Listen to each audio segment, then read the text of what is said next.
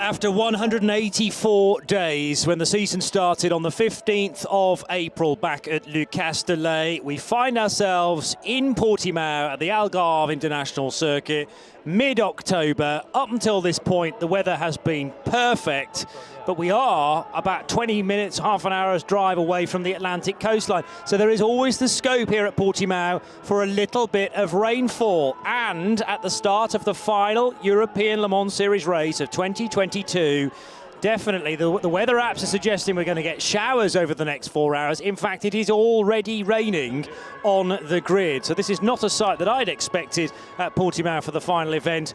Umbrellas up and in full use. Windscreen wipers will need to be deployed as well relatively early on, so important to get those blades nice and clean. Delighted that you can join us for a slightly delayed race start. We're half an hour behind because of all sorts of incidents that happened in the Michelin Le Mans Cup race this morning. My name's Johnny Palmer. I'm joined again by Graham Goodwin, who's the editor of dailysportscar.com. And yes, I thought rainfall was expected maybe an hour or two into the race, not right at the start, Gigi. No, indeed, and it certainly wasn't raining when we walked across the booth, about 3 minutes ago. It clearly is now, and the wind's got up as well, hasn't it? You can see there, with the flowing locks there, flowing a little bit too generously, because Germain enjoying the moment on the grid. Mark Webber on the grid with the Mr. Ever present for the WEC, Christian Reed, about to get the national anthem.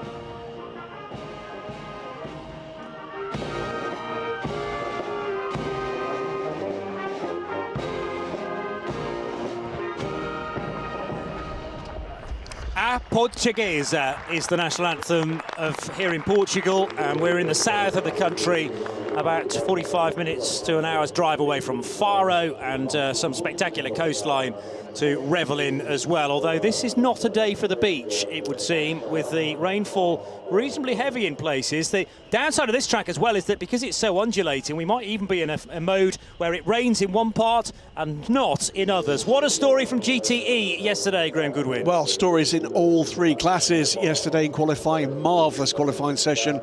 History for the ELMS matched the history for the WEC earlier this season, with Sarah Bovey scoring the first ever ELMS pole position for the Iron Dames, and by doing that, the first ever ELMS pole position in any class from a female driver. Dramas at the front of the grid too. For about 2 seconds, Prema thought they'd won the championship, but that was, as tyres come to the grid, that was until a last-ditch pole position effort from Jack Aitken in the Racing Team Turkey car. And for that matter, dramas too in LMP3, where completing the sets, a full 6 pole positions out of 6 for young Melter Jacobsen. Marvellous stuff in qualifying. If we can get close to that kind of drama here in the race, Johnny, it's going to be well worth everybody's Sunday afternoon. That's Hurst Felbermeyer just suiting up and ready to get aboard the number 15 car, in proudly wearing his family's business colours. The fact that the Racing Team Turkey car also took pole position as a Pro-Am car means that we've had more Pro-Am pole sitters than standard combo pole sitters this year. The first 3 In fact, we had a repeat pole sitter in that sequence. It was TDS and Matthias Besch, followed by Alessio Rivera for AF Corsa, and then Besch did it again. So that was 3 out of 3 for Pro-Am cars. 65 Panis Racing, and speaking of them, Julian Canal in your shot. The championship challengers, let's not forget. Took pole position in Barcelona, and we had a pole last time out for Yifei Ye. But yeah, it's all about Prema and Panis Racing as far as those teams that can still win the championship, and the gap is 24, remained at 24 yesterday. So a top 10 finish from the Prema car will do it in this field of 16 cars in the LMP2 field. Realistically, that means a finish will do it for Prema, and I'm sure the weather gods will deal me something and I'm going to have to correct myself, but ultimately Panis need to win. They need to win, and they need Prema to have a very bad day indeed. 360 Racing getting ready to go. Wet tyres at the ready, but not fitted to the car. So what is on that car? Remember, there are no intermediates for either for any of them, is it? That's correct, yeah. I don't think we've ever had inters for LMP3. There aren't inters in GTs these days, and intermediates were removed from LMP2 this year. They were available last, not this year though. Marching band working its way from the grid then, having done a stellar job to build the atmosphere. It's just a shame that it's a little bit soggy now out on the grid. First rain we've seen this week. It's been beautiful here, mid-20s degrees throughout the time with testing and then free practice, and many of the teams staying on for several days of testing post-season, as there often is here in Portimao. Ideal place to do it, ideal conditions to do it. So some late calls, you get the feeling, regarding tyre choice for this opening stint. They'll be checking their the weather apps, and more importantly the radar systems that they will have in the Pratt purchase up and down pit road, to find out whether this is going to be sustained wet weather, whether it was just literally a passing shower and it has eased up now. But nevertheless, the track is officially declared wet, which means you can now bolt wet weather tyres to your car, and it will make the restricted tyres in LMP2 and LMP3 slightly easier to govern, because some cars will no doubt do at least one stint on the wet weather tyres. The championship battle regarding LMP3, it is a gap then of 19 points in the team's trophy for the European Le Mans Series LMP3 cars. Into Europole competition, top the championship despite being disqualified from the first race of the season.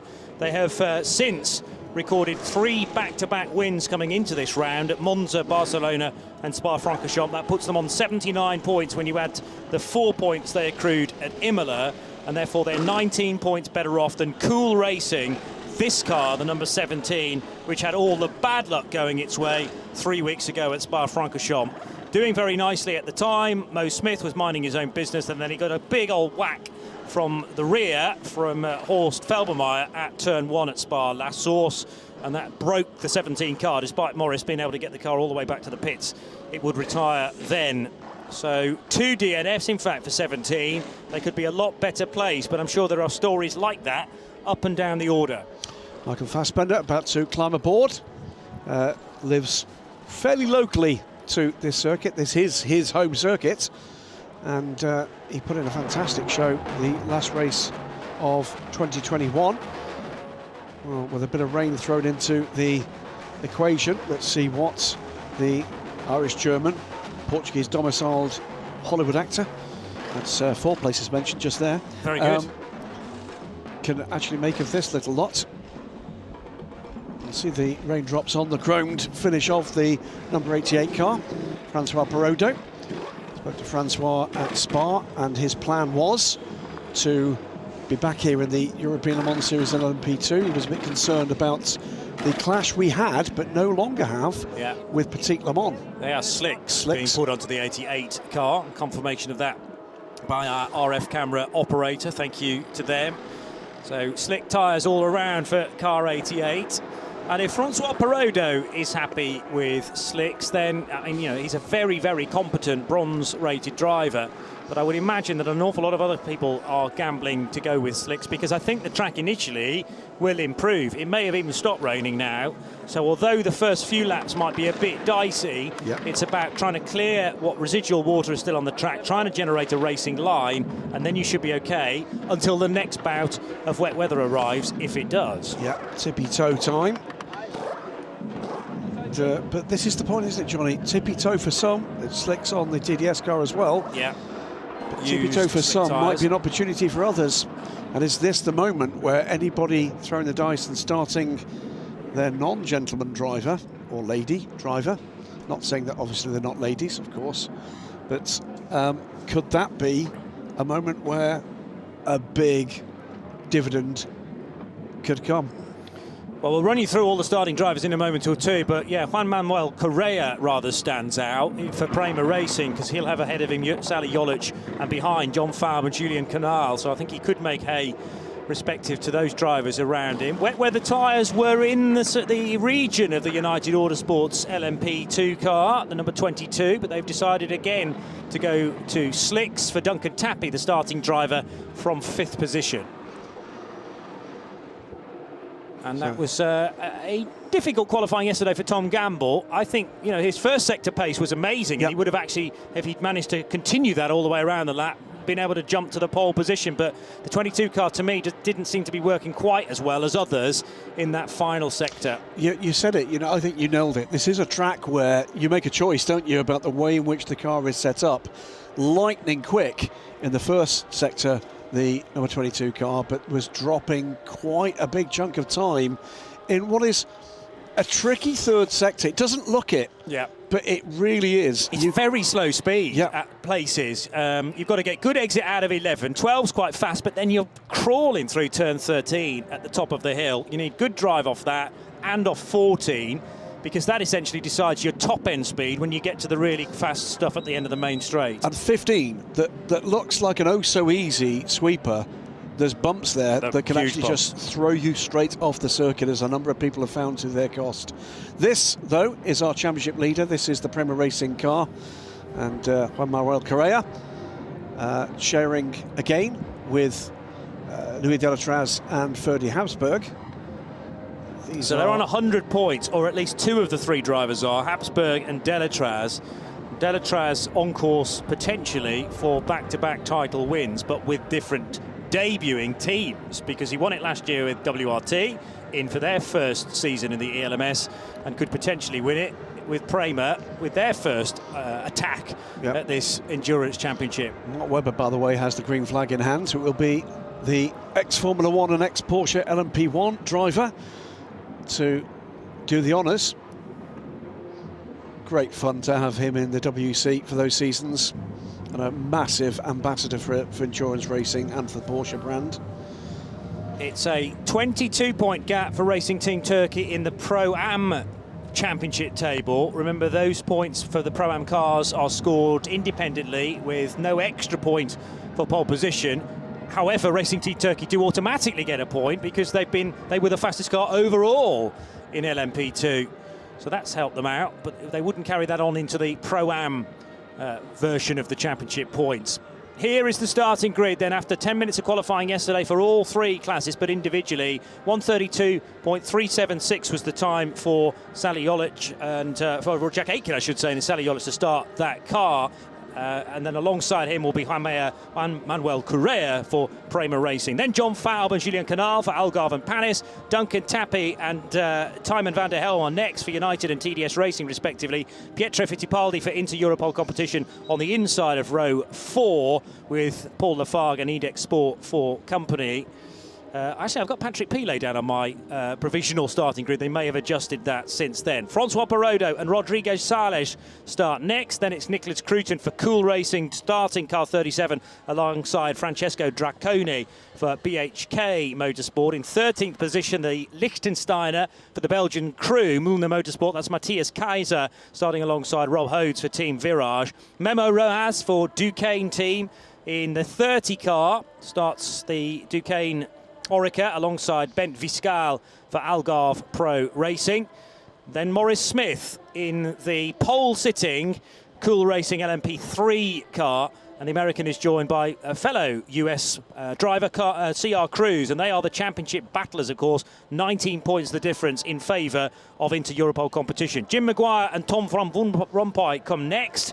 That is United Autosports versus DKR Engineering on the second row of LMP3, followed by Jean-Ludovic Foubert for Cool Racing and Horst Felbermeyer Jr. for RLR M Sport. Miguel Cristóvão, the Portuguese for Euro International, starts alongside Josh Cagle in the number 2 United Autosports car. It's James Dayson of Canada next up, again for the Polish outfit into Europol competition, joined by Michael Jensen for RLR M Sport. Tony Wells and Terence Woodward are next. Tony for Nielsen, Terence driving for 360 Racing as usual. And then we're into the 11 GTEs towards the rear of the field. Sarah Bovey grabbing the headlines with her first pole position of the season for Iron Lynx alongside the JMW Motorsport car of Giacomo Petrobelli. Then it's Rinaldi Racing, Oman Racing and Proton Competitions, Christian Reed. Michael Fassbender comes next in the number 93 car ahead of the 57 Kessel Racing machine. 33 Rinaldi Racing's Christian Hook. Next up is Claudia Schiavone in the second Iron Lynx number 60 car.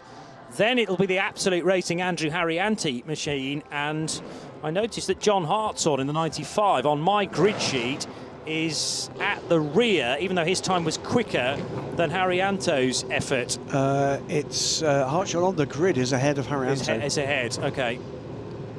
Yeah, the car, there was a car missing from the graphic there, which I think actually was the Absolute Racing machine, okay. But it's looking like that has made the grid as well. There was a couple of spins in qualifying for car 18.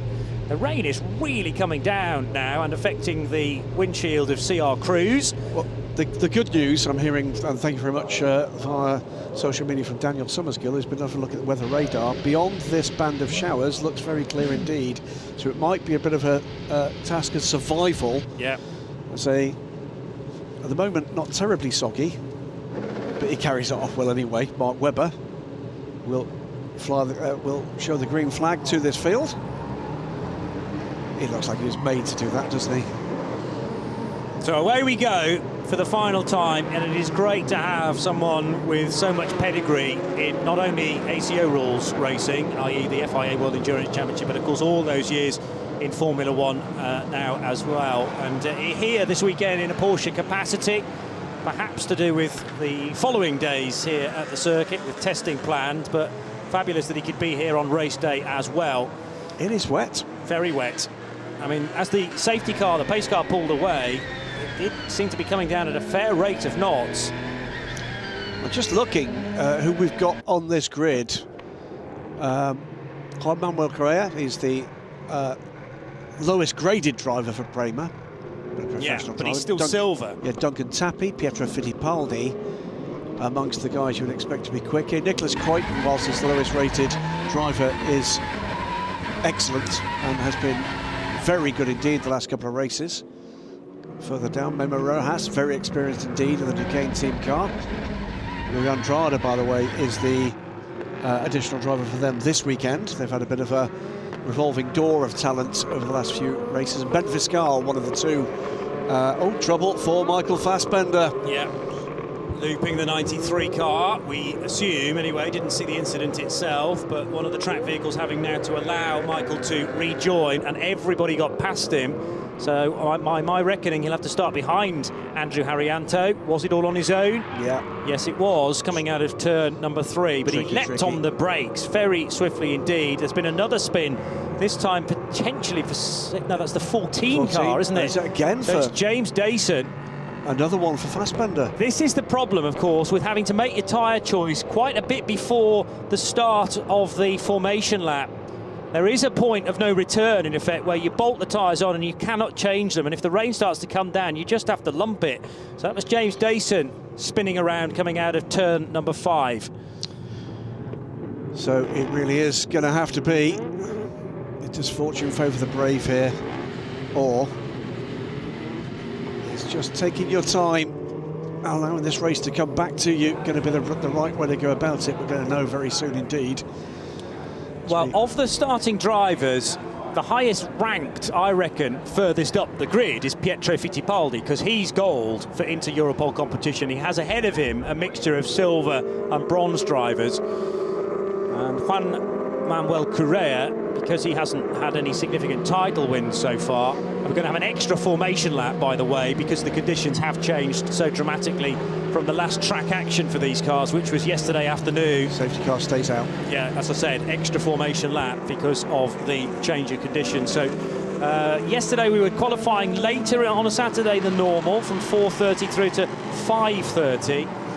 But with cars out there on slick tyres on a very wet track, just a chance for those involved to assess the conditions yet further. There's always an answer to not spinning off the track, and that's to go a bit slower.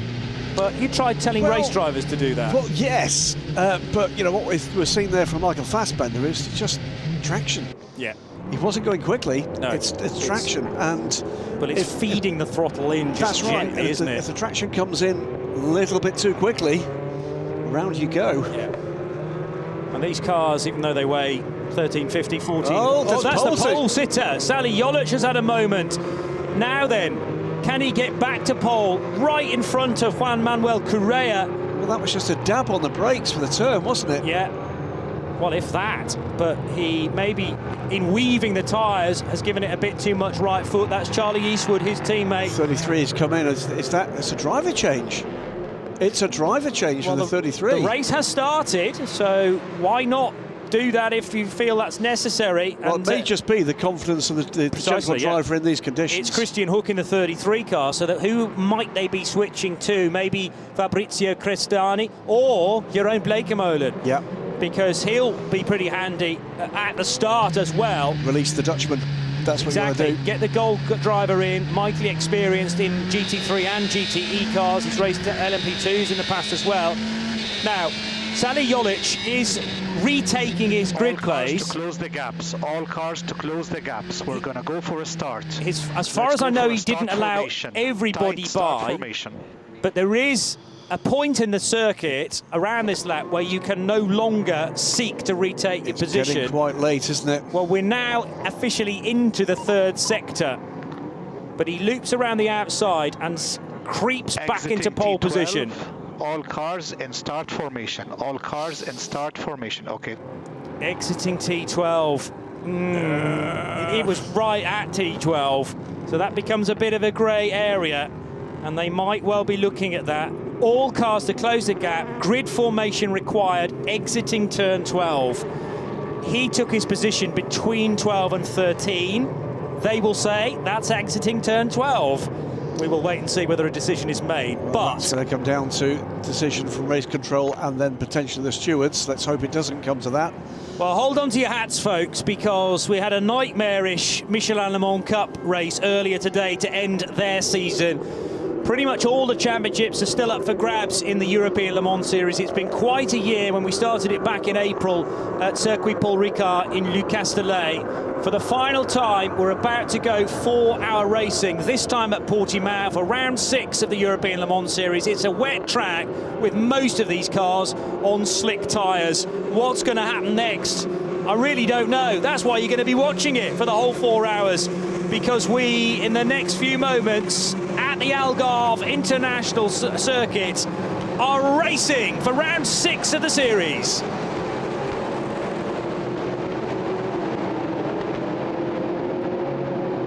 And it is a great getaway for Sally Jolic. Look at Sarah Bovey mid-pack as well, trying to thread her way up the inside. We've had carnage, though, for Francois Perrodo in the AF Corsa 88 car. Sarah Bovey trying to overtake about 3 or 4 LMP3 cars in the run into the first corner. Side by side for the race lead, and Jose Maria Correa will take the race lead on a greasy, treacherous track. Slick tyres, remember, for most of these cars. Sally Jolic has already looped it on a formation lap, and through will go the 22 car of Duncan Tapie into second position. So the Turkish driver now in third for Racing Team Turkey. 4 abreast further back. That to the inside is Memo Rojas for Duquesne team. Off briefly for the Algarve Pro car. Trouble for Claudio Schiavone. That's at turn 4. So Schiavone in the number 60 Iron Lynx Ferrari, which had started about 3 or 4 from the back of the GT3 field. 2 cars in the pit lane at the green flag portion of the race. Absolute Racing's Andrew Harrianto and Rinaldi Racing's Christian Hook has not rejoined when they were trying to do a driver change there. Maurice Smith in the Cool Racing number 17 car is at 7th place overall right now. Yeah. That's confidence in the machine underneath him. He's gone by 9. LMP2 cars. What tyres did they put on the 17 Well, car is the there next you go. question. Round the outside, awesome bravery there from Julien Canal to put an overtake on the 31 of Tymon van der Helm. Again, have Panis gone the route of treaded tyres for this opening stint, because the stability on the outside of that bend through turn 12 was amazing from Panis Racing. So second lap about to be completed, first racing lap, and it will be Juan Manuel Correa to lead the way from, well, Duncan Tappi or Pietro Fittipaldi. I did pick out Fittipaldi as the highest placed gold to be put in as a starting driver, and he is absolutely level pegging Duncan Tappi now in the United Autosports car, and the Brazilian will go through into second. Great stuff, Panis Racing 3 and 4th. Where is Murray Smith here? 8th still. In the LMP2 leading Cool Racing car, waiting for the leader to come through in GTE. That is the Oman Racing number 69 car of Ahmed El Hati. Sarabovi down to 3rd. Diego Alessi is up to 2nd place in GTE. Fittipaldi with a big slide at turn number 1, did very well to hang on to that and hold on to 2nd position. I spoke about the 2 GT cars that came in early doors. They haven't been allowed back into the race yet, because when you start effectively from the pit lane, you've got to wait for the rest of the field to go through before that red light turns green again. John Falb is in. He was very highly placed after a season's best qualifying for James Allen yesterday, put him 3rd on the grid. John, the bronze driver from the US, starting the car. But they're now bringing that car into fuel. Well, exactly. No, it's going in the garage. It's on the dollies. So it's damage. Damage to the front right. So you're not seeing those pictures, but we've got access to some pit lane cameras, and the car is going up on the dolly jacks and being fed into the garage. Meanwhile, this scrapping continues in GTE. The GTE race leader's up to 16th overall, for goodness sake. They have far more mechanical grip, remember, the GT cars being heavier. And it is Ahmed El Hati who's out front in the all-black 69 Oman car from now Diego Alessi, who's just pulled an overtake on Sarah Bovey. And this is the stricken 47 car of John Falb in the garage at Algarve Pro Racing. So up front, Juan Manuel Correa pulling away in the lead of this race. 2.5 seconds to the good from Pietro Fittipaldi. With Duncan Tappi hanging in there. His mirror's full of Julien Canal, as you'll see as they come over. Well, I say it's full of it. It's Duncan Tappi pulling away a little now from Julien Canal. Sally Jolic dropping back to 7th position in this opening stint. Now has Memo Rojas applying pressure. Rojas, it looks, just shows you how unstable these cars become under braking on a wet track surface. And again, Rojas having to put so much steering input in to keep it on the straight and narrow. And there was a strong risk there of the car completely losing control and taking Sally Jolic with him. Again sideways under load. Yeah, I often say as the P2 Cool Racing car goes by Murray Smith, there is that's Antoine Decaux in the other LMP3 car, that sometimes TV can make motorsport look easy. Not like this, in a sense. These cars are not on rails. We normally talk about them being, you know, imperious, not putting a wheel wrong. This is, I mean, tip-top driving when it comes to the absolute pros who've been put in for the opening stint. And you can see why it is so easy to have a spin like the 24 car has just done. So their starting driver, heavily delayed in that incident. Rodrigo Sales will be in the 24 car. Looking to come back next year again, Rodrigo. So that's another Pro-Am entry. Sales bronze, joined by silver-rated Matt Bell. Good one here from Diego Alessi, by the way, in the 32 car. Just a 2-driver squad this weekend, with health problems for Pierre Arret. And I'm sure you're listening and watching, Pierre. And get well soon. We hope to see you back next year. But Diego is doing a great job on behalf of the team. Pietro Fittipaldi is catching Juan Manuel Correa here.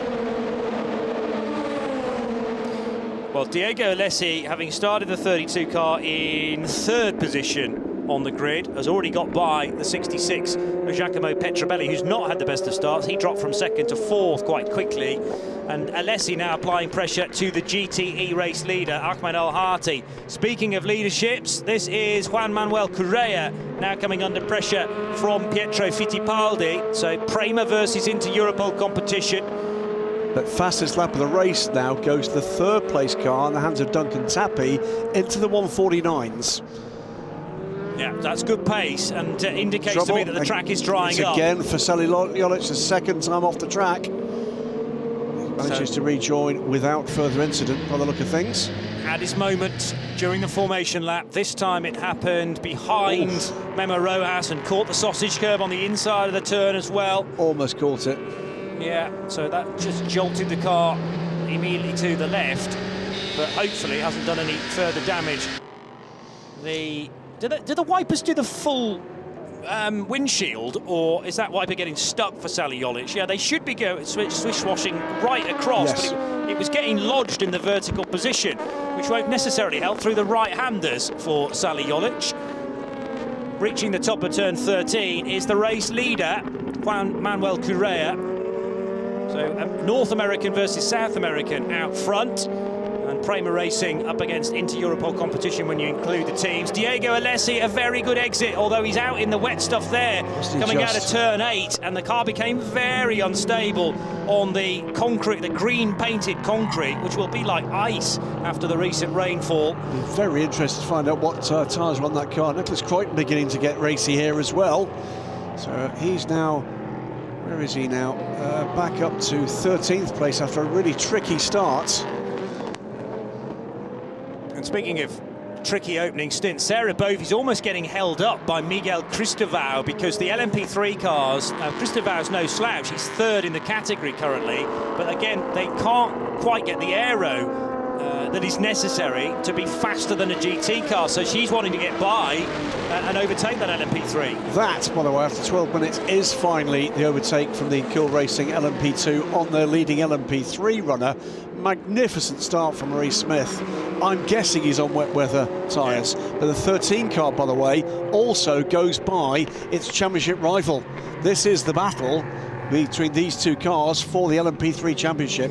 And the 13 car from Inter-Europol, in the hands of Charlie Cruz, is, well, leaves behind it a hat-trick of wins, is on 4 in a row. If it makes this, that would absolutely clinch then the championship. Yeah. Behind them, the 17 car needs to win this race.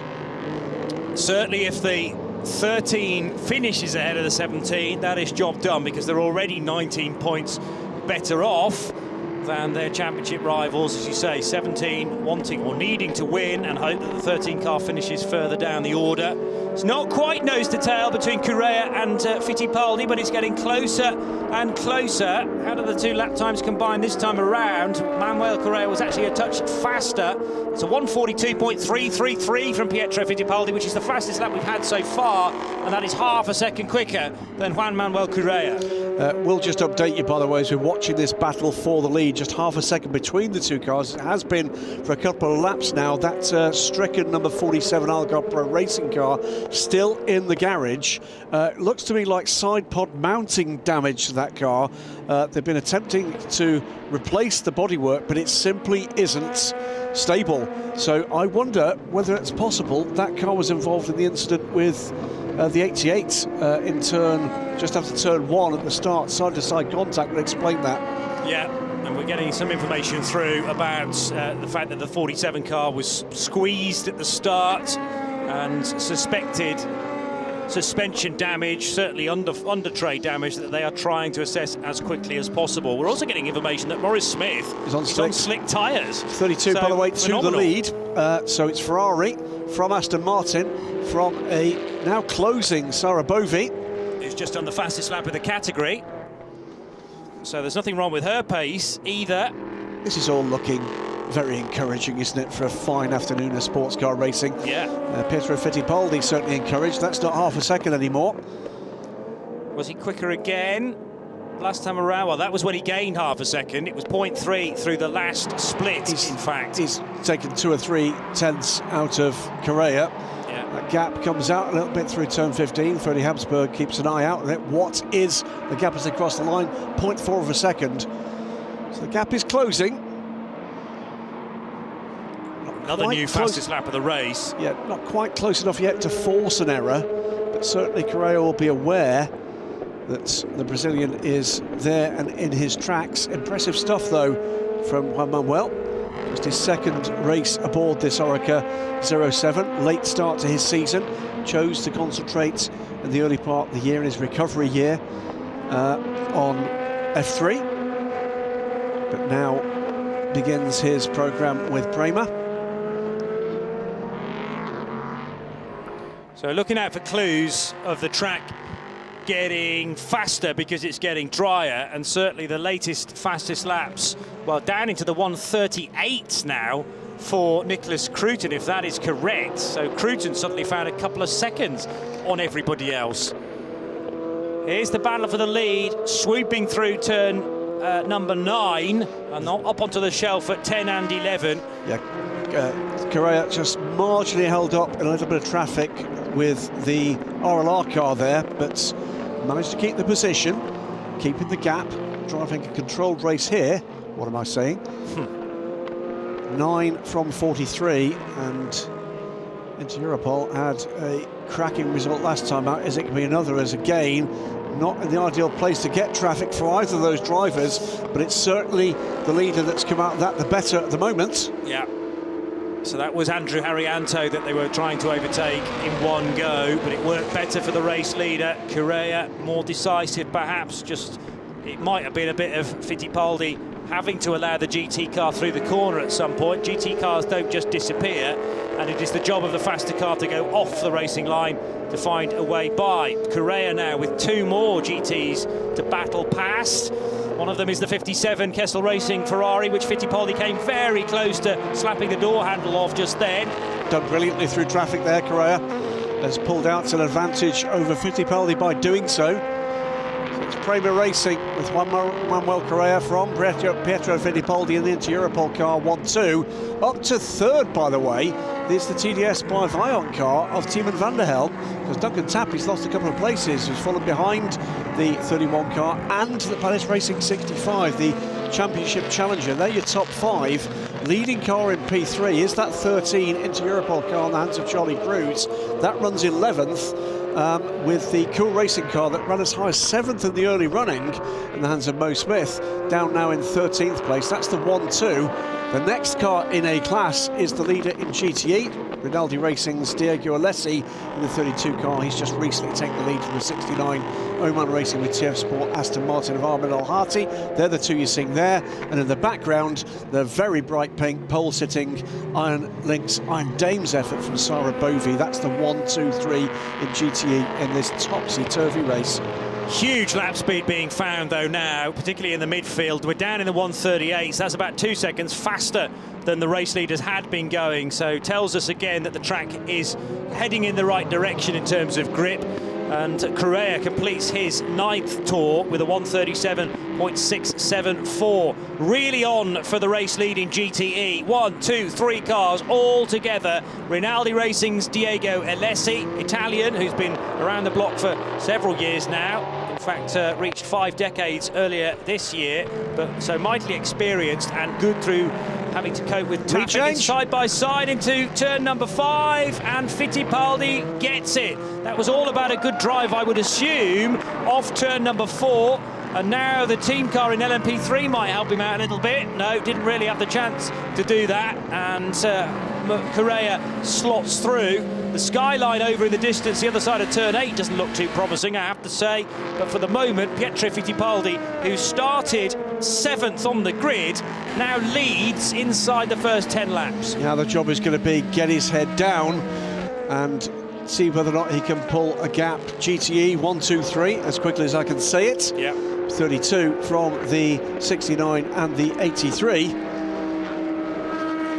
So many storylines coming into this race, Johnny Palmer, and so many as we start it. How many more when we get to the end of this 4 hours of racing? 3 hours and 40 minutes before we find out. So Diego Alessi, who started in the mid-90s in Formula Ford, then went on to Formula 3 and some Italian touring car driving, but he moved his attentions to endurance in the early to mid-2000s. So very experienced, the Roman, and that's the reason why at the moment he's able to keep Ahmed Al Hati at bay in a race-winning car, the Oman Racing by TF Sport machine. The 69 has been victorious this season, and the pole-sitting Sarah Bovey right there as well in the mixture in third position. There's a larger gap back then to Giacomo Petrobelli and the JMW Motorsport Ferrari, and that duo we just caught sight of. In fact, here they are again down in towards turn number 1. Our 5th and 6th in GTE. Christian Ried for Proton, Takeshi Kimura for Kessel Racing. Yes, a big group.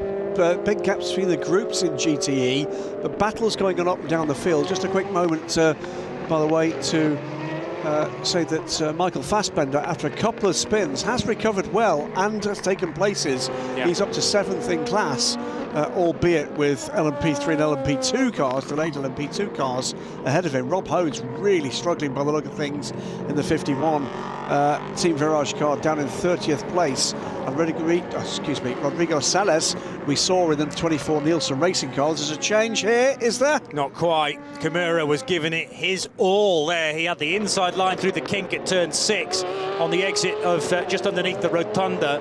And now out of 8, over the rise and swinging through turn 9. This fabulous sequence of corners. Some concern looks there briefly from Rahel Fry, but she can be confident that Sarah Bovey is still involved in the lead battle in GTE. It's going to condense nicely into turn number 3, but Diego Alessi again picks his braking point to perfection. Drive-through penalty, have we mentioned that for car 10? There isn't a car 10. Yeah, that's a good point. Okay. Oh, this is. Apologies. It's your international. It was an LMP3 machine that was a 10. Yeah, so that's Miguel Cristival. Yeah, so that is going to be a problem for them, and they're running 3rd in LMP3. The penalty is for overtaking before the control line. Yeah. So right at the start of the race. Well, in fact, we'd had a racing lap behind the safety car, and then the first proper racing lap that will have happened, I'm sure. Battle here between the delayed 34 car after the off for Sally Jolic and the BHK Motorsport 35. This is for 10th place overall. Yeah, so Jolic is the quicker of these two cars, I would think, but it's about trying to pick the best opportunity to overtake. It's been a slightly torrid start to the race from Sally from pole position. Clearly was struggling with the conditions, but rallying now. Tucked in behind the 35 car, goes to the outside, goes to the inside, and will make the corner. Takes the position. Well done, sir. Turkish driver. First ever Turkish driver, by the way, to race at the Le Mans 24 Hours. And has racked up a whole range of firsts for his nation in endurance racing since then. Still, these two cannot separate themselves in the GTE fight for 5th and 6th. Christian Ried seems to be well matched by Japanese driver behind him, Takeshi Kimura. And they'll be enjoying this. This has been a title battle throughout. Christian Ried, team principal at Proton Competition. Exciting things ahead for them. Kessel Racing looking to step up the ladder even further, as Pietro Fittipaldi has pulled a substantial gap now on Juan Manuel Correa. That's going to include putting the lead group in GTE between him and his pursuer. Also recovering there is Francois Perrodo, and he's about to be lapped by the leader. Not far away from that. Just a little breakaway again for Diego Alessi. He is allowing the two cars behind to be drawn into their own private battle. And on board we go with Prema Racing's Juan Manuel Correa, who runs now 2nd, remember, threading his way through the top runners in GTE. So this is a delicate situation. Again, it's Correa's responsibility to find out where the grip is off the racing line. He, in turn, is about 4.5 seconds ahead of Tymon van der Helm. Great to see yet again a battle here between Sarah Bovey and Armand Olharty. They've been two of the class of the field in the bronze rankings this season, in a very similar way that Sarah has been banging heads and banging wheels at times with Ben Keating in the FI World Endurance Championship. Good news, by the way, for fans of Algarve Pro Racing. That car, the 47 car, repairs complete. There's almost contact there between the leader and the number 60 Ferrari, as 43 goes up the inside of Francois Perrodo, squeezes and hits the 88 car, and then almost makes contact with the 60 as well. Be an interesting call for race control to make on that manoeuvre. Yeah, he was fully alongside, but then started to change lane before the overlap had been completed. Here's Bovey to the outside of Ahmed Al-Hati. Al-Hati should be able to defend, although Bovey's going to break later into the corner, but it is the apex for the Omani driver, and out in the curb, what's Bovey's exit like? Not good enough compared to the Aston Martin that stayed on the real asphalt. Yeah, great little battle here. We're waiting with huge patience and anticipation at the point at where this excellent crew, all-female crew of drivers put together by Iron Links for the Iron Dames project, and all kudos, by the way, to Deborah Meyer for her vision with this. Is up the inside this time. That was a gap opened up by the Panis car, I think. Dorian Pan with her head in her hands for a moment, thinking this is the chance to get by. But in the end, actually, the bright pink Ferrari loses a bit of time. This is naturally the pendulum swinging in one direction, then the next when it comes to endurance racing, having to concentrate on, yes, a battle within your category, but having the nous to know when the LMP2s want to get by and making ample space for them as well. By the way, this trio nearly 30 seconds ahead of the third place car. That's a mark of the pace in this battle. So excellent pace from the top three. Great stuff from Diego Alessi, who's pulled away from this pair now because they're battling behind him. It looked to me like Sarah Bovey just decided discretion the better part of Valat, as out comes the second Rinaldi racing car back into the race. Yeah, so that is not, yeah, that's the 32 car, so still leading the class. Isn't it? It's John Hartshorn, who started from 39th position, just heading into the left-hander at turn 5 as well. Well, he's up in the 35th position with some problems for others. Yeah. Consistent pace from John. And now, though, we'll go a lap down within the category as Diego Alessi overtakes through turn 6. A little kink on the exit of the tight and awkward hairpin. Two TF Sport Aston Martins meet each other briefly on the track, and this again is for Ahmed Al-Hati to put John Hartshorn a lap down within GTE, and Sarah Bovey jumps through at the same time. She's just looking and waiting for the opportunity. Dorian Pan comes here as a champion for the first time, having taken the Ferrari Challenge title just a couple of weekends ago. Second consecutive Iron Dame to have done it after Michelle Gatting in 2021. Congratulations to her and to the team. So just to complete the point, waiting with anticipation for a race win which will surely come the way of the Iron Dames at some point, and genuinely that is something that's going to be celebrated not just by fans around the world but by their peers. Everybody knows that what's been done here has been done on merit. Here's the scrap for 7th and 8th in LMP2. Matthias Kaiser put into the Müllner Motorsport Orica for the first 40-odd minutes, and maybe actually for a double stint as well. We'll be looking for the first pit stops in the next 15 minutes for LMP2, although the race began with 2 formation laps, remember, because of the change of conditions. Duquesne overlapping the 51 car, that's not for position. That's Rob Hodes, who is actually in amongst the LMP3 scrap right now. Rob has been now lapped by the top 9, and off goes. There's 2 cars involved there. That is an LMP2 car. That is the Müllner Motorsport car. It's the 21 of Matthias Kaiser. Now, who was he close to at the time? There was an LMP3 car involved there as well. We saw off the track to the left-hand side. Can Kaiser get moving again? Yes, he can. It's the 7 car. Now, is he going to be able to get through that gravel trap? Tony Wells for Nielsen Racing. Got to be a little bit careful about the rear. Running fourth before this. Let's have a look what happened here. So 21 with 37 immediately behind, and Tony came across the track. No. Yeah, well, I'm trying to read that because it's a tough first corner, but I think Tony was corner. Tony was in the corner. Yeah, and turning into turn number 2, and then you cannot expect the LMP3 to jump out of the way. So contact inevitable at turn number 2. And we'll see. I'm sure that will be investigated now. Did the 37 get through untroubled? Yes, Nicholas Cruton amazingly avoided it all. Probably that far further back to just get out of the throttle a little bit and continue in the number 37 Cool Racing car. So that is still 7th. Full course yellow is coming, and that will be, I'm not sure Tony Wells managed to rejoin. The full course yellow is coming in 20 seconds. So Matthias Kaiser, silver rated, in for the opening stint of Mulner Motorsports, 4 hours at Portimao. And the clash with Tony Wells, who is the bronze element in the Nielsen Racing crew, the car that he shares with James Littlejohn, who is the silver, and will be taking over presumably roughly half distance. Here comes the full course yellow. So this came as the Panis Racing car coming under pressure, Julien Cadal from Ben Fiscal for 4th place. Now on a much damper racetrack at 1:30 this afternoon, we started the final race of the season at the Algarve International Circuit.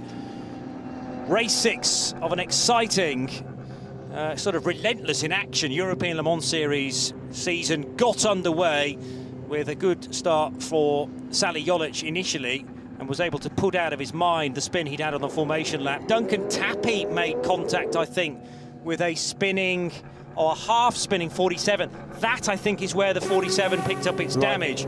So looking for the blue car of Algarve Pro. Here comes Duncan Tappy in the darker blue car, and as they get to turn number 1 itself, contact there. There's contact, which contact, nearly took out Prema. It was the Prema Racing car was on the outside of a 3 abreast moment there. It was the almost spin for John Falb was what caught out Francois Perrodo. Yeah.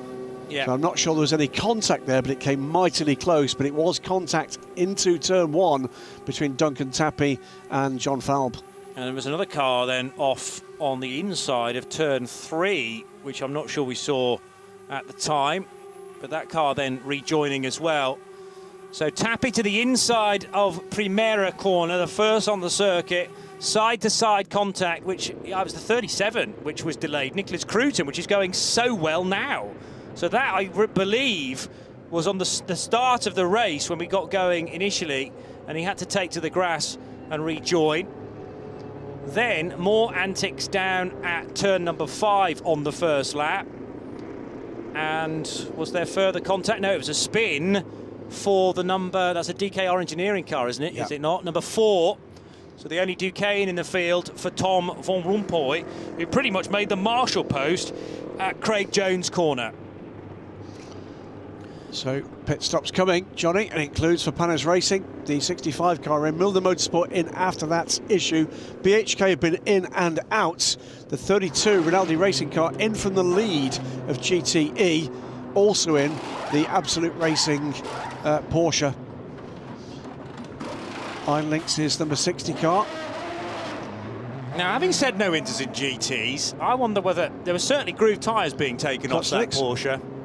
Possibly cut slicks. They weren't a full treaded tyre though, weren't wet weather tyres being taken off that black Porsche.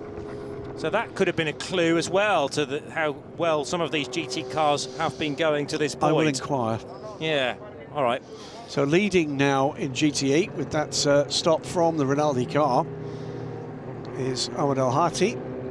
So with this full course yellow, a number of cars coming down pit lane and taking the opportunity. We're beyond the first half hour, Johnny. The front right won't come off this 60 car. It does eventually, but the sparks were flying before that happened. The 60 car's already been in some drama today. 37 in and out, 32 in and out. So the 32 in, and we're waiting for that car to come out.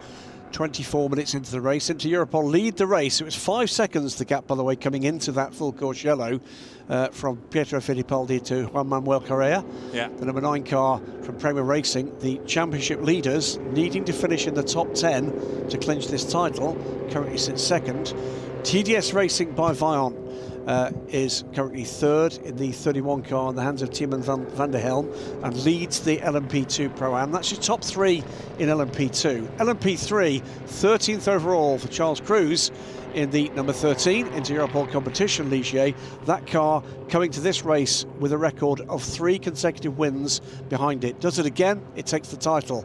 Their nearest contenders for the title, in fact I think the only other remaining contenders for the title, is the car in second place, Boris Smith at the wheel of that car, the number 17 Cool Racing car. That car up as high as 7th place in the early running this afternoon. 3rd, but behind the 2 LMGTE leaders, is Josh Cagill in the number 2 United Autosports car. That car running 17th overall. And in GTE, as the leader pits right now, in GTE, it is now the Owen Racing with TF Sport Aston Martin of Ahmed Al-Hati. He takes the lead as just last lap the 32 Rinaldi Racing car of Diego Alessi pitted. In his wheel tracks, as she has been for much of the last 10 or 15 minutes, Sarah Bovey in the number 83 Iron Lynx Ferrari, car that started from pole position as the Prema car and the TDS car and the Algarve Pro 19 all come in too. Third is the 32 Rinaldi Racing car. That shows the gap. There's enough time for them to come in from the lead and come out still third. Top 5 currently in the pits then, and this obviously is going to extend the fuel window because, well, I'd expected the cars in at race pace in the next 5 to 10 minutes anyway. So this is an earlier stop, but could be quite awkward when you're back timing things with an hour or so to go in LMP2, but you never turn down the chance to put some fuel in the car and potentially change drivers as well. Pietro Fittipaldi staying at the wheel of the race-leading 43 into Europol competition. Orica. Then comes the race leader in GTE, also on pit lane. Michael Fassbender has slightly overshot his slot on the pit lane. It is going to be tyres for Fassbender. Had those couple of spins in the early running. Sarah Bovey, meanwhile, has stayed out and takes the lead. So that's 3 different leaders in GTE with 2 pit stops. So driver change, Fassbender coming out. Stand by to remove full course yellow at 14:07 in 45 seconds. So could this be a moment, albeit not in a fuel window for GTE, but the 2 leading cars took fuel under a full course yellow. The 83 car didn't. 30 seconds to remove full course yellow. Okay, so that may be something that they live to regret, but there'll be a reason why Iron Lynx have decided not to do it. The general consensus when a full course yellow comes out this early on in the race is to give everybody 2 laps. Yellow. Cancel the removal of full course yellow. Full course yellow continues. That's interesting. Full course yellow continues. So we're not going to go back to green, but even though the incident, I thought the incident had been cleared, everybody gets 2 laps to make sure that they can make a pit stop should they want to. Real trouble. We are still under full course yellow. Real trouble getting the rear deck, or a new rear deck, attached to the 88 AF Corsa car, we noticed there. So that could be a handling imbalance being reported by Francois Perrodo after the contact. True enough. I'm sure we'll hear from Francois later. Yeah. That car does appear to have been put back together effectively now. But that involved some AF Corsa mechanics actually lying down on the ground on their backs and just booting the thing to make sure it engaged. The precision engineering solution of giving it a darn good kick. Indeed. And for some teams, it's been frustrating a weekend for that to be a very enjoyable process, I'm sure. Elvis shot his car. Absolutely right. Car 4, by the way, that is Please be advised, we will have a recovery crane crossing the track at turn 1. We will have a recovery train crossing the track at T1. Okay. Please be aware, we will have a recovery truck crossing the track at T1. Yeah. So 2 things to catch up with. One is that the already delayed DKR car has been reported for speeding in the pit lane, and now popping up car 21, that is the Milner Motorsport car, another car that's already been in trouble, reported to the stewards for unsafe release. There's dramas galore, aren't there, Johnny? It's never dull in the European Le Mans Series. I've got used to that from the day we've had already, frankly, and we're only 38 minutes into the final round of the season. They were 17-lap stints for the majority of cars, but remember, a lot of those laps were actually held, or some of those laps were held under full course yellow. The sorry state of Tony Wells' car is the reason why that recovery truck was having to cross the track down at Primera corner. It's going to be interesting to see, do the Iron Dames pit now? Because I think we're going to be going back to green reasonably quickly. Well, are they banking on or hoping for another? Well, I'm guessing that's it. They want to go. They want to take track position. Yeah. They are not pitting. No, so they're going to keep the track position. But then you're hoping for some sort of caution, either a safety car or a full course yellow, within the next half an hour, maybe 40 minutes. Because remember, a GT car at full speed can do about an hour on fuel, but we've had a lot of... more, yeah. Because of full course yellow, that gives them some fuel consumption back again. but they might only be able to go an hour and 15, an hour and 20 into the race, let's say. I'd suggest less than that at this point. Yeah, okay. But effectively, you're looking at 20-25 minutes to throw the dice. And if they manage to do that, that is a big advantage, of course, because they then stayed within their fuel window and made a pit stop under yellow. They will have, I'm sure, in the observer's book of strategy, and I'm sure they've got something better than that in the garage, a view as to where their window of opportunity is for that, and pretty clearly it wasn't there. Yeah. Well, under green conditions in a GT car, you can do this race 4 hours with 3 stops. Yes. On the hour. The problem now is that the other GT cars have pitted after just over half an hour, which automatically means they've got to make 4 stops. So I can see the benefits later on in the race, where actually you do it with 1 fewer stop than those that you're racing. Yes. Because or, I mean, the other way to look at it here, Johnny, is that it's a little like looking at the LMP3 race with those time pit stops, isn't it? Where it only really comes together in the final 45 minutes. Yeah, which is indeed. that if they stick to their fueling strategy, actually, the reality is that that caution stop can come at any point and even things out for them. True. Here's the number 10 car to take the penalty. No, you can't do a penalty under a full course yellow. So that's just a standard pit stop for car number 10. So they're in, as in this is a 15 RLR car, JMW in and out as I speak. In fact, car 10 has already done a drive-through. That'll be a drive-through, Yep. 28 seconds, won't it? Which correct. was being overtaking before the control line at the start of the race. So that's Miguel Cristoval, Portuguese. They're going back to green flag racing, by the way, in about 20 seconds. 20 seconds. Exactly 15 seconds to remove full course yellow. And no sign so far 10 of any 9, more rainfall, which is 8, great news. 7, and will have made 6, tyre choice 5, relatively easy 4, for the last pit stops. 3, 2, 1. Full course yellow removed. Full course yellow removed. So green, green, green again. 41, nearly 42 minutes of the race having been completed. And the overtaking can begin as soon as you get the instruction that we're back to green. You don't have to wait for the start-finish line. What a great run this is for Tymon van der Helm for TDS Racing by Vaillant. He was really homing in on Juan Manuel Correa with possibly a better exit out of turn 15, but couldn't make it work into Primera corner. They're rounding their way into the pinch point at turn 3. We've had various incidents through the course of this race alone. They get through unscathed. Correa still ahead of Van der Helm. A little bit of a weave to get a bit of heat into the Goodyear tyres for him. But Pietro Fittipaldi has cleared a bit of traffic ahead. 4 seconds to the good with traffic still for Correa to negotiate. The immediate threat from Timo van der Helm has disappeared for now. 43 minutes, as you say, into this. It is going to be a drive-through penalty for car 21 for the collision with car 7.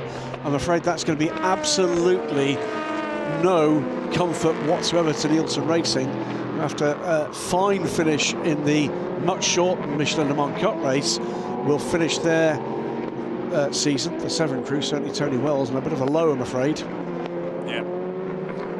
Tymon van der Helm having to be patient as he catches and overtakes GT cars. The 77 Proton of Christian Reed, the latest to be got past, and behind Christian is still Takeshi Kimura, so that's incredibly close for 4th and 5th in GTE. By the way, it'd be even less of a penalty, if you like, for the 21, because 21 has not rejoined. 5 seconds to be added to the next pit stop of car 34.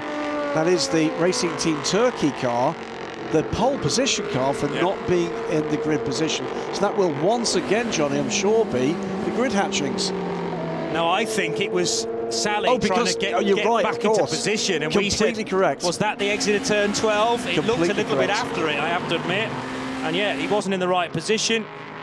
You either have to have made it up to pole in time, or you're going to drop back completely and be at the rear of the pack. You can't be floating in the middle. Yep. So it's 5 seconds to be added to the next pit stop, as long as that next pit stop is held under green conditions. Also, car 35, that's BHK Motorsport, must repair the turning lights, indicators presumably, at the next pit stop. I've never seen that before.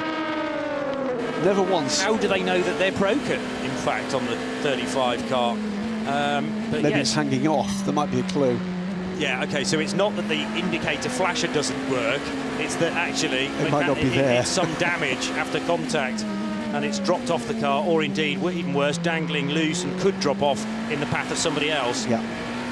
On board with Prema again. Up ahead is the 43 into Europol competition car. Yeah, there's another car in between, That's which is another PHK. LMP2. Stop for the indicators.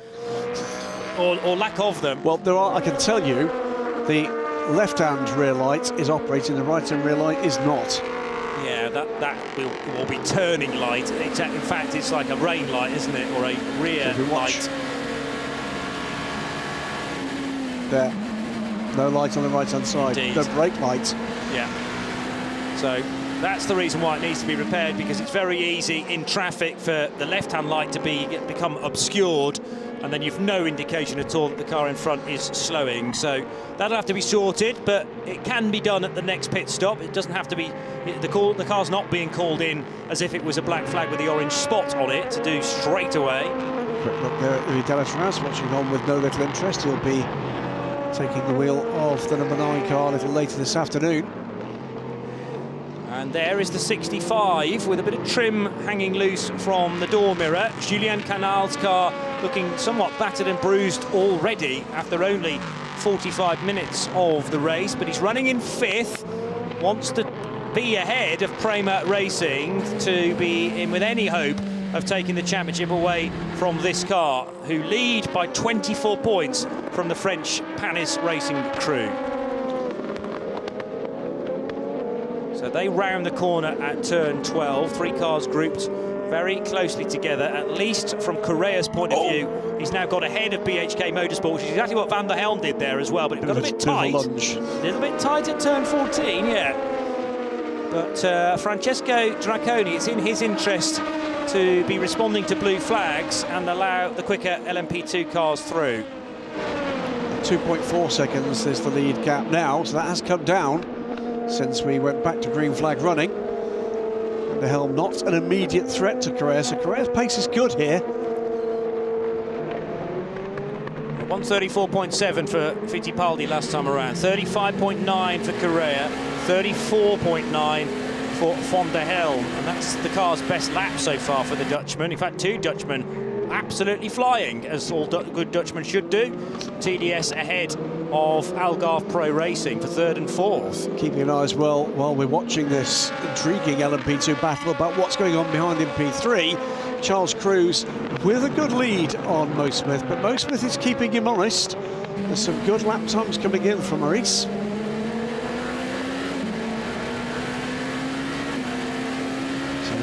So 13 still from 17. The 2 championship contenders. Next challenge for the number 9 car. Is that the EDEX Sport car ahead? Certainly the right livery, although often I get EDEX Sport mixed up with Nielsen. Yes, it is the 28 car of EDEX Sport for Paul Lafargue. Need to point out, by the way, that when we do get a shot of the Nielsen car with its splendid livery, kind of inspired by Mexican graphics, we've got a new doggy on there. Oh, really? There's always been 3, including the splendidly mature husky of Rodrigo Salas, Shadow, 14 and a half years old, that dog. But a new dog, it is Sven Thompson's new acquisition of the family, Loki, a Cocker Spaniel. Good luck, they're all bonkers. That's low-key, not low-key. I'm sure it's not low-key at all. I can tell you right now, it's in their house at the moment, it'd be anything other than low-key. The Cocker Spaniel.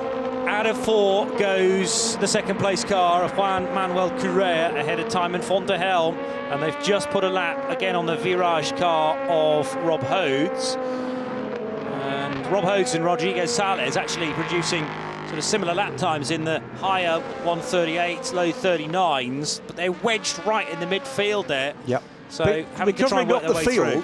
Gradually, clearly both struggled with the conditions in the early part of the running. And that's tough when you've been selected as the bronze driver in both those Pro-Am cars to start the race.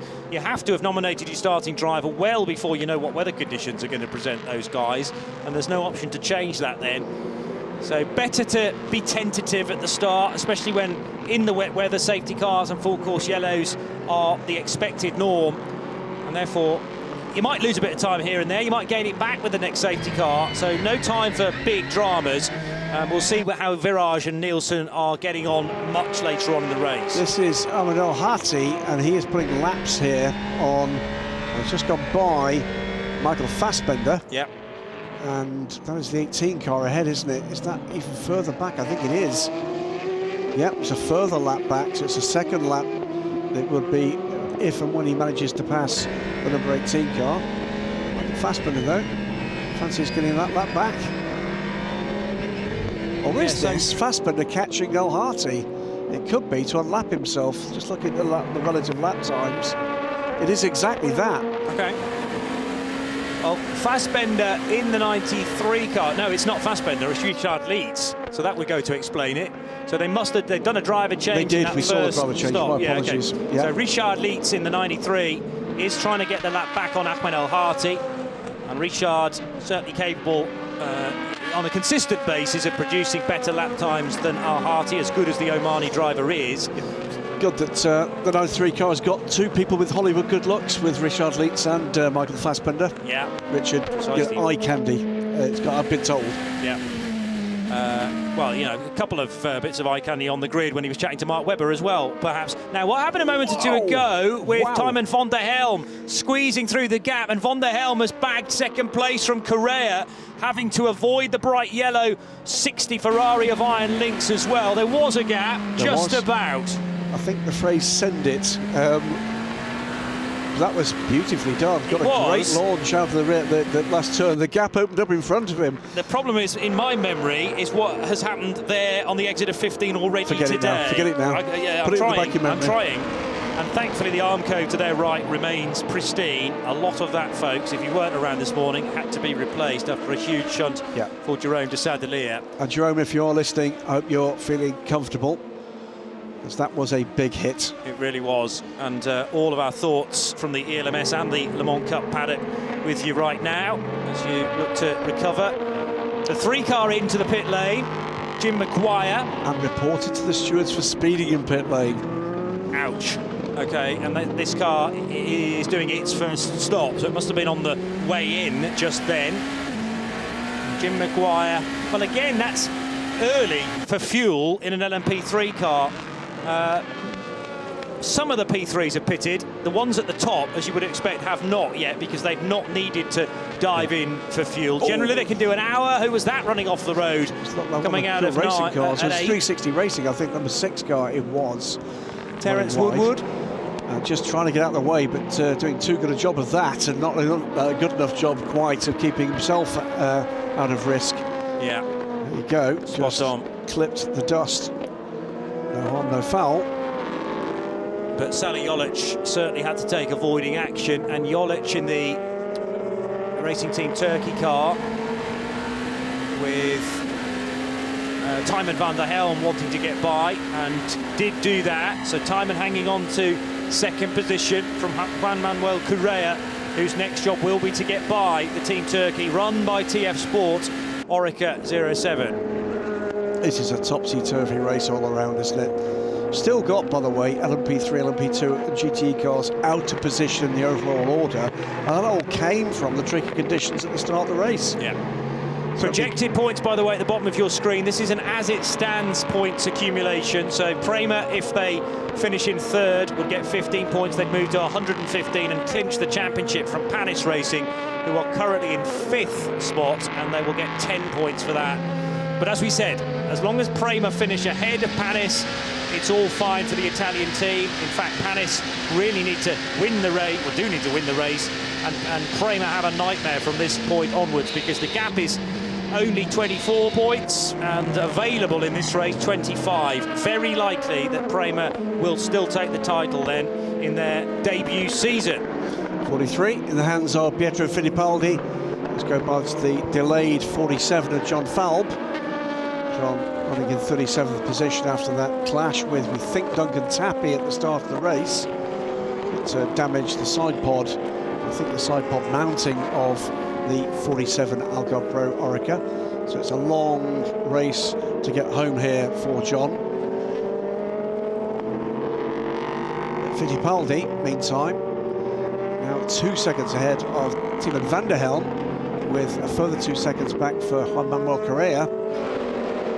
He's got something like a 6.5 second buffer from the other Algarve Pro car, the leading car of those two, the 19 car, the double silver, with Ben Fiscal at the wheel, another revelation this season, Dutchman. Plenty of warning flags for GT drivers because of the abuse of track limits, including Diego Alessi for Rinaldi, Richard Lietz in the 93 Proton, and Pietro Fittipaldi's name just flashed up a moment or two ago as well in the JMW Motorsport Ferrari to neaten up his lines. Lots of traffic up ahead of Juan Manuel Correa that he'll have to pick his way through delicately, particularly into this part of the circuit at 7 and 8. So through the right-hander they will go, heading for Craig Jones' corner, the very rapid left-hand kick that just appears as the racetrack drops beneath you and up towards the sequence of corners known as Portimao. Great example there from the point of view of Juan Manuel Correa of what we talk about when we say catching up traffic in the wrong place. You can see where he checked up, where in the previous two corners he absolutely wouldn't have done. But you can't do much about checking up if there's a large Porsche straight in front of you. Cost him tenths, and that's what's going to count at the end of this race. We can talk about title positions throughout this race, but for many of these drivers, it's about the win, it's about the podium, it's about finishing the end of their season on a high. 2 drive-through penalties coming though, Johnny, for cars 4 and 3. We'd already told you that both of those under investigation for speeding in pit lane. Single-digit numbers generally indicate to us that they are LMP3 cars. That is certainly the case here with the number 3, which is the United Autosports machine, and that is Kai van Berlo. The number 4 car is the DKR engineering offering, which is the only Duquesne in the field for Tom van Rompuy. Bit touch and go into turn 11 on this occasion there, but LMP3 got ahead of GT car, and there is a glimpse again of Julien Canal running in 5th position for Panis. That was the points projection for LMP3 as things stand, and looking very good indeed for Inter-Europol competition. Yeah, Charles Cruz out front, which is where he wants to be. He can start to manage the race a little bit from there. Mo Smith, though, sitting in 2nd position in the number 17 car, 17 needing to finish ahead and well ahead of the number 13 if the championship title is going to switch around. As things stand, Johnny, so we can talk about championship positions, we can talk about race positions, we can also talk about the automatic invitations to Le Mans that come from this field, and there are 6 of them. Yeah. It will be the top 2 teams in LMP2, which at the moment it's going to be Prema, and it's going to be the Panis Racing crew. It's going to be the winner in LMP3. And again, that's between Inter-Europol competition and Cool Racing. Inter-Europol would love that, I'm sure. Cool Racing too. Remember, Inter-Europol do have a WEC entry. Cool Racing do not. And in GTE, it is 3 cars. Because of the depth of the field, it would be 3 cars that would be able to send a car to the Le Mans 24 hours. So lots up for grabs here. Sarah Bovey now to the top of GTE by virtue of the fact that the team elected not to pit during the full course yellow, whereas other teams did. And yes, they will have brought back some fuel mileage because of the slower speed of 80 kilometres per hour, a maximum around the Portimao circuit, whilst the FCY was out. And it was out for probably 3 or 4 laps by the end of it, so that will have brought back some of the time. Just get the feeling that they will have to pit under green, though, towards the end of this stint, and hope that they can get a full course yellow stop later on in the piece. Pietro Fittipaldi putting in the fastest lap of the race last time around, and looks like he's going quicker again now into the 133s.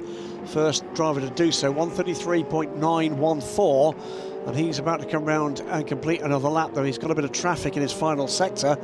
Deals with the Kessel Racing car. It's the 77 Proton car. Those two cars still together. Trouble for the number 5 RLR car. Manages to get it back though on track. It's still, despite the traffic, by the way, a further improvement for Fittipaldi, a 1:33.8. That's quick half spin from the number 5. That car down in 8th position with Michael Jensen. That might have been enough to let Horst Felbermayr and the other RLR car get back onto terms there. Okay, keep an eye out for that. They'll head through the next split in a moment or two. The way things stand in GTE before we got going in the championship, saw Proton Competition top the championship on 72, from Kessel Racing 63 winners last time out at Spa, and then the Iron Lynx crew, car number 60. So they would be the 3 that would be automatically invited if things stayed like that. However, 83 wanting to break into that top 3 if it possibly can do. And also JMW Motorsport. I mean, there's a whole load of teams that could potentially finish within that top championship 3 by the end. Well, the interesting thing here, and it's a story I'll mention, that is around the paddock, not announced yet officially, just exactly what will Iron Lynx and the Iron Dames be driving next season. And will they, as I believe is going to be the case, be collaborating with Proton Competition in Porsche for a bridging season? All right. That is very much the story that I'm being told around.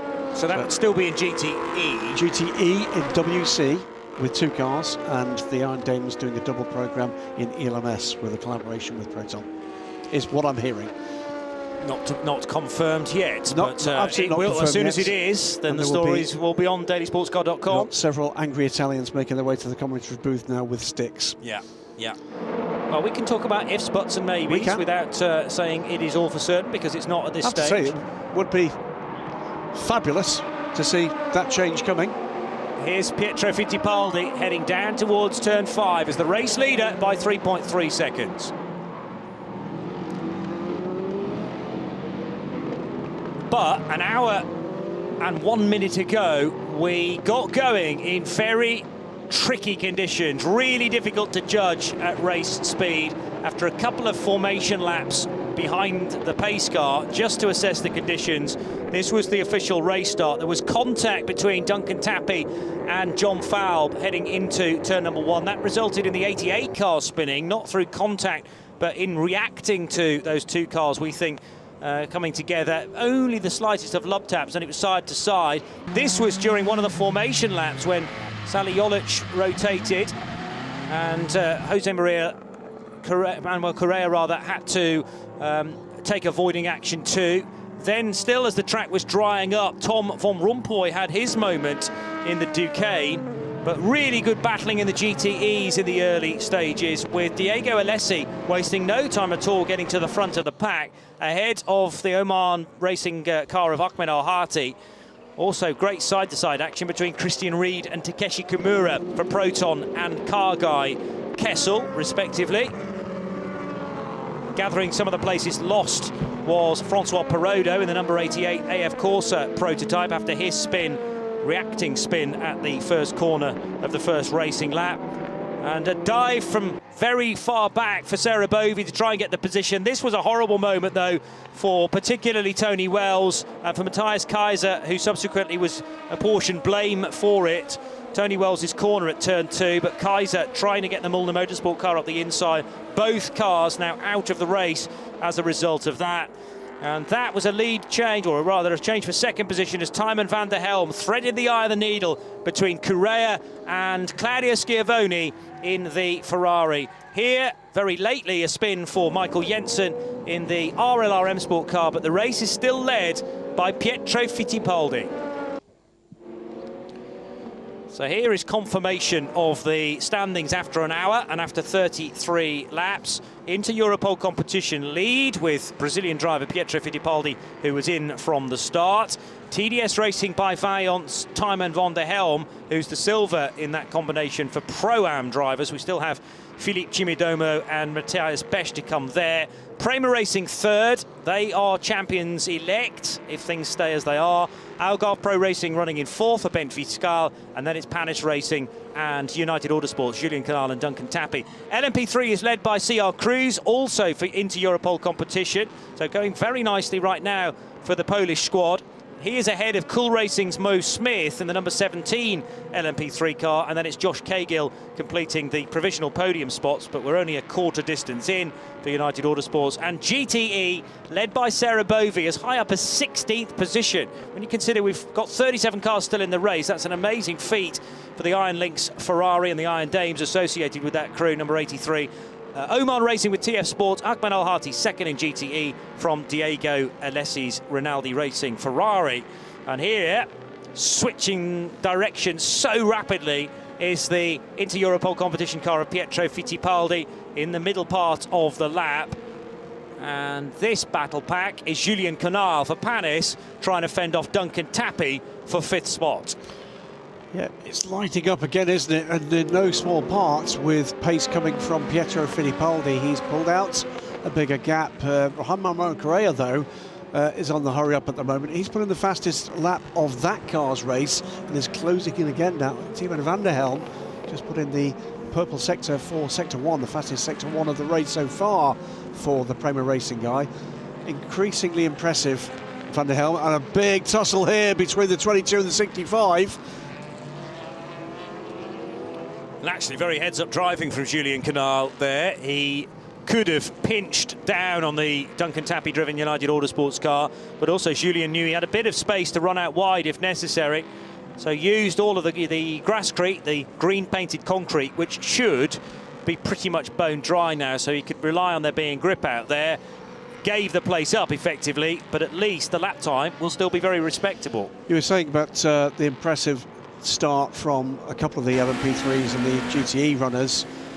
So we've got car 66, that's JMW, and car 47, that is the delayed John Falb Algarve Pro car, both reported to stewards for abusing track limits. Unlikely drive-through for both of those. Even more impressive about that 16th place for Sarah Bovey is there are 16 LMP2 cars here. Indeed. And one of them's out of the race, but nevertheless, you've got John Falb and his recovery happening behind Sarah. Team Virage's Gabby Aubry, who's taken over that car from Rob Hodes. About to say, two of the Pro-Am cars have made early pit stops. Charlie Eastwood now replaces Sally Jolic. Yeah. And Gabby Aubry replaces Rob Hodes, who'd been struggling in those conditions, no doubt about it. He clearly was not comfortable in those conditions. But here's the thing, he's brought the car back after fulfilling his drive time, and Gabby Aubry can now attack this race. Very true, because the minimum drive time for everybody in LMP2, which was changed at the start of the year. Yes, it was. And we've all become well aware of that now. But irrespective of what class you're in, what grading you are, you have to do an hour. It is a minimum of an hour for everybody. So that's the reason why Rob Hodes has got out of the Team Virage car and handed it over to Gabby Aubry. I would expect Rodrigo Sales to do the same fairly shortly at Nielsen Racing. And the same with Francois Perodo, by the way, who appears, both of those two, by the way, appear to be running to their fuel strategy rather than to the driver time strategy. Timon van der Helm, of course, is not the bronze driver in the Pro-Am leading car, second overall. There's Philippe Chimidomo still to come. So inevitably, that car, with the lesser pace of the gentleman driver, will drop back towards the more pro crew cars later in this race. Paul-Luc Chatin, taking charge of the EDEX Sport 28, has just done the fastest first sector of anybody. Tells me that the track conditions through there, at least, are very good. Now there's going to be a drive-through penalty for the two cars we mentioned and the abuse of track limits that was reported to the stewards. So car 47 for Algarve Pro and the 66 Ferrari, JMW Motorsport Ferrari for Giacomo Petrobelli. So they will have to come in to serve that separate pit stop from a normal mechanical pit stop that you would do. It's not like a 5 seconds that can be added. It has to be an entirely different call to the pits. So Timon van der Helm responding with pace to the challenge from Juan Manuel Correa. The gap is just around a second as Pietro Fittipaldi puts another fastest lap of the race in, but that's then bettered by Van der Helm and then bettered again by Correa. Spin for the 14 into Europol competition, LMP3, so not the class leader. Instead, car 14's being driven by James Dayson, and that, I think, has been his second moment in this race. Yeah. By the way, that fastest lap of the race for Correa would have been bettered again by Paul Chatan, but in fact that's about 100th off from Chatan after 2 purple sectors, and still not as quick as Correa's lap, all by himself, I think. Yes, it was. Loops the car around onto the, I'm sure, quite damp grass now. Just get the car back rolling and back on track. And that's where, on the opening lap, Nicholas Cruton had his moment and had to run over the grass and rejoin a few metres behind where he'd left the circuit, in fact. So continued around in a clockwise direction before he found asphalt again. Here's Sarah Bovey making the green flag pit stop then that she owes effectively to everybody else. Hour and 10 minutes. Yeah. But she's within her fuel strategy. They will have to either hope there's going to be another caution period or pit again. That's the key here. It's going to be how this race runs. Could the luck finally go their way? Yeah. We get a full green flag race from this point forward, they're in the driving seat. They are, because they can make one fewer fuel stop between now and the end of the race. Everybody else has got to come in roughly on the half hour. So, well, the half hour in the race. Remember, we started half an hour late as well, so that's complicated things further. But basically, if you pit 30 minutes into a 4-hour race, you'll then have to do 3 more stops. Correct. Whereas if you did the full hour, you'd only need 2 more to get to the finish. A GT car can pretty much do 60 minutes comfortably. And with the caution 70 minutes there, what's the other? Pointed out, by the way, to me by Hayley Evans in the pits that the 88 car, with that stop where we saw the team struggling with the rear deck, Johnny, that was an almost 3-minute stop. They've lost a lap in the pits to that. Sarah Bovey, by the way, rejoins in 3rd place in GTE. What's going to be interesting is her pace from here on in, with the Oman Racing car of Ahmed Al Hati now taking the lead again. Warning flags galore for track limits. We'll worry about that when it gets a little bit more serious for anybody. Fast laps also coming. Mo Smith quicker than he's been before. He now has Paul Chatan between himself and Charlie Cruz, his main target. 23 seconds is the gap. Remember, Mo Smith has still got Mikey Benham and Nelson Jacobsen to come. Hearing some great news to come, by the way, for the young Dane for next season. We know we're going to see him in the Age of Le Mans Series in LMP2 car, and I think we'll see him a full season LMP2 driver next season. There's been a driver change in the number 95 Aston Martin, so Johnny Allen taking charge of that, and he is very quickly working his way by some cars that the 95 has been battling to this point, including Takeshi Kimura. And next on the list for Johnny could well be Richard Leeds, although they'll be pedaling around at very similar speeds, I would have thought. The 93 Proton Porsche versus the 95 Aston Martin. He's got a Ferrari right in front of him. That's one of the 2 Rinaldi cars, probably the 33. He's the 33. Won't be the 32, will it? Because it's 33. The 32 is running in 2nd place. 33 is laps down, and now has Christian Hook as its pilot. So yeah, Johnny Adam, who's one of the drivers who's been warned on track limits, by the way, is closing on the 2 Proton cars ahead. So the trio separated by 2.5 seconds. There they are, and not very far behind is a bright red Aston Martin. Yeah. So Reed leads Adam across the line almost as quickly as they say their names. And some overlapping as well between team Porsches. Well, that will be the team saying, let Richie go. Yeah. Aston is closing. So Leeds ahead of Reed, and Reed was having a bit of a moment there by the looks of things coming out of turn 3. headlights briefly against the direction of travel. Tymon van der Helm, second position, car 31. 3 seconds adrift of Pietro Fittipaldi. Juan Manuel Correa for Prema Racing, working his way through the kink at turn 4. Fittipaldi's not managed to drop this pair, has he? More traffic coming. This could be interesting moments here for the TDS driver. TDS Racing working hard on their plans for 2023 too. We'll see what we see of them in the European Le Mans Series, but we know already they'll be contesting the IMSA WeatherTech Sports Car Championship with a couple of LMP2 cars next year. And they're working hard on a couple of additional programmes. So Prema this time caught up with the traffic there just for a moment, and in fact more than a moment. It's one of the Euro International cars, isn't it, that is having to go through the corner. The 10 car that's already been slapped with the penalty now served, and now darting up the inside. Real tricky corner at the top of the hill here at Portimao, turn 13. It's off camber, it's uphill in the braking area, and when the track conditions were changing radically in the early 20 minutes of this race, so tough to judge. But Correa now fully on song. The car moves around at terminal velocity a great deal through 15. You already made the point about how bumpy that final corner on the lap is, but well controlled. Flashing of the lights for the young Dutchman Tymon van der Helm. He is aware of the pressure being applied now from Juan Manuel Correa, our camera car, in third spot. Has given the TDS man just a little bit of an edge here, but not much. To see the Prema car checking up, you'd have thought that would have drawn out a bigger advantage, but the TDS car not able to cement a meaningful lead here. It's still going to be not quite a nose-to-tail battle. Kessel Racing car is the next car they've both got to contend with. In comes 17. It is the 17. So this will be the end of Mo Smith's time in the car. Yeah. So we'd expect to see Mikey Benham next up.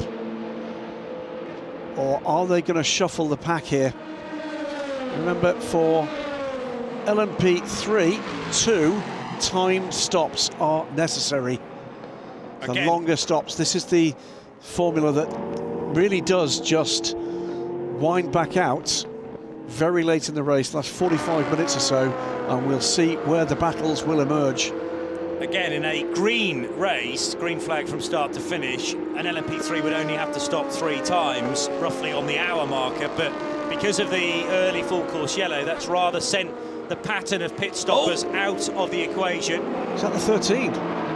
Yes. That was 13 going off. Which has retaken the lead because Mo Smith sits in the pit lane. Squeal of tyres from somewhere, but the 3 cars, 4 cars we can see stay on the track. So 13 overtaking the 27. Yep, that's the and sister. Just ran a bit too deep into the first corner, didn't it? Didn't take an advantage though, so normally you can get away with that, but depending on how many track limits warnings you've already soaked up to this point. Stop and go penalty for car 66, which we knew about, for abusing track limits. Or is that an extra one? No, it's probably just because the 66 hasn't yet served its penalty. I think it's the second one. Do you really? Yes, I do. Okay. Yes, it's stopped 3 times already. Right, and 66, yeah, it its is last a second pit one. stop was a drive-through, Yeah. so it is going to have to be another one for the abuse of track limits. And Giacomo Petrobelli, I have to say I've been singing Petrobelli's praises on many occasions this year for sublime opening stints.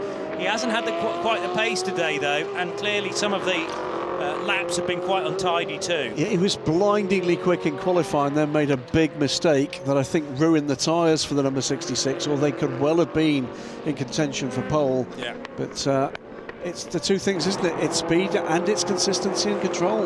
Yeah. And speed, but legal speed, as in keeping the car within the confines of the circuit limits. A tear-off, delicately removed from James Dayson's Inter Europol competition car, pitting for the first time for James. Yes, there are a number of LMP3 cars who haven't, up until this point, pitted, but 17 has now done its first stop of the race, and likewise the 13 car of CR Cruz came in as well for 1 minute and 5 seconds and retained the American driver for a second stint. So it was one of the time stops for the Cool Racing squad. Mikey Benham rejoins after 1 minute and 50 seconds on pit lane. That drops down to 4th place at the moment, but remember, some of that will wind back out as the other teams that may have taken the short stop, so 2 mandatory stops at a defined longer time, any other stops as quick as they like. Yeah. And what that can mean in any stop that happens late in the race is they could drop as much as 40 seconds to the cars that are around them. So watch out for that, particularly if you're one of the thousands of people that watch these races with live timing available. If you've not realised that, on the European Le Mans Series website, that is available free of charge. Great way to just see how the ebb and flow of these races emerges. And remember, it's not one race, it's 4 races, 2 LMP2 classes, 1 LMP3 class, 1 GTE class, all on track at the same time. It's madness, really. That's the joy of it. It shouldn't really be allowed, frankly, but it is, and that's why we keep coming back round after round. 6-race calendar arranged for next year as well, which adds a few tweaks, including the return of a night race in the ELMS. Slow 360 racing car. Is this still Terence Woodward? No, there's been a driver change there, with Serrano taking over, So that car on its outlap, it's on the outlap.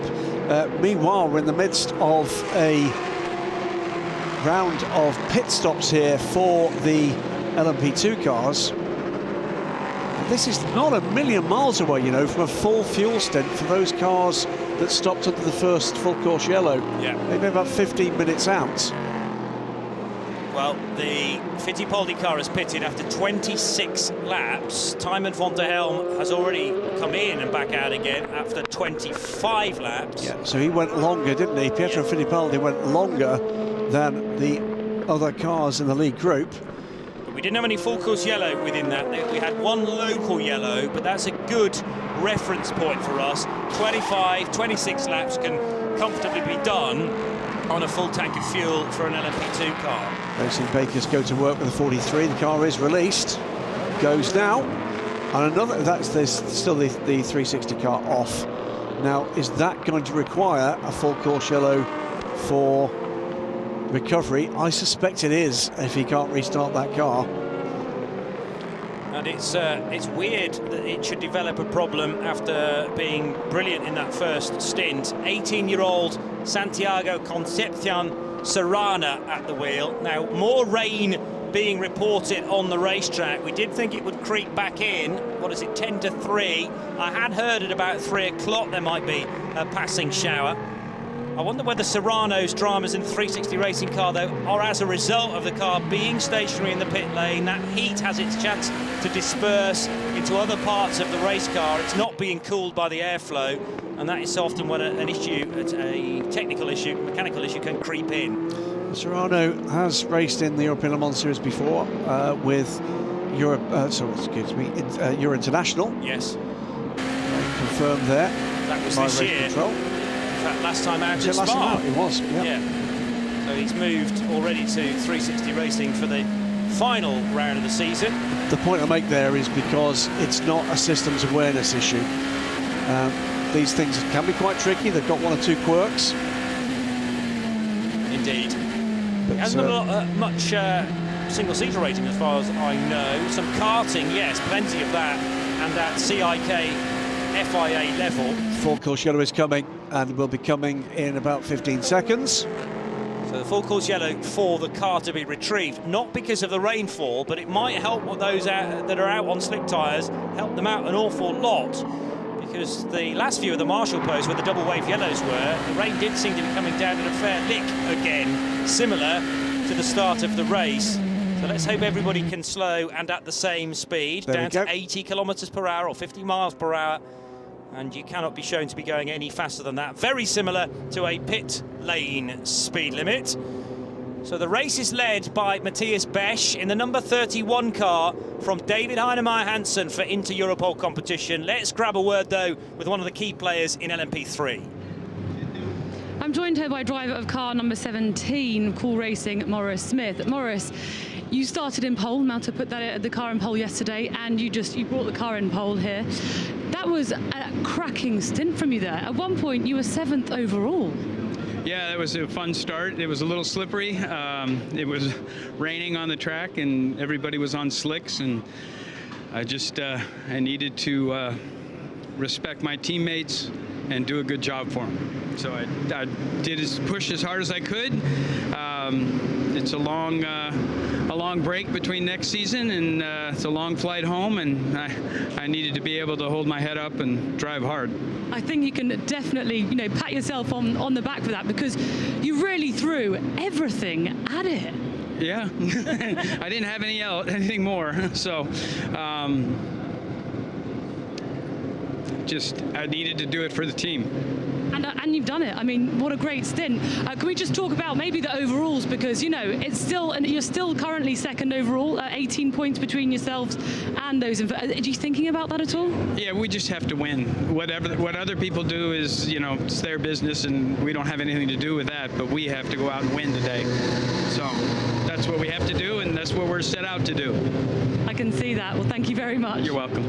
I had a chat with Mo coming out of Spa when we were last racing 3 weeks ago. He was heartbroken at the results in Belgium. Not his fault whatsoever, and he was doing a really wonderful stint to that point of the contact at turn 1, which put him out of the race. He needed a stint like that, I think, to fully cleanse himself from what had happened previously. The memory before. Yeah. Just clear something up. I know there's speculation on the internet. When Mo said he was flying home, he is going commercial and not using the sleigh this weekend. Although there were quite a few reindeer around the back of the garage when I visited there last time. There were. Yeah. Now you mention it. Carrots, mince pies. Bit too early for that, Mo. But you always wondered what Santa did the rest of the year. He comes here in the ELMS. No, I'd never thought of that. Yeah, see? Anyway, bless him. He's done everything he can, and I think he was driving within his limits. He was making the point there that, yes, I'm up to 7th overall, almost getting a nosebleed, but that's not the priority. It is giving the car to his teammates in a right shape, whether his fault or not. Just play it cool and stay out of trouble. And by the way, reflecting beautifully what we say often, which is this is a pure team game. Yeah. It's about the team. Yeah. Thank you, the team. Quite emotional there was Mo. I think that might have been a little bit of a tear. There was a falter in the voice, certainly. I heard that. It is a passion, isn't it? And you can hear that with him, and he is a beloved member of this paddock and indeed of the Cool Racing team. And somehow that mix of Mo and Mikey Benham, the two gentleman drivers, and the young gun with Milton Jacobsen really does work in a number of ways. And I think it's been extremely good for Milton to have that duty, if you like, that responsibility to look after their emotional investment in this on his career path forward. Still in a full course yellow, bare right at turn 14 for the recovery of the number 6 car. It appears to be now almost behind the barrier. We'll wait and see what happens with that. What has happened in that last exchange of pit stops? Matthias Besch, as you quite rightly say, leads the field now. David Heimer Hansen has Ferdy Habsburg right in his wheel tracks under full course yellow. They're the 1, 2, 3, and if things stayed that way, of course, Premier Racing would take the title. Algarve Pro Racing 4th, Panis Racing 5th. Panis that need to win for Premier to be outside the top 10. In LMP3, it is still your international leading the way. Charlie Cruz, Xavier Laveras in the number 10 Euro International car 2nd, United Autosports number 2 3rd, and Mikey Benham with the Cool Racing squad, the number 17, having taken a long pit stop, are down to 4th position. GTE, Moment Racing with TF Sport, Ahmed El Harty still at the wheel of that car, with Rinaldi Racing's 32, Diego Alessi, a 2-driver crew. That's not happened for quite a while in this class. And Pierre Arret, if you're watching, hope you're feeling well, my friend. A little under the weather at the moment, and a late withdrawal from this race, as indeed, by the way, were the 55 group. So hopefully all going there. And the Iron Lynx 3rd in the order, Sarah Bovey, with a different fuel strategy for the rest. Well, let's go down to pit lane, Johnny, and speak to Hayley Has with her Juan Manuel Correa. I'm joined here by driver of car number 9 Premier Racing, Juan Manuel Carrera. Now, this is the first time I've actually spoken to you in the pit lane. It's great to properly meet you. You took part in Spa, and of course you're here in Portimao. Now, Spa, was it the first time you've driven a prototype? Yeah. So Spa was my first race ever in this championship. So it was a big learning curve for me. It was a lot of fun, but it's been great. So far, I'm enjoying it here. I feel like I'm getting the hang of it a bit more, so I'm feeling more comfortable. And yeah, so far so good. You definitely look very comfortable out there. Just tell us about your first stint opening of the race. I mean, there were some big battles going up there in the front three. Yeah, it was intense. So it started raining in the grid, but we started with slicks, so it was very slippery, more slippery than I thought. Cars were already spinning out in the warm-up lap, so I was just very cautious for the first few laps, knowing I mainly have to bring the car home. Slowly started to get my rhythm, and actually the pace was very good. By the end of the second stint I did, the track was fully dry, and I was, I think, the fastest car on track, so pretty happy with that. Yeah, so you basically jumped in, doing the last 2 rounds of ELMS to the team that is leading overall. Would you say that's put more pressure on you to perform? Yes and no. On one side, we have a job to do, and the team has been doing the job without me so far, so I don't want to be the piece that comes in and doesn't work. But, with this team, it's hard to feel pressure. The way they have helped me, both my teammates, engineers, the whole crew has been incredible. So I felt super comfortable. They've let me do what I do best, and it has worked out. Fantastic. Thank you very much. Thank you. We're going back to green flag running in just a couple of moments, Johnny. Yeah. But great to hear finally from Juan Manuel Carrera as the green flags are waved again. Originally born in Ecuador, but dual nationality with America as well these days. And injured at the start of the year, which meant that he couldn't take part in the Prema car, which is from a long way back going to attempt an overtake on David Heinemeier Hansen, and will get it. Set it up at turn 2, completes it at turn 3. Yeah, a little bit of a wobble from David coming out of turn 2 there, and that allowed the opportunity to just get the edge in performance that Ferdy Habsburg needed. Yeah, I've been very impressed indeed with young Juan Manuel Carrera. We shouldn't forget the journey he's been on, coming back from very serious injury indeed in that F2 accident. So watch the bubble, there you go. That was the quick bubble from the 43 as he tried to get the power in just enough to allow the number 9 car to make that pass. As he now comes through, goes by the 83 car of Sarah Bovey. Opted to stick with his F3 programme, confidence building year for him. There's only one area in which I feel he falls short there, and that is in the stakes of facial growth against obviously Mo Smith, where we all, let's face it, fall a little short there. It's a good effort, but not there yet. Needs a few more years, I think, to build that beard up. Currently then taking part in the FIA Formula 3 Championship with 1 podium so far this year, but it's interesting, isn't it? He was getting to grips with the LMP2 car at Spa-Francorchamps. What a place to try and do that. Now, is there a drama? Yes, there is. For the 93 Porsche. 3 troubles. Michael Fassbender was gesticulating in the car, no doubt, on the radio to the team, saying, I have no power. Because, well, was that either damage or just a mechanical problem? It's not Michael Fassbender, is it? Richie Leeds. No, Fassbender's back in the car. Is he? Yeah. And right, well, trouble for 93. There's going to be trouble. It didn't sound great, did it? He's got a is he a puncture? The front right's low, isn't it? Definitely the front right is low. Yeah. Trouble as well, by the way, coming for car 32, the second place car. It's been off. Fassbender's been off the road. That's what's caused the puncture, or did the puncture cause the off? Yeah. Very tricky to tell. So 32 is going to get a drive-through penalty for abusing track limits. That's the second place car in GTE.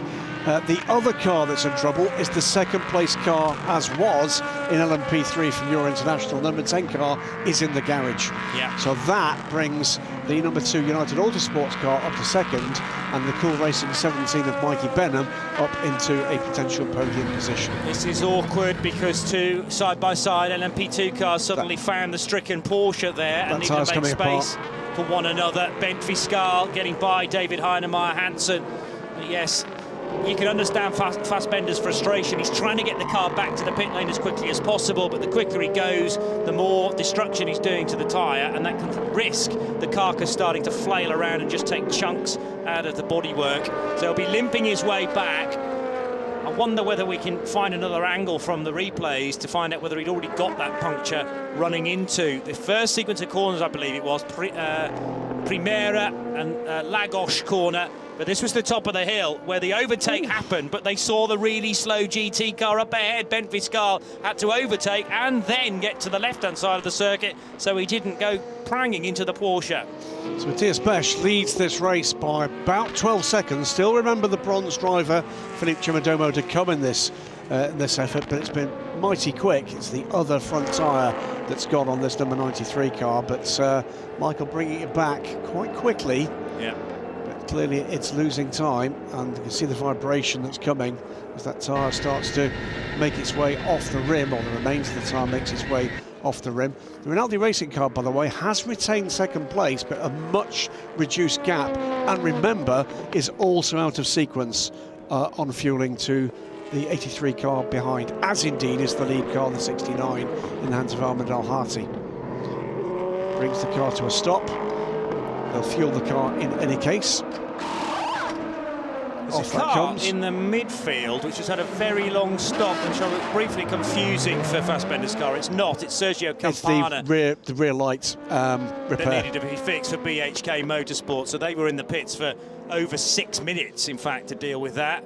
Arrows absolutely everywhere on that central dashboard camera. The arrows are a very clever computer system warning the driver where the next overtake is going to come from.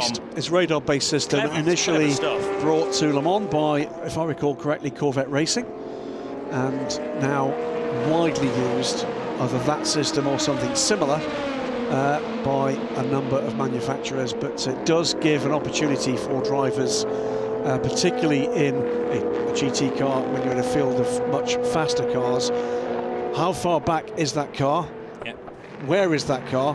Which side of the road is that car on? The closer the car gets, the larger the arrow grows. I mean, it's straight off the arcade games. When I used to go on the racing games, you know, many years ago, and last week, I thought this is all in virtual racing, but it's sometimes things can be adopted in reality from that side of in inverted commas motorsport. Absolutely. By the way, with the travails of the LMP3 class, the lead car in GTE up to 15th place now, and in fact there's only one LMP3 ahead of the lead car in GTE, and that's the Intereuropol car, which is also ahead of two of the LMP2s in that train, and a further three, by the way, further down with the BHK car, the Algarve Pro car that's had the trouble at the start of the race, and the looking like retired 21 car. 77 of Christian Reed gets in, and finally Christian gets out. That will be the end of his 2022 European Le Mans Series driving duties. Car at the moment looking pristine, and although it hasn't had a huge amount of lap speed, some of that is down to the success ballast that this car is carrying this weekend. I think I worked out it's got an extra 30 kilos for company because it came into this race as the championship leader and has had a win in the last two races as well. But they're just having to manage that. That's the balancing system that is utilised in only GTE. It's not a thing in the prototype classes. Away goes the 77 after a very successful pit stop. Everything done neat and tidily there. And Christian Reed out, new driver in. And out back onto the pit apron comes the number 10 car, but their competitive race, I'm afraid, is pretty much done. They're down to 35th position, 10th in class, having run as high as second. So whatever the problem was for your international, it's been extremely damaging to their push for glory at this final race of the season. David Harmer Hansen running in 4th place now. And behind, the 88 car is not trying to get by full position. This is trying to get a lap back again. One of two laps down. Okay.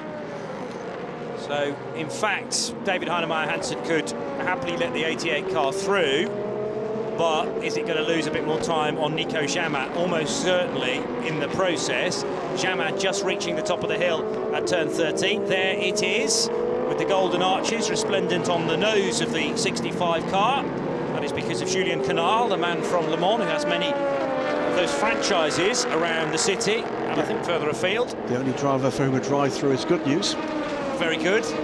And over the line will go the 65 car then, with Nico Jamat, who really impressed a couple of rounds ago at Barcelona to take a pole position, sharing that car with Joop van Uitert, who qualified it yesterday. Yeah, 65 car at this point looks like it's not their year for the title, but it is their year again for an automatic invitation for Le Mans if they can bring this home and seal their second place in the championship. And look to just what's happening in the classes beyond this. So the 65 having to go to the high side there of the number 18 Absolute Racing Porsche. Made it stick, did Nico Jamat. And now these two cars ahead, one a couple of laps down on the other, are going to prove fairly challenging to get through. The 34 car is also one lap behind Charlie Eastwood, but Eastwood's pace, now that he's taken over from Sally Jolic, will be similar actually to Nico Jamat. So these two cars, both the blood red of TF Sport, or more specifically Racing Team Turkey, and Panis Racing, will, I think, get by the two cars ahead in the next few laps, but they've got to work out where they're faster. Well, the only two cars in that four-car battle that are on the same lap are the 65 and the 43. The other two are 1 and 2 laps down respectively after various dramas. So with pretty similar pace, there's all sorts of possibilities going on here. For the 65, it is about pushing on, keeping position, securing the second place in that championship, taking any opportunities they can to progress, and still hoping that the day doesn't end well for Prema. At the moment, Prema team and the number 9 car running second and running with 2 hours and 19 minutes to secure a championship. Andrew Haryanto pits in the Absolute Racing Porsche from 9th position in GTE, and will be handing over to one of his teammates. That'll either be Martin Rump or Alessio Picariello. Picariello of late has tended to do the middle couple of stints, and then Martin Rump to the finish. More activity down at Panis Racing. They need to be upping the ante a little bit, because remember, their major championship rival, a full 24 points ahead in the championship table, running in second, whereas their 65 Panis car is in 5th position. So giving up, what, a further 8 points to that crew in second. Tom Gamble running 6th for United Autosports. We're going on board with the AF Corsa car, and in two minds as to where JMW Motorsports Ferrari was going to go next. That's still Giacomo Petrabelli, who stays out wide on the exit at turn 15. We got the report of rain on the racetrack a little while ago. I think that's gone away, though, for the time being. Up the inside of the 88 car and through. To take track position is the 65, deals with the United Autosports P3 car cleanly as well, and is almost on the back of the number 43 car. And that will be Nico Jamat and David Hammer Hansen now battling for 4th position overall. So Nico Jamat late on the brakes. He can now see his prey in the form of David Heinemeier Hansen, who stands in his way, Nico's way, getting into 4th position. And if he can get past this car, there's a further 9 seconds to try and find on Bent Fiscal. But Bent has proved to be a bit of a revelation for this year, and he's no slouch for Algarve Pro Racing. Quick exit for the turn there, but also the AF Corsa car with good momentum. Looks to me as if, yeah, Nico Jamat looking for a way around here, tries around the outside. The door is closed by David Heinemeier Hansen. The 88 car fighting back, almost contact, not quite. 34 also getting involved here. These are nail-biting moments for everybody concerned. So you've got Alessio Rivera in the all-chrome silver car, then just ahead Nico Jamat, and David Heinemeier Hansen leads this battle pack, with Charlie Eastwood looking to latch his way back onto the rear. So 4 LMP2s wouldn't say similarly paced, but they are offering different lap speed, generally speaking. Nico Jamin could very easily be the quickest of this four, but probably matched very closely by Alessio Rivera and Charlie Eastwood. Heinemeier Hansen is the cork in the bottle right now. Yeah, and closing as well on this group, and it will be for position with the 34 car, is the Deck Sport car of Paul Chatin. So the 28 closing on the 34, and this group, which is in the back of this group of four, the other chase for position here is the two cars at the front of the group. Rivera looking to unlap himself from this battling pair, as is Charlie Eastwood, and Eastwood as well has got the double challenge of getting his mirrors increasingly full of Paul Chatin. They all have their rain lights flashing now, by the way, because of the warning about rain appearing on the track not too long ago. If we don't get any further reports of rain, as now Jamin brakes very late, fully locked up, sideways steering wheel as well. Now he's got the outside line through turn 12 and still can't get it done unless he darts up the inside. No, he's going to be overtaken himself here if he's not careful by Alessio Rivera. That's an unlapping from Rivera. So again, it won't affect the overall position of car 65. But Rivera quite a bit quicker than his earlier teammate in that car, Francois Perrodo. Chatin is there. Chatin is with this group now. 1, 2, 3, 4, 5 cars in a row. Rivera looking to do what he needs to do, which is get by and go, just move on through, make as good a fist as they can of the delays that they had early in the race. Out the outside by Jamin, cracking move. On David Heinemeier Hansen, who was wedged in there between the two, and there's another, that's the Nielsen car, isn't it? No, it was the Edex Sport car going by Charlie Eastwood in the background for position. So two positional changes in that group in two corners. So watch the way this works. So this is Rivera goes to the outside, David Heinemeier Hansen on the inside line, but then great momentum from the 65 car up the inside. Charlie Eastwood is then checked up by David Heinemeier Hansen, and that allows the 28 car of Paul Chatin up the inside to go by not just Eastwood, but now by David Heinemeier Hansen too. Here comes the 22 car to come and play, because that's in this battle as well. Yeah. Next question is, did Jamin complete the move with at least a slither of Michelin tyre on the track? Very shallow camera angle for us down at turn 1, and it's tricky to know whether a car's left the circuit or not. Let's give him the benefit of the doubt for the moment, because he's a very talented driver, Nico Jamin, having taken pole positions this year. To the inside line at turn 13 goes Charlie Eastwood. So Eastwood, remember, a lap down, and therefore fighting cars in and around him like Paul-Luc Chatin. You've got Richard Bradley, who's not in this mix, but is on the same lap as Chatin and Eastwood, and Rivera too. Rivera is in fact 2 laps down. So it's quite a confusing picture, this. Well, let's try and unpick it. The 88 car at the moment runs 11th and is 2 laps down to the overall race leader. Next in the train is who now, because it's changing so often? On the road, it's Jamin. It's Jamin. So Nico Jamin in the Panis Racing car is 4th overall. Has just gone by David Heinemeier Hansen to take that place. Then we've got Paul Chatin. He's a lap down to the leaders, and he is running in 9th position overall. Yeah. Then you've got David Heinemeier Hansen, followed by Charlie Eastwood, also a lap down. And in fact, he's just been passed on the road by Tom Gamble, who is now battling for an actual overall position with David Heinemeier Hansen. So the key players in amongst all of this: Jamin 4th, Heinemeier Hansen in the green and yellow into Europol 5th, and Tom Gamble right on his bootlet in 6th. Correct. And if the dark blue of United Autosports can get ahead of Inter Europol, that would be a positional change for 5th position. So we'll stay with this for the time being. But in the meanwhile, Nico Jamin is checking out, having just about weathered that storm, and stays in 4th position. He's 15 seconds adrift now of Ben Fiscal. That was a 9-second gap, so it just shows you how costly things can be when you're trying to work your way safely through traffic.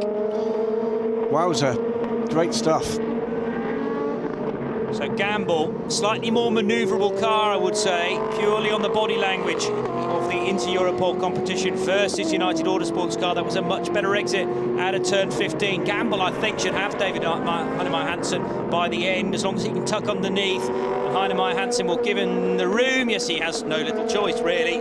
Tom Campbell later on the brakes, and up to 5th position goes the British driver. So the race leader remains Matthias Besch, who we haven't seen for a little while. He's working lap number 59 and has a 15-second advantage over Ferdinand Habsburg. Teammate to David Heinemeier Hansson at the 43, though, now joining Haley Edmonds. I'm joined here by Pietro Fittipaldi, driver of car number 43. You look very disappointed looking at the screen there. No, I was just watching the race. I mean, we had a really good start from 7th to 1st, and yeah, I think we have a good car to hopefully fight for a podium now. I know that David's in the car. It's tricky conditions. Fabio's going to get in the car after him. But yeah, really happy with the start of the race. It was mega. Very difficult conditions because everybody on slicks and it was super wet. Very easy to spin. So yeah, happy with how it went, and I hope we can have a good finish. So this time round, you started for the team during this race. Last time round, you finished. Why did you switch around your stints? Oh, we just wanted to mix things up, and we saw it was going to be maybe a tricky condition, so we said, okay, I'll start and see what I can do, and it worked out. We went from 7th to 1st, got a bit of a lead. I think we might have gotten caught out with the full-course yellow in the pit stop, so we lost the place there, and David's fighting on track now. Your first full season on ELMS, how did you resume it? Yeah, I mean, it's been a bit up and down. We struggled a lot in the beginning, but the team's done a good job, getting some good engineers in the team and trying to get a good setup, and we've done that the past couple of races. I qualified 3rd in Monza, and 2nd we finished in Spa, so hopefully we can try to get another podium here. Fantastic, thank you very much. Pietro Fittipaldi speaks very well, and that has been the case for a number of years now after starting off in the UK junior category. And he's been a very positive addition to the paddock, it's got to be said. Always got a smile on his face, despite the fact he's quite right. The start of the season did present a lot of travails for the Inter-Europol team, but they've been coming on song towards the end of the year. Be interested to see exactly what the plan is for the Polish bakers, the racing bakers, next season. Why the racing bakers? Because Inter-Europol core business is a major commercial bakery. Yeah. Through and past in traffic, the decal engineering Duquesne comes the race leader, Matthias Besch. Still 16 seconds to the good from Ferdinand Habsburg, just dips by about half a second with the traffic. Bent Viscala further 6.5 seconds back in the number 19 Algarve Pro Racing car. So TDS Racing by Vial. So down the pit lane comes the 32. The car is from 2nd in. Now this is putting it back on strategy. Oh, this is driver time. That's what that is. It's driver time because it's a 2-driver team. Yeah. So is that Diego Alessi having done an hour and 52 minutes? I think it is. Yes, he's been in from the start, no question, and special dispensation given to he and to Nico Veroni, a bronze and silver combination. You would have had to have run, when you strip down to 2 drivers, there has to be a gold in the combination, and really the other driver has got to be silver as well, but there are then differing driver times. But the key thing there is that gamble to pit under the yellow has not paid off. Yeah. Because within 10 seconds of the back of that car was this car, now 2nd place, the Iron Dames, the 83 car. Inca now comes the 69 car, because it's the same, not quite the same thing, but it is driver time for Ahmed El Hati. Now, how close is Sarah Bovy to taking the lead here? She's not a million miles away, from needing a pit stop herself. And all of a sudden, that pit stop strategy is going to kind of pounce back. It's not really paid off for either of the cars ahead, or has it? Well, you think the suggestion is that this is not on fuel mileage? I mean, I appreciate the driver time point as well. It can't be, because they stopped with about 2/3 of the way through their stint. Both the leading cars, the 32 and the 69. We're about 40 minutes into the race, and I just think with the amount of full course yellow we've had, I mean, Sarah did an hour and 10 by the time she pitted, so... They should be 20 minutes or so before Sarah Bovy pits. Yeah, and she pitted, I remember, and 10 into the race, so I'd expect her to be in 2 hours and 10. We're now at 1 hour and 50, so... It's a little early. Okay, well, maybe they've just decided to just nip the very end of the stint away in favour of stronger drivers to the finish. They are probably within a smidge of a fuel window.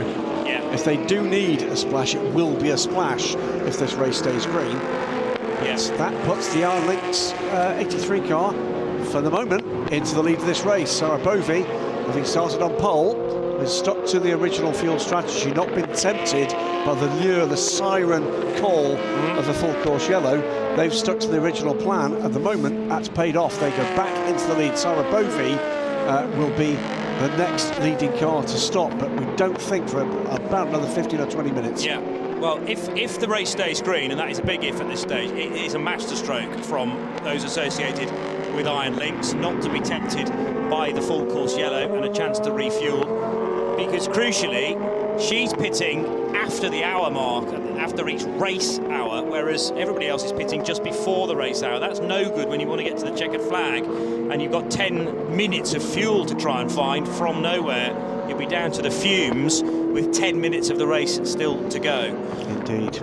So Iron Lynx, the Iron Dames 83 car, takes the lead of this race on the 95 Oman Racing with Teo Sport car. Out comes Sam de Haan now in the 69 car, first time at the wheel from Sam. So it's Oman Racing with Teo Sport second and third, then the Rinaldi Racing car, Nico Veroni, who we will believe will go to the end from here. So that's the 1, 2, 3, 4. Further back, by the way, proto competition with Jimmy Bruni now at the wheel, fifth, but has a line of, how many is that? 5 P3 cars between him and the Rinaldi Racing car, and a gap which is about 40 seconds. So when the driver change took place at the Oman Racing crew for Ahmed Hathi to get out and Sam de Haan to get in, that was the end of a 40-lap stint for the Omani driver. Enrique Chavez did 42 laps. Now they were able to make that distance because we did have a couple or 3 laps under full course yellow, so that will have helped them out as well. Sarah Bovey, 23 laps into a stint, so that's roughly halfway through what the cars were able to manage. Now, but we've had all 3 drivers in the 95 car, because I'm sure I've seen Johnny Adam aboard that car. Yes, we have. So that means John Hartshall has got to get back into the car. Yes, he did 15 laps at the start of the race, but then handed over to his Portuguese teammate. Okay. That's significant because, of course, bronze pace still to burn there for the 95. Whilst it is in second place, that car, inevitably the pace will drop back with the non-professional driver still to fulfill a fair amount of time. Christina Nielsen. So it is. Which garage was she in? In the Iron Dames garage. Okay, that makes sense. Has had a race for them this season. Good to see her. Now bronze ranked, and is that a mark of what the plan is for next year? Because Sarah Bovey has been re-ranked to silver. Yeah. Now, is that a significant shot to have got on TV? You can hear, folks, the sounds of jigsaw pieces slotting into place in Graham Goodwin's mind there, and helped out by our camera guys in the pit lane, piecing the stories together. They may, of course, when we go and ask them the question, tell us absolutely nothing, but the fact that Christina is here, and you've got the Danish connection as well. Iron Lynx, of course, are very much Italian, but with Michelle Gatting part of the lineup. Yeah, some changes afoot there. Yeah, so 2 of their 3 main drivers have been regraded for next year. So Michelle Gatting goes to gold from silver. Yeah. Sarah Bovey goes from bronze to silver. And the missing piece in that jigsaw is, what is the solution for the need for a bronze racer next year? So Dorian Pan will be the next driver into the number 83 Ferrari when it pits in about 10-15 minutes time. But meantime, we will head to a guy who's really been pedalling very rapidly indeed, down with Hayley Edmonds. I'm down in the TDS Racing Vaillant garage with Tymon van der Held. Tymon, you started 6th on the grid and you worked your way up to the first place, but you just told me you weren't feeling very well. struggling to get the line, and after that, I think we went pretty good forward in the race, and we did 2 pretty good stints, and we made it to first position now. And just tell me about how it was out there, because you make it sound so easy, but they look like some big battles going on. No, we had a bit of luck with wet weather, but yeah, you need some luck sometimes. How does wet weather and luck translate? Sorry? How do you have luck in wet weather? Sometimes you have luck and sometimes don't. This time it went well, and I am pretty fine in the weather sometimes. And we could take the car to the first position. I'm really happy and looking forward for the rest of the next year. Thank you very much. Thank you. So Tijmen van der Helm not revealing much about how unwell he is feeling. He does seem a little downbeat. Car spinning coming out of turn 14 Which there. one of the two? It's 13. That is the leader in LMP3. Contact. It is contact. Contact from the 65. So it was actually down at Tora Vip corner, turn 5, and as it was coming out of that awkward left-hander, no, the 14's off as well. So the 14 out of turn 14, I believe, and the 13 has just been nerfed into a spin. CR Cruz rejoins, though. The lap time was way off at 1:52, but at least he's crossed the line. It's the sister car that's in drama between turn 14 and turn 50. That drive-through penalty, meanwhile, is coming the way of the 24 car. So at least the 14 car is back in the race. That's James Dayson. He's got some stories to tell after these first few stints, and rejoins right into the path of the Cool Racing car number 27, heading across the line now in the hands of Nicola Molini. Dorian Pan doing the final few exercises before taking charge of the 83 Ferrari. That was a change of position with 27 going by the 14 as a result of that spin. Yes, okay. So Molini bagging 8th position in LMP3. Weipert playing on the 31 car, so rain is beginning to play a part again. Very wide through there from Matthias Besch. Nielsen Racing, by the way, and trouble as well for the number 5 car is this rain beginning to play a part again. It was on his own, although he was at very close quarters with one of the Algarve LMP2 cars. That's happened at Samsung corner, turn number 8. Yeah, Matthias Besch running rather deeply into turn 3. Did he do that deliberately to avoid any accumulating water on the inside of the turn? Better exit coming out of turn 8 this time, and heading for Craig Jones, the left-hander, at 9. But again, we're into a phase of the race which is very tough to call if you are the current driver or indeed being installed. Put your feet in the shoes of Dorian Pan here, who's still very early on in her endurance racing career, about to be given a really quick GTE Ferrari, which has been pedalled so fast by Sarah Bovey. There's a little bit of heat soak, I'm sure, when the car comes to a halt, and then you've got to get it back up to speed on a track that is getting wetter and wetter. Battle here for 3rd position in GTE, whilst there's a bit of a beat-up going on with the LMP2s trying to get by, but it's the 32 on the back of the 69 at the moment. It's Sam de Haan under pressure from Nicola de Veroni. 3rd place is up for grabs here. The 88 manages to get through and by the pair of them. 66 car in the background there is a lap or two down. Now it's a 43 off. David Heinemeier Hansen rolling backwards down the grass. Surely not going to be able to get it powered out of there now. Oh, he does well. Does very, very well. That was drier turf than unexpected. But this is a blind corner. Did so well to get that done. I mean, yes, the marshals are waving yellow flags, but anybody coming up over the rise between turn 8 and 9 would have smashed into the side of David Heinemeier Hansen. A true T-bone, but we avoided that, thankfully. And now he can get back up to speed. That sees Nico Lapierre through and into 6th position for Cool Racing. Wide-eyed from Rahel Fry. She's grateful not to be directly involved with this. I mean, she's not in the car, is what I mean, but she's still very involved much in a supervisory role this completely, weekend. and probably, you know, guiding the team as to where to go next on strategy as well, having raced in, is it 3 races this year? Did a full season last year, of course, as well. But when you witness moments where cars are having to rejoin the other side of a blind corner. That is not a nice position for David Heinemeier-Hansen to be in, but we averted disaster, and car 43 remaining in 7th position now, ahead of Richard Bradley. There is a clear lap between, actually there won't be a clear lap between those two cars, it's about 30 seconds. Richard Bradley's the first car, David Heinemeier-Hansen is now the first car to be off the lead lap. Leader in the pits, and Matthias Besch. Has he got more drive time to come, or is this the point at which we will see the bronze driver take over? Michael Fassbender being warned about abusing track limits, just a warning at this stage. Rain lights to be turned back on. I think we had about 5 minutes where they could have been turned off. Now, both doors come open. It's just a change of drinks bottle for the driver here, so more Matthias Besch time to come.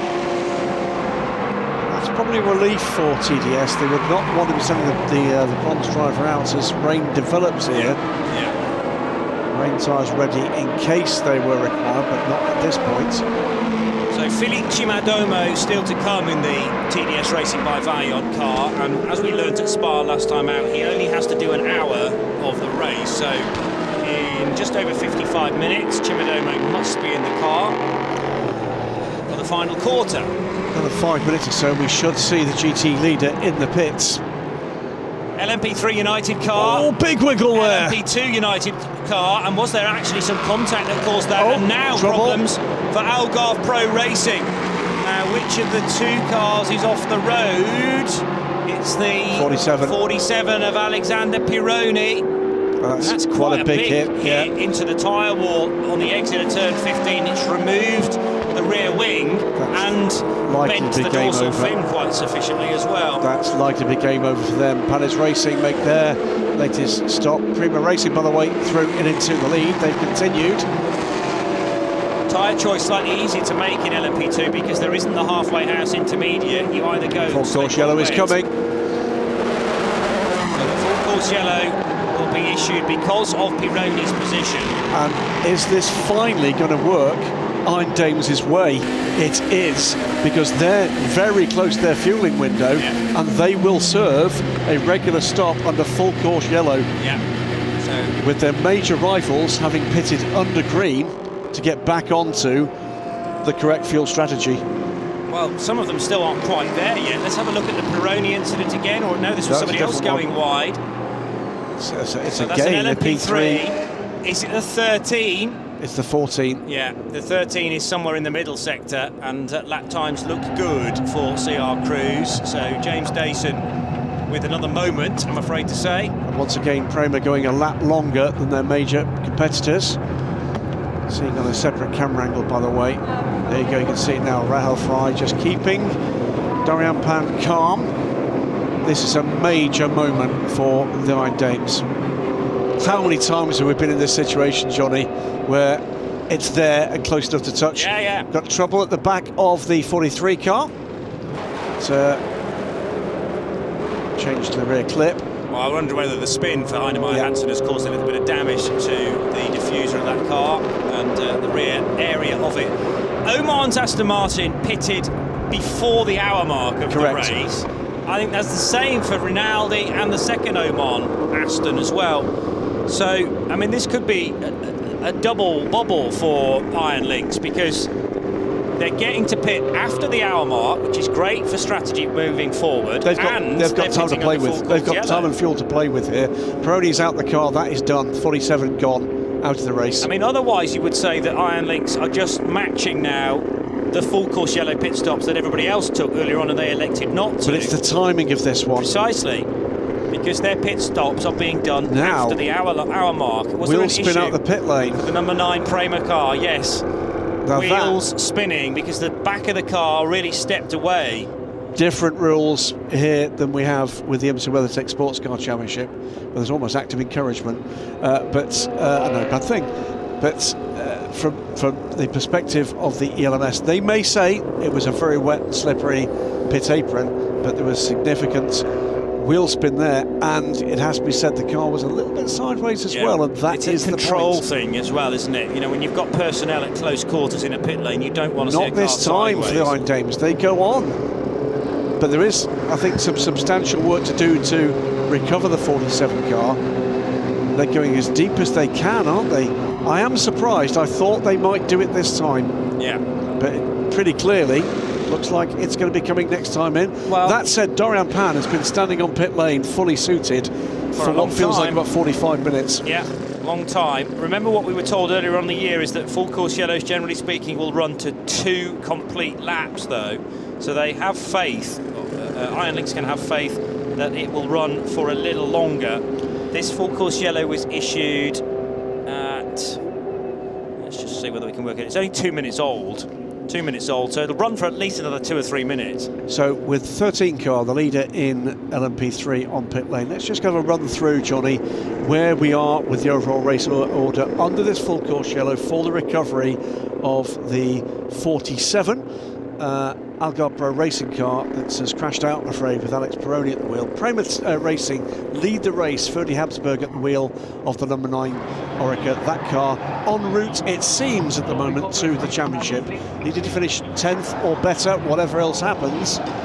TDS Racing by far, Matthias Besch runs second and leads Pro-Am, although that team have not yet had their bronze-rated driver at the wheel of the 31. They're way back from the Premier Racing team.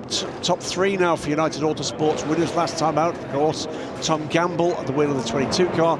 Panis Racing, the only other title contenders, run 4th, the 65 car in the hands of Nico Jamin. And then 5th, now Cool Racing, Nico Lapierre aboard the 37 Orica with the 2nd Algarve Pro racing car. The 18 car running in 6th overall, with Philippe Hurgrin at the wheel of that car. We'll talk about GTE first while LMP3 sorts itself out.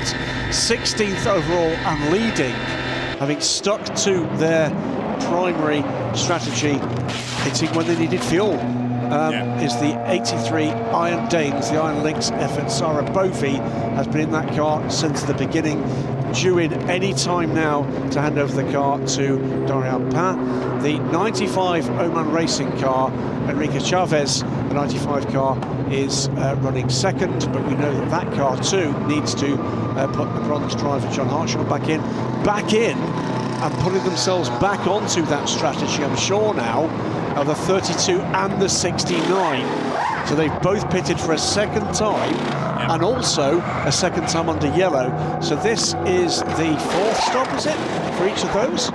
They're going wet tyres on the front of, and this is what I was seeing earlier on. They're into, I think, the Goodyear Eagle for GTE.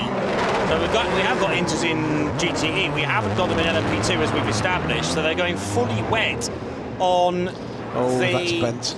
Yeah, the damage on the 47 is not pretty. Fully wet on the 28 EDEC Sport car. Now, which driver did they go with? Because there was definitely a driver change. It's Patrick Pilet.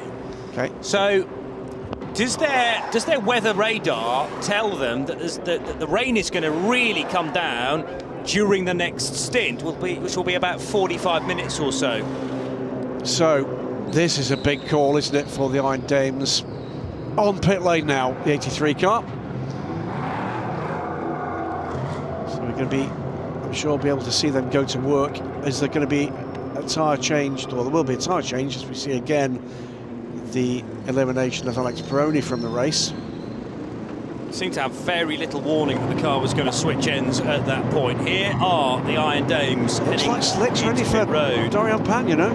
What a stint again from Sarah Bovey. Yeah. It'll be, at the moment as things stand, her final stint as a bronze-rated driver in the European Le Mans Series. Indeed. Up for elevation to silver next year. So total stints for the Brussels woman, was it 2? Because she stayed out during the initial full course yellow. It is slicks. Yeah, slicks for Dorian Pan. That was a 34-lap stint, followed by a 31-lap stint, and enforced rather by the full course yellow. I think they might have been able, well, clearly they would have been able to run even further had we not had this latest full course yellow. Dorian Pan Careful not to spin the wheels as she leaves pit road, and also not to speed heading down into turn number 1, because we are still limited all around the circuit to 80 kilometres per hour. She gets back out onto track. We'll see where the gap is under full course yellow, but so where is the second place car? It's the 95 car, which is pitted. Yeah, because here now comes Enrique Chavez, and this will probably be to hand back to John Hartshorn. There's going to be a significant lead here for Dorian Pan. Yeah. No, Charles checks yet. Inters being readied for this particular car, but no, you're right, driving change not commencing so far. Dorian Pan with pressure, but she seems to be able to soak that up very early on in her racing career. Always gives a very professional interview as well, and surrounded by some ultra pros within the Iron Lynx team. 18 years old, from Ivry-sur-Seine in France, so Parisian basically, Dorian Pan, and back for another ACO rules race, having already competed in the World Endurance Championship. There's that strange statistic where she did the WEC race before her first ELMS. Indeed. So the 32 car, by the way, which will be the second place car in GTE, crosses the line about now as Dorian Pan goes through turn 7. Okay. That's the gap. Yeah. We have an hour and 45 minutes. Johnny, are we going to see history here? I don't see why not, because for me, it's the position of the pit stop within the hour that is massively favouring the Iron Dames. They don't have to pit now. They've got everything going their way right now. Yeah. Well, there's an hour and 45 minutes left. They will have to pit with about 45 minutes left. Correct. And that will see them to the finish. Everybody else has to pit before the final race hour commences.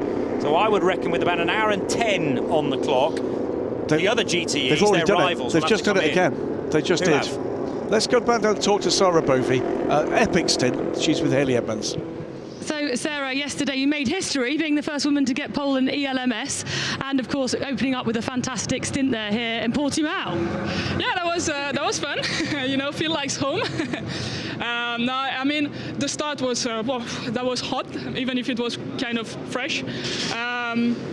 Yeah, I decided to go for safety in the first 3 laps, and then to catch up on the front, and then we had a nice fight with the Aston and the other Ferrari. It was a lot of fun. After the first full course yellow, we were all the cars on different strategies. We'll see now. I mean, I think we made a good call. I hope that, you know, the weather, we cannot really anticipate it in those conditions, but with Dorian and Michel going next, I'm absolutely certain we have a good card to play. So when you're talking about the good call, you're talking about the fact to have taken slicks and not inters. Yeah, but you know, it's difficult to know exactly what is the best in these conditions. It depends if there's more rain coming or not. Obviously, it's always a little bit in between, so it's difficult to know. It was possible to stay on slick, especially when we have a few laps on the full course yellow now. We'll see at the restart how the conditions are moving. So this was your last race in ELMS as a bronze-rated driver. Next year, you can be silver. Yeah, well, you know, I will leave ELMS, I hope, on a high. For me, I just want to focus on what's happening this weekend. That's the most important for me. I think the Iron Dame project deserves to have a win, and we will fight for it until the last lap. That's everything I'm thinking about right now. Great, thank you very much, Sarah. And I'm sure exciting plans for the future, but the suggestion, therefore, is that Sarah Bovey, at least for the time being career in ELMS, is over, and that, again, adds a little bit of meat on the bones as far as why Christina Nielsen is in the garage, perhaps the new bronze being readied already. Now, the point you were trying to make to me, and I was a bit slow to pick up ahead of going to Sarah Bovey there, is that we've had more pit stops for those cars that were pitting 10 minutes before the race hour. So that's effectively putting the 95 Oman Racing by TF Sport Aston Martin on an even keel in terms of when they're stopping in the hour. Rinaldi Racing has already just done another stop as well, haven't they? The difference is we still know we've got more John Hartshorn to come in 95 Aston Martin, and the 32 only has a bronze and a silver. Here we go then, the highlights of the race so far, and there have been certainly many to keep you up to speed with. If you're just joining us with an hour and 42 minutes of the race still to go, look out for the collision down there between Duncan Tappy and the 47 of John Falb, which resulted bizarrely in a spin for a car further back in the hands of Francois Perrodo. Up towards the top of the hill, the highest point of the circuit at Portimao corners. There was jostling of position there and very nearly an opportunity for the Iron Dames. This was an awkward and clumsy manoeuvre from Matthias Kaiser with contact on Tony Wells's LMP3 car. It would put both cars, sadly, out of the race. Brilliant dicing between Juan Manuel Correa and Tymon van der Helm, and van der Helm threading the eye of the needle there with the American to his left and Claudio Schiavone for Iron Links to his right in the bright yellow Ferrari, but he made it through to lead the race and coming into pit lane as the race leader as he handed over to co-driver Matthias Besch. There's the 93 Porsche, which has been in the hands of both Michael Fassbender and Richard Lietz so far this afternoon. Down towards the Primera corner at turn 1, the 13 car running a touch wide there, just hitting the brakes a little bit too late, and it's so easy therefore to run off the road, but dicing with its championship rival.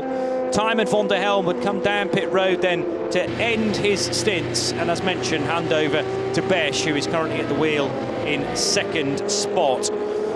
Prema Racing pitting. This was a difficulty for Michael Fassbender.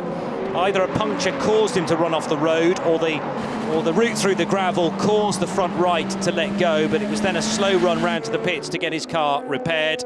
And this was from a long way back, Tom Gamble darting up the inside to take the place on David Heinemeier Hansen. Contact at Tora Vip corner for the LMP3 race leader, remaining the LMP3 race leader, although as we speak that car is in the pit lane in the hands of Nico Pino. And this has brought out the latest full course yellow and offer Alex Pironi to unfortunately put the 47 Algarve car out. So here are the current standings, 72 laps done. There's an hour and 40 minutes still to go of the final race of the year in the European Le Mans Series. Prema Racing lead. Full course yellow speeds, remember, so the differential of a minute or so can't really be read too much into, but it's TDS Racing by Vaillant in second, United Autosports in the hands still of Tom Gamble third, Panis and Nico Jamin fourth, and in fifth position is the Cool Racing car number 37 of Nico Lapierre. Then it's Philippe Ugran for Algarve Pro Racing to complete the top six. LMP3 leader in pit lane as mentioned, so a pit stop, and this might be one of the timed ones being done under full course yellow, which is not a bad shout for the Polish crew. United Autosports Finn Gersitz in second, 17 Cool Racing third for Malte Jakobsen, and in fourth position in P3 it is the Andrew Bentley driven United Autosports offering GTE led by Dorian Pain under FCY conditions. She's on slick tyres in the Iron Links Ferrari. Then the Oman Racing by TF Sport Aston Martin for Enrique Chavez, and the 95 car we reckon is on a cut slick or an intermediate tyre from Goodyear Eagle. Rinaldi Racing running in third, Nico Verone. We didn't see his pit stop, so not sure what type of rubber he's on. It's Goodyear, no doubt, but are there grooves, are there not? And Sam Dehaan running fourth in GTE, car number 69. There is still rain coming down by the look of the windscreen of Ferdinand Habsburg. Yeah, another couple of things, as you've seen on screen, some repairs still going on to the banding that protects the tyre wall at the scene of Alex Pironi's shunt in the 47 car. That car is, as we confirmed a little earlier, out of the race. And also just looking at where that latest stop for the 13 car has left things. The 13 car now back on track in the hands of Nico Pino. He's at the moment between turns 4 and 5 on what is it for him, lap 69, just waiting for the two following cars. That is the United Autosports car, Finn Gersitz. There they are, crossing the line at the moment, with his mirrors completely full of Malte Jakobsen. This is the battle for second, and they are some 5 corners behind the leader. I think you're right, Johnny, by the way. I mean, yes, there will need to be another stop for the 13, but that can be now just a splash of fuel. Well, it'd be more than a splash, but We're going to go back to green flag running in about 15 seconds. And the first thing that's going to be engaging us is a fight for second place in LMP3. Yeah, just going to see if I can pull up the details for the 2 pit stops for car 13 they've already done. And it is 2 long ones, I reckon, already. So they're in the back. 17 has definitely done both his long stops. Yeah, okay. I'm going to guesstimate that the 13 has as well. Up the inside, Jakobsen goes for second place. He's not going to keep it on the track. Yeah, that's the tricky thing, because remember when they were last racing, the track offered a lot more grip down at Toravit. So immediately he's swinging to the left, swinging to the right to try and generate tyre temperature in the Michelins beneath him. Yeah, just imagine the... Oh! Very nearly disaster for Jakobsen. Almost into the back of the number 2 car. Fingersits. Well, he would have enjoyed the moment of watching 17 sail by and sail off. I'm sure. But wouldn't have enjoyed the moment if it had connected there. Would have given him a massive whack in the rear. But it's important for Jakobsen. He needs to win the race if they've got any chance of winning this title. And the gap, a large one, and part of it filled by the 2 car, and he's gone through up the inside this time. Can he hold it this time? Yes, he can. Through to second place. Melter Jakobsen, Cool Racing. So our title contenders now sit first and second in LMP3. Nico Pino with something like a 37-second gap to Melter Jakobsen. Nico Baroni and his number 32 Ferrari, the team giving the instruction that they've got to repair the rain lights at the next pit stop for car 32. There will be at least one more for the GT cars. That is a significant moment as well. That's another thing that's just swinging the way of the 83. Yeah. So in terms of the GTE battle, as we watch Melter Jakobsen pulling away now from the United Autosports car, 83 in the hands of Dorian Pan has a 41-second gap to Enrique Chavez, but the 95 has got significant bronze driving time still to burn, whereas the third driver in the 83 is Michel Gatting, a silver-rated driver. The 32 car in the hands of Nico Veroni, who we believe will go to the end of this race, but they've got a repair to make to that car in their next pit stop. Then you've got the Oman Racing team with TF Sports, Sam de Haan, 4th place in the 69 car. They have burned all of their bronze driver time. They have got a gold driver still to come, but they've got a big gap. That is now, what is that, 39, 40, 50. It's getting on towards a minute, the gap now to the 83 car. Big slide there for the 69. Sam de Haan did actually pretty well to hang on to that, but it was at 45 degrees to the direction of travel. We are quite rightly focusing on who might be able to win this race in isolation in GTE, but we also shouldn't lose sight of who's going to win the championship either. Now, for Proton, they're down in 5th position, but the cars ahead of them on the road, none of them really are in the championship fight. 69 stretch, but really Proton are focused on where Kessel Racing are, and crucially the Kessel Racing Ferrari is tucked in behind them, but there's only 6 seconds separating Jean-Marie Bruni from Frederick Schandorf. Yeah, but what does that do in terms of the top 3 for the Iron Dames? That would give them 25 points plus the one for qualifying yesterday. That would put them onto 65, 70 points. Yes. Correct. That would, I think, put them into the top 3 and an automatic invitation to the Le Mans 24 Hours. They've already got one. Well, that could be very interesting to see what Iron Lynx decide to do with that effort, couldn't it? Yeah. So will they get the invitation as a result of finishing in the top 3? Because we've had 12 championship regulars in the category. I think it's when it's north of 10, it goes to 3 automatic invitations. So for next definitely year. 3 will go from GTE. Yeah. The championship winners in LMP3 and the top 2 in the championship, which look at the moment to be heading the way of this car, the Kramer team. So a potential 2-car effort for them at the Le Mans 24 Hours next year.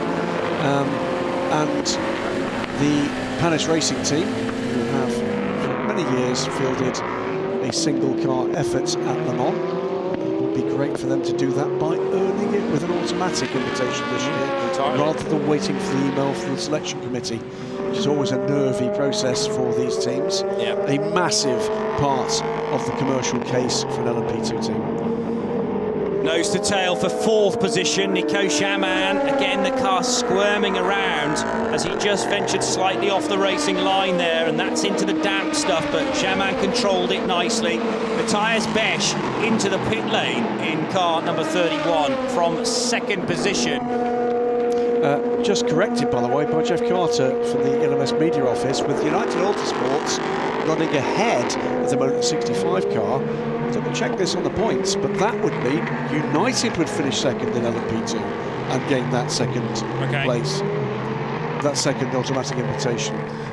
Also, and it's great, by the way, thank you so much for those of you that interact with us on the variety of social media. From James Edmonds, and reminds me that Malte Jakobsen and Nico Pino raced together at Petit Le Mans 2 weeks ago with Sean Creech Motorsports, and there they are battling away for not only the win in the class but also the championship. Thanks very much for that, James. More and more storylines. 91 minutes to go after what's been a spellbinding ELMS season. I was talking to one of our paddock regulars just a few minutes before we came on air, saying what a happy place it's been, with most of the COVID protocols now a distant memory. You can see a smile or two back.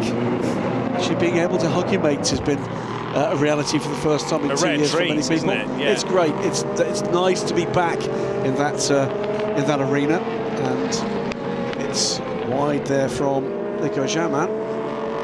Under pressure here from Nico Lapierre, and with that point position, as described by myself and relayed from Jeff Carter in the LMS office, this position could matter. There's the United Autosports car running 2nd, almost a minute back, by the way, from Prema Racing. It's fast cruise to the Tour Championship from Prema once again in this race. Gamble, Jamin, Lapierre separated by just over 2 seconds across the line. It was the Nielsen Racing car. That's pitting from 4th in LMP2 Pro, M2 Pro-Am rather. Matthias Besch has just pitted again, yeah, he did, still shown as being in the car. So still no Philippe Chimodomo. Well, Chimodomo will do the final hour, as we talked about at Spa, but I didn't quite understand why the car came in when it had the chance to do that pit stop, surely, under green flag conditions. I think it did. I think it's just given Sorry, again. not under green flag conditions, under the full course yellow, I should say. But yes, it's done two stops maybe sequentially. There was a moment there for the number 10 Euro International car. That's the already much delayed car from problems earlier in the race. Ran as far high as 2nd in the race, but Miguel Cristovo having a moment there and not doing much for their prospects for progress in this latter part of the race. Yeah, you're right. So Besch pitted at the end of a 27-lap stint, instigated by the full course yellow. And then he only did 6 laps. Tyres? Yeah, perhaps. Maybe they went the wrong direction on rubber. That's it. And have realised now the track has got much drier, and he can't do anything with particularly with wet weather tyres. No inters will reiterate in the LMP2 division. More pit stoppers in the midfield for LMP2, Decane team in the hands of Richard Bradley. Patrick Pilet bringing the number 29 EDEX Sport car in. And also, by the way, that will be the end of Michael Fassbender's drive time in this championship this year. Yeah. And he hands the car over, the 93 car, for the last hour and a half. Again, you know, much more progress made, I would argue, in 2022. There's still the chance of the odd error, and I think when the track conditions become very treacherous, and you know, all sorts of people were going off at the start of this race on slick tyres on a wet track. There is so much power underneath your right foot, and it's still quite a judgment to know how much to give it. But I hope he doesn't beat himself up too much about what happened in the early stages. There's some suggestion from one or two on Twitter that maybe it was running over a curb and then returning back on that caused the puncture. So you disappear off the ledge and then sort of wrench the tyre back on from the other side of the curb, which then caused the thunk on the onboard and chucked him off then into the gravel. But it was at the start of the lap, so very costly, because he had to do virtually the whole 4 kilometres. on 3 inflated tyres. Would say, by the way, very much more relaxed in his role here as a racing driver than he has been, growing into that role, and that's great to see. Great move around the inside here from Nico Lapierre. Can he hold that? Nico Jamin, he responds to it, keeps the inside line. Great stuff from these two, huge respect being shown.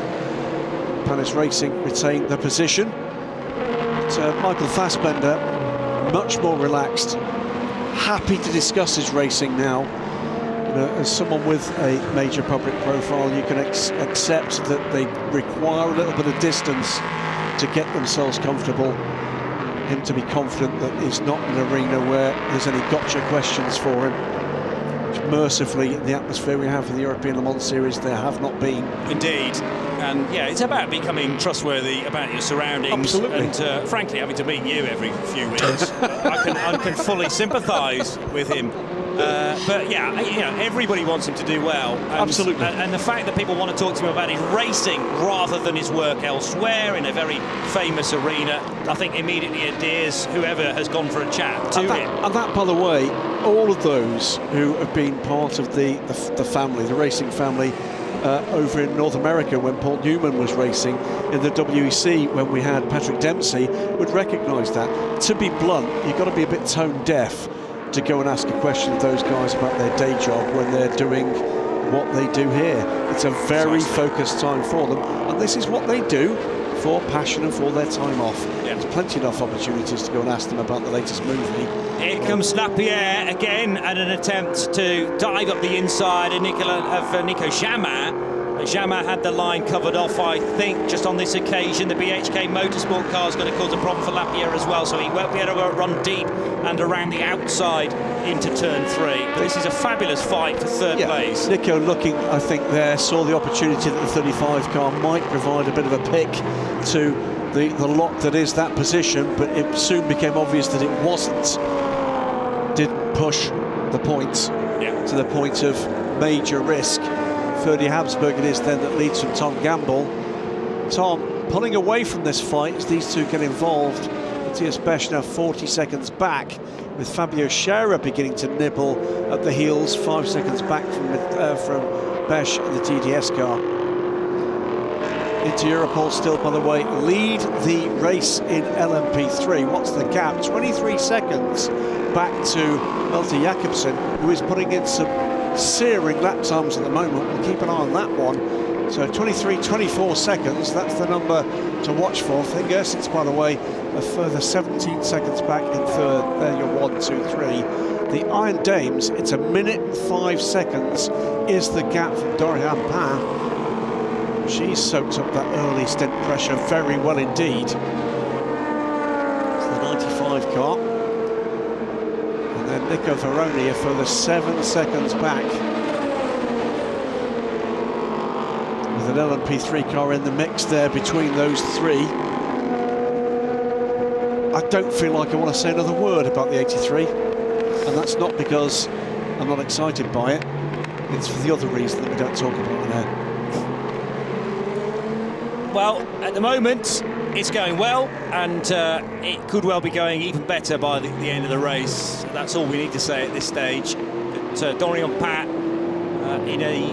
the car is in a safe pair of hands, no doubt, with her, because having plucked out the fastest lap times 3 weeks ago from Spa, she was quicker than people like Ricard Leeds, Alessio Picariello, some of the real stars in the GTE category, and managed to find the fastest lap of the race in tricky conditions as well during her stint. So Dorian Pain will keep it there or thereabouts. And as Sarah Bovey made the point, as now Lapierre thought about a move on Jamin at the top of the hill. There, didn't he? He really did, and I'd seen what you'd seen as well, but I think Jamin had spotted it too, and just tightened his line at the Portimao sequence of corners through 9 and 10. And now Lapierre having to go one side and then the other of the Kessel Racing Ferrari number 57 of Frederick Schandorf. So some time let back to Jamin there, but he should be able to gather that up reasonably well. Of the two cars, Lapierre looks the quicker at this stage, but it might be a few more laps before he's right with fellow Frenchman Jamin to fully challenge for the third place again. Ferdy Habsburg in the Prema Racing car, right where they need to be on lap 83. Almost a minute to the good over the United Autosports car of Tom Gamble, number 22, second. Then this battle, Jamin against Lapierre, third and fourth. Matthias Besch, maybe they went the wrong way on tyres at TDS Racing with 2 pit stops just 6 laps apart. And the car back out into the race again, retaining 5th place. But Philippe Chimadomo still to come. Remember, they are battling really for Pro-Am honours and looking to try and get a podium out of it.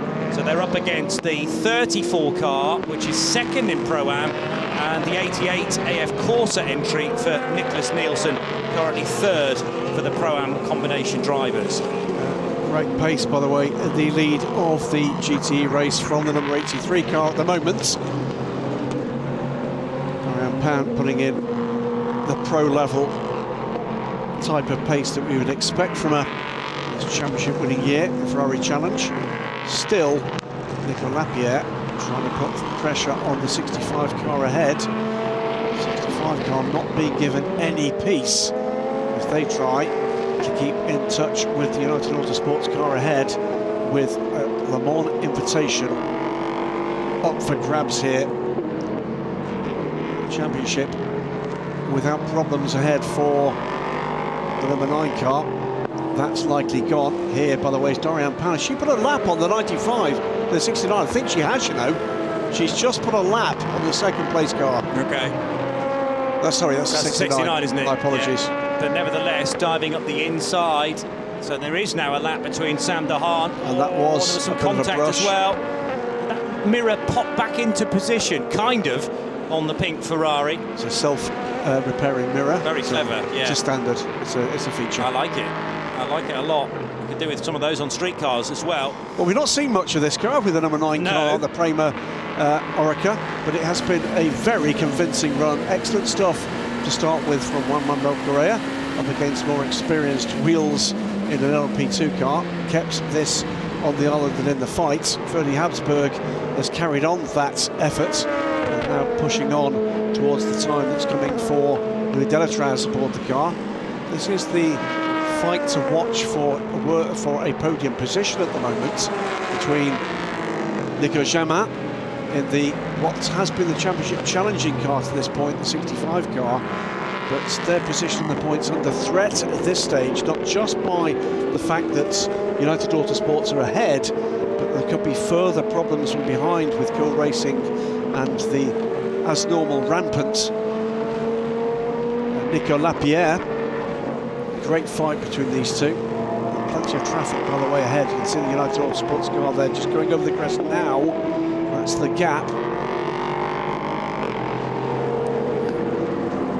So Lapierre still working hard at the wheel with, well, a very good time last time through, in fact, for Jamin. This is a bit tight for comfort, though, into slower traffic in the form of Sam Dahan in Aston Martin number 69 for Oman Racing. There's a TF Sport car looking to thread its way through as well, which is the Racing Team Turkey machine. It's so easy that a prototype and a GT from the same team could clash with one another. That's the situation regarding the points in the LMP2s as things stand. Now, bear in mind, second place in the championship is so crucial. They are level with Panis. Yeah, so but United have won a race, wouldn't it? United have won a race. Yeah. Don't think Panis have they? Well, we've had 3 wins. This would be a 4th win for Prema. We had an Edex Sport win, and United last time out at Spa. United winning it on countback. Yeah, both finishing on 91 points. So how valuable would that win have been to United Autosports? Gives them hugely so. And Panis, who have won races in the ELMS, and of course they had a really good run at Le Mans the last few years as well, finishing on the podium. But the fact that they haven't won one of the 6 races this year might come back to bite them unless Jamin can find a way to catch Tom Gamble and pass him. And if they don't do it with these driver stints, we'll be switching drivers fairly shortly.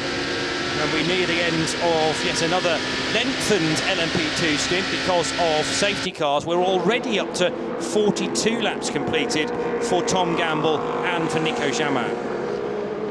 Keep an eye on the other fights here as we watch the number 34 car. The Racing Team Turkey car now in the hands of Jack Aitken. Second place in LMP2 Pro-Am. A minute ahead of Nick Nielsen in the AF Corsa car, but with the TDS Racing car ahead, but no bronze time fulfilled there. And I think Sally Yolok has done his, so it is going to be top pro time to the finish for one of those contenders. TDS, close the gap. It is better part of a minute. Projected points for LMP3 now at the bottom of your screen, and it's Nico Pino on course to take a 4th win of the season. Back-to-back wins they would be as well for car 13 into Europole competition. That would take them to 104 and easily champions over Cool Racing, who are at the moment in 2nd place. But Malte Jakobsen trying to take bits of time out of Pino here and there. He has done. He's taken about 3 or 4 seconds out of it. Pino has now responded to that, upping of the pace from the Cool Racing car. Yeah. So again, impressive response with 13. Going for the win here, for the championship, and going to Le Mans. Exactly. Just the one LMP3 invitation open to them, so Cool Racing can't just sit there in 2nd, take 2nd in the championship and expect to be at Le Mans next year. It doesn't work like that in LMP3. And remember, into Europole have got 2 LMP2 cars.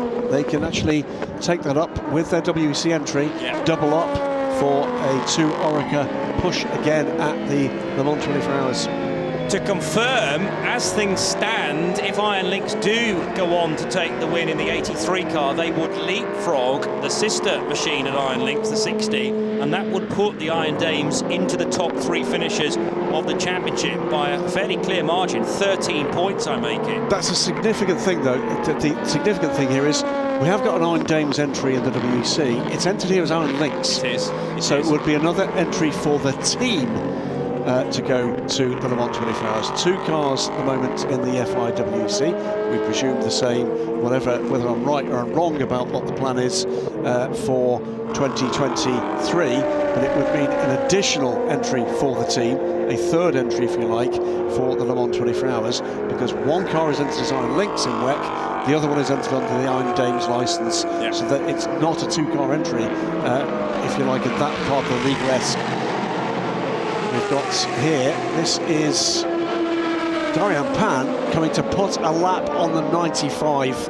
So this is what you mistakenly called, and the 32 just 5 is just minutes ahead. ago. Yeah. So to the outside, Dorian Pan trying to find a way by car 95, Enrique Chavez, and now ducks to the inside line. Great drive off the corner, and out into the marbles goes Chavez. So take that, says Dorian Pan. And the Aston Martin very nearly lost the back end. And now up ahead, Nico Verone, who I've been a huge fan of in recent years. To put Dorian Pan's going to make him look very average in field. Yeah, precisely. If they're going to win it, what a way to win it. Yeah. So Pan approaching Verone at a massive rate of knots. Verone was the star for me at an event I covered just weeks ago at Barcelona, the 24 Hours there, and he was the standout driver. But Dorian Pan's been catching the Argentinian and should be able to find a way by in a minute. And as you say, that will put all of the GTE cars off the class lead lap. Quite a statement. And that has come, lest we miss this point, blistering pace from Dorian Pan.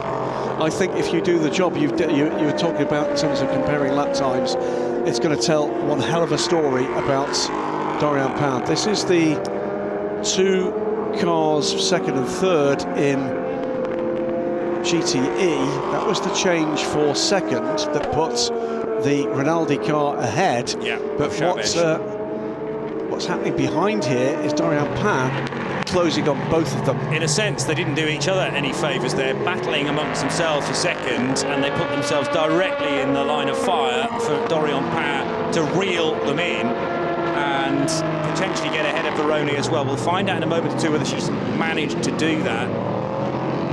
But the battle of the 9th in LMP2 is between Nicholas Nielsen for AF Corsa and Patrick Pilet for EDEX Sport. Just half a second between them. Pilet was put on, well, we said at the time, wet weather tyres. They must have returned, though, they'll change that back to slicks. Because Pilet's never going to be able to do these lap times. Nick Nielsen, the kind of young Ferrari talent, Patrick Pilet, the well-seasoned, aged Porsche talent behind. He'd love me for that. The 4-car ahead, by the way, is going to be coming down pit lane for drive-through penalty for track limits, the DKR car, and there's a good old lock up there into the parking, but has just given Nick Nielsen a little bit of a breather from Patrick Pilet. So Pilet, I wonder whether it was his lockup actually. No, it was 12. the 4. It was the 4. It was the 4 yeah. DKR car. Okay, so that is being driven by Sebastian Alvarez. Paul-Luc Chatin watching on his man Patrick Pilet, and over the line he goes now, still with the rain lights flashing. Again, the rain has disappeared for the time being. Will there be a sting in the tail regarding the weather? There's a few rain spots on the camera down at Primera corner. But significantly cooler than at any point this week. Down the pit lane comes number 57 Kessel racing car, could well be their final stop. Maybe not quite in the window, it's close. Frederick Scharndorf.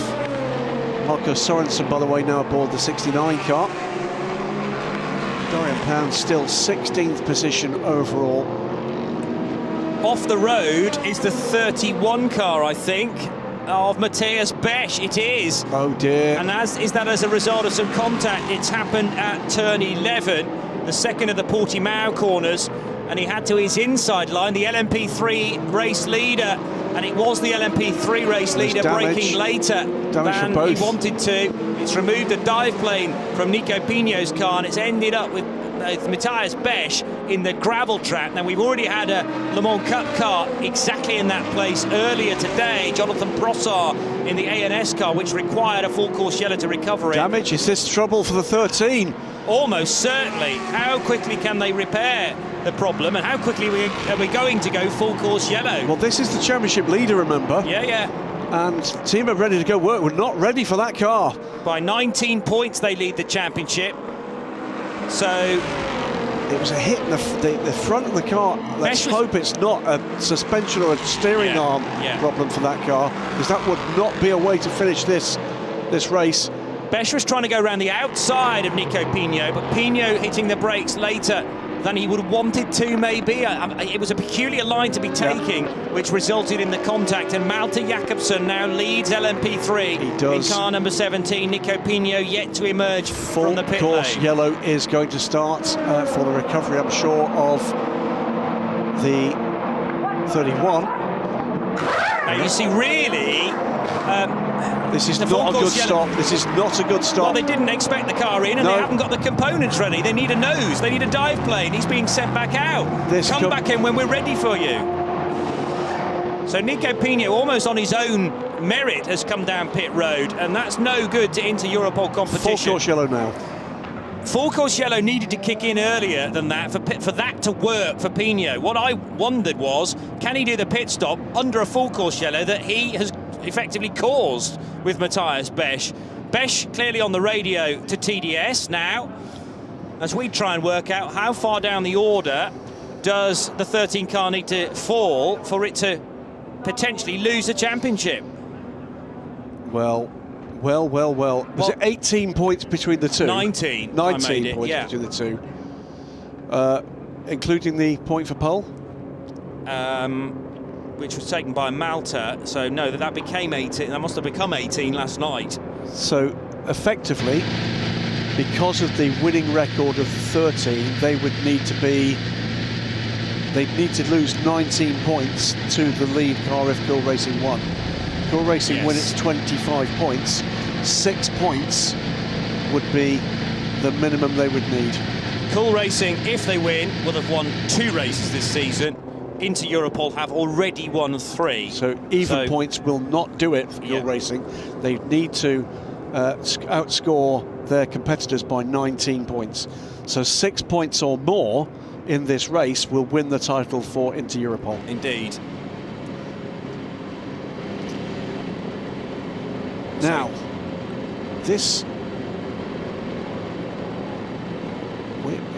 we're in the window, very close to window, for Dorian Pan to be able to pit under yellow for the final stop. Yep. A GT car, really 60 minutes is the magic number that you need to work to. And this four-course yellow again should stay out but the 31 for car 2 laps. Is back and running. Is there damage there? But even though the cause of the full-course yellow is running again, I don't think at race control they will get the race back underway for another few minutes. By the way, we should make clear Racing Team Turkey now lead the LMP2 Pro-Am Stakes from Nicholas Nielsen in the AF Corsa 88 car. Apologies. So at the moment, Matthias Besch, although he's pitting, I'm sure at the end of this lap, could it be Nielsen Racing to take the final podium position in LMP2 Pro? I think it will be. LMP2 cars pitting. It is those 3 cars battling for second. United Autosports, Panis Racing and Cool Racing for their penultimate stop, all 3 of them. Tom Gamble, Nico Jamin and Nico Lapierre all on pit lane. So 2 is the number 2 car from second in LMP3. Nico Pino has re-emerged from pit lane, but does he need to come in again? Is there a further repair required? And is it tipping down with rain? I think it is. It is. It's really starting to come down again now, yeah. So as expected, there was going to be some more rain. It was really just a question of how much arrived from the skies. So often Portimao is treated as well with weather, even though it is mid-October. But yeah, it's starting to team down now, particularly at pit road, and that makes the concrete surface in pit road very treacherous indeed when cars are trying to stop in their marks. That's a switch around. That's the 37 has got ahead of both of its competitors. 37 Cool Racing moves forward into what will be second position overall. And as they all come out the pit lane, in comes Prema Racing with that 1 lap further they've got on fuel throughout this race. So Cool Racing up to second place, Ifeye into the fray. Job van Utrecht is now aboard the Panis Racing 65. Phil Hansen aboard the 22 United Autosports car, which drops 2 places in that pit stop. Oh dear me, this just keeps throws things at you. Going back to what's happening in LMP3, it is impossible for those teams to finish on level points because it would require Inter Europol to score 7 points. You can't score 7 points. Yep. So if they scored 6 points, they would lose the championship by a point if Cool Racing win the race. 6 points is 7th, isn't it? It is. You get 10 for 5th, you get 8 points for 6th, you get 6 points for 7th. That at the moment is in the hands of RLRM Sports, and that is 2 laps down. Yeah, okay. So they need to get that car back into its rhythm where possible. You know what, this race has running had again. Something of everything, hasn't it? It Weather, really drama. There's something about Portimao, and we are coming back here till 2025, folks, as the ELMS and Le Mans Cup finale. That was confirmed just a couple of days ago. I'll tell you how good this race is. I've not even looked at my sandwich. Yeah, we've both got slowly, gently warming sandwiches in cardboard bags over there, and there's no chance that that's going to get eaten much before 6 o'clock tonight. Absolutely blind. It's just spellbinding stuff this afternoon, again. And this rain is tipping down. So this is surely forcing people's hands now in terms of going with wet weather tyres for the next stint. Depending on which drivers are going to be in the cars next, you know, you put yourself in the shoes of TDS Racing, who are running again. They've got to put their bronze-rated driver, Philippe Chimodomo, in the car now for an hour. This is Chimodomo exiting pit road in car number 31. Has to be wet weather tyres. You've got to go with the current conditions with a bronze-rated driver, without a doubt. What's the next drama to hit us? Who knows? But we've had virtually, I thought the Le Mans Cup race had everything this morning. This is running it close. We're going back to green flag racing, by the way, Johnny, in 45 seconds time. It will be an hour and 3 minutes remaining in this race and in this season. 30 seconds to remove full course yellow. 30 seconds to remove full course yellow. There is the weather radar. That does not look too pretty, does it? It doesn't. Bearing in mind we're in the lower portion, you can just about see Portimao, the name of the coastline holiday resort. Full course inland from that. But the next bout of weather 10, looks like it could be 9, fairly prolonged. 8, 7, 6, 5, 4, 3, 2, 1. Full course yellow removed. Full course yellow removed. Green flag then is out all the way around the racetrack, and this a launch into the unknown now for Louis Deletraz. The car behind him, which is the Kessel Racing Ferrari, has far more grip at this stage. Don't be surprised to see the 57 car able to actually overtake and get a lap back on the Prema Racing machine. It is slightly better, Louis Deletraz's mount through the final corner. Philippe Chimodomo inching his way delicately out of turn 4, the left-hand kink that leads to Tora Vip corner at the bottom of the hill. But this is so tricky now as well, the hairpin at the bottom of the hill. 37 has lost the place to Jon van Uitert. Yeah. So if has this tyre choice.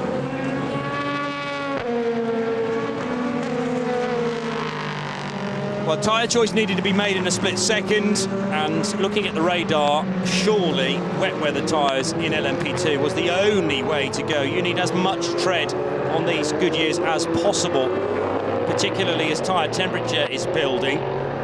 Look at the cars moving around so much. That doesn't look like a car on wets to me. No, all right. Well, what about Phil Hansen behind? He's struggling too. But he's going by him. I think that's on slicks. And he's going off. by him and he's off the road. I did think that was a risk because Hansen was all over the place as well. And now he's beached because that's the end of the tarmac and the start of the gravel trap. And those rear wheels are hovering in midair. That's the automatic invitation gone. Yeah, car 22, maybe in that one fell swoop, out to the outside line where a lot of the marbles have built up. Well, and that surely will enforce a further full course yellow because it's exactly where Matthias Besch came to a halt. So Phil Hansen off the road, trying to get ahead of a slow-moving Yifei, but Yifei was going at that rate for a reason, you would argue. And Phil Hansen now having to wait for the decision from the race director. Full course yellow is coming again in 30 seconds. That was not just predictable, but the only sensible thing to do. Prema Racing, this is squeaky bottom time, isn't it? Keep it on the island. Yeah. The championship is at stake here. And what you don't want is that kind of mistake. Well, precisely. They have got a minute and a half. That's a lap. Yeah. But Phil Hansen will not be out of that gravel trap in a lap. And it can happen to any of them. Now, who is approaching at speed as we go into the full course yellow? That's the Patrick Pilet car. Did he pass him? Just going in the full course yellow. I think if you start to overlap and then actually give the position back again, that's generally considered okay. Bad words will be being spoken inside that 22 car right now. Yes. It's lucky for us on a family show. And by the way, it wasn't Patrick Pilet. It was the 24 Nielsen car. Okay. Well, I'll just continue the record all today of getting the Nielsen and the Edex Sport cars mixed up. I've done that on about 3 separate occasions. Let's head down to the team that were leading LMP3. They're now in second. I'm down here in the interior pole competition garage, joined by Charles Cruz. After the incident with the LMP2, Nico Pino just sustained some damage to the dive plane. We saw him come in, but then went straight out again. Are you any intentions to replace that? No, I don't think we'll change the nose. It'll just take too long at the moment, so we'll just have to suffer through for the final hour. But no, I think he thought he had considerably more damage than it turned out we did. It's often the case after some contact and a lot of pickup that the car feels quite terrible, but you know, it seems to be okay at the moment. We just need to kind of into survival mode at this point. So you're going to go all out because, I mean, really, you've got to finish better than 7th to win overall. Is it something you bear in mind? No, it's definitely the focus today. The overall win, I think, at this point, kind of subsided, and we need to just focus on making sure we get to the end. Thank you very much. Thank you. By the overall win, Haley meaning the championship battle that we've been talking about, overall win in LMP3. Well, yeah, they're going to concentrate less on winning the category and more on getting as much points that is necessary to take the championship win. That was Phil Hansen's moment on the high side of Portimao corners. 30 seconds. Skating off so easily done, but clearly he was thinking, I can go a bit faster than you, Ifeye, and I'll try and overtake to the outside line. There was even less grip there. The track was gripping up, if anything, on the racing line, and that was the result. We're going back to green flag racing. 15 seconds to remove full course 15 yellow. seconds, thank you. 10, 9, 8, 7, 6, 5, 4, 3, 2, 1. Full course yellow removed. Full course yellow removed. So the new top two after that latest incident, how much more has this race got to give, is Prema from Panis, and if they finish like that, it'll be Prema to take the title, Panis to finish in second in the championship, but they will both get an auto invitation to next year's Le Mans. Yeah, United Autosports, by the way, rejoined Phil Hansen down in 7th place. That was very costly indeed for their championship aspirations, or rather their aspirations for an invitation to Le Mans from this effort. Remember, they already do have 2 with their planned programmes in WC. Have run 3 before. There's Dorian Pat looking to put another lap on the number 66 car. This is the JMW Motorsport car. And is that Matt Payne at the... it is Matt Payne at the wheel of the venerable number 66. I think I'm right in saying, and Jim McWhirter will correct me instantly if I'm wrong, this is the 33rd consecutive race for that car. Wow, that particular chassis. It is the 88th ELMS race for JMW with Ferrari, plus 15 with Ferrari for Le Mans. Nice. So well over 100 races now for JMW. Big slide there from Melter Jakobsen and another. Yeah, but controlled well again, and these are the moments that with lesser experienced drivers the car could very easily rotate and go skating off to the high friction asphalt, or even worse, to something solid like a tyre wall or an Armco barrier. But Melter Jakobsen controlled things really well, and Cool Racing are still on course at this stage to take the race victory. They will have said to themselves at the start of the weekend, that's all we can do. We can't control what goes on in the rest of the race. Just try to win it and see what else happens with inter-Europol competition. And clearly, Nico Pino's car is not in the best of health, with the damage to the front right corner. As again, sideways for Edex Sport. The 17 car of Melter Jakobsen out of turn 3 at Lagos corner. Very nearly losing the rear end that time around as well. Speaking of which, the Duquesne team, the 30 car, that looks like it's been off the track. Rui Andrade, the driver with dual nationality, both of Portugal, so technically a home race, and Angola, born in fact in Luanda. So 2 different nationality flags on the waistband. And Rui Andrade is able to recover that situation, running deep into... OK, so we had the Algarve Pro Racing car running far too deep into Toravit, but worse for Rui Andrade was a half spin. So it's the number 9 car running 1 minute and 23 seconds clear at the moment of Job van Uitert, and rather quicker on track at the moment. Is that a tyre difference? It could well be, because it's quite a substantial difference. Looking as well at the second place in LMP3.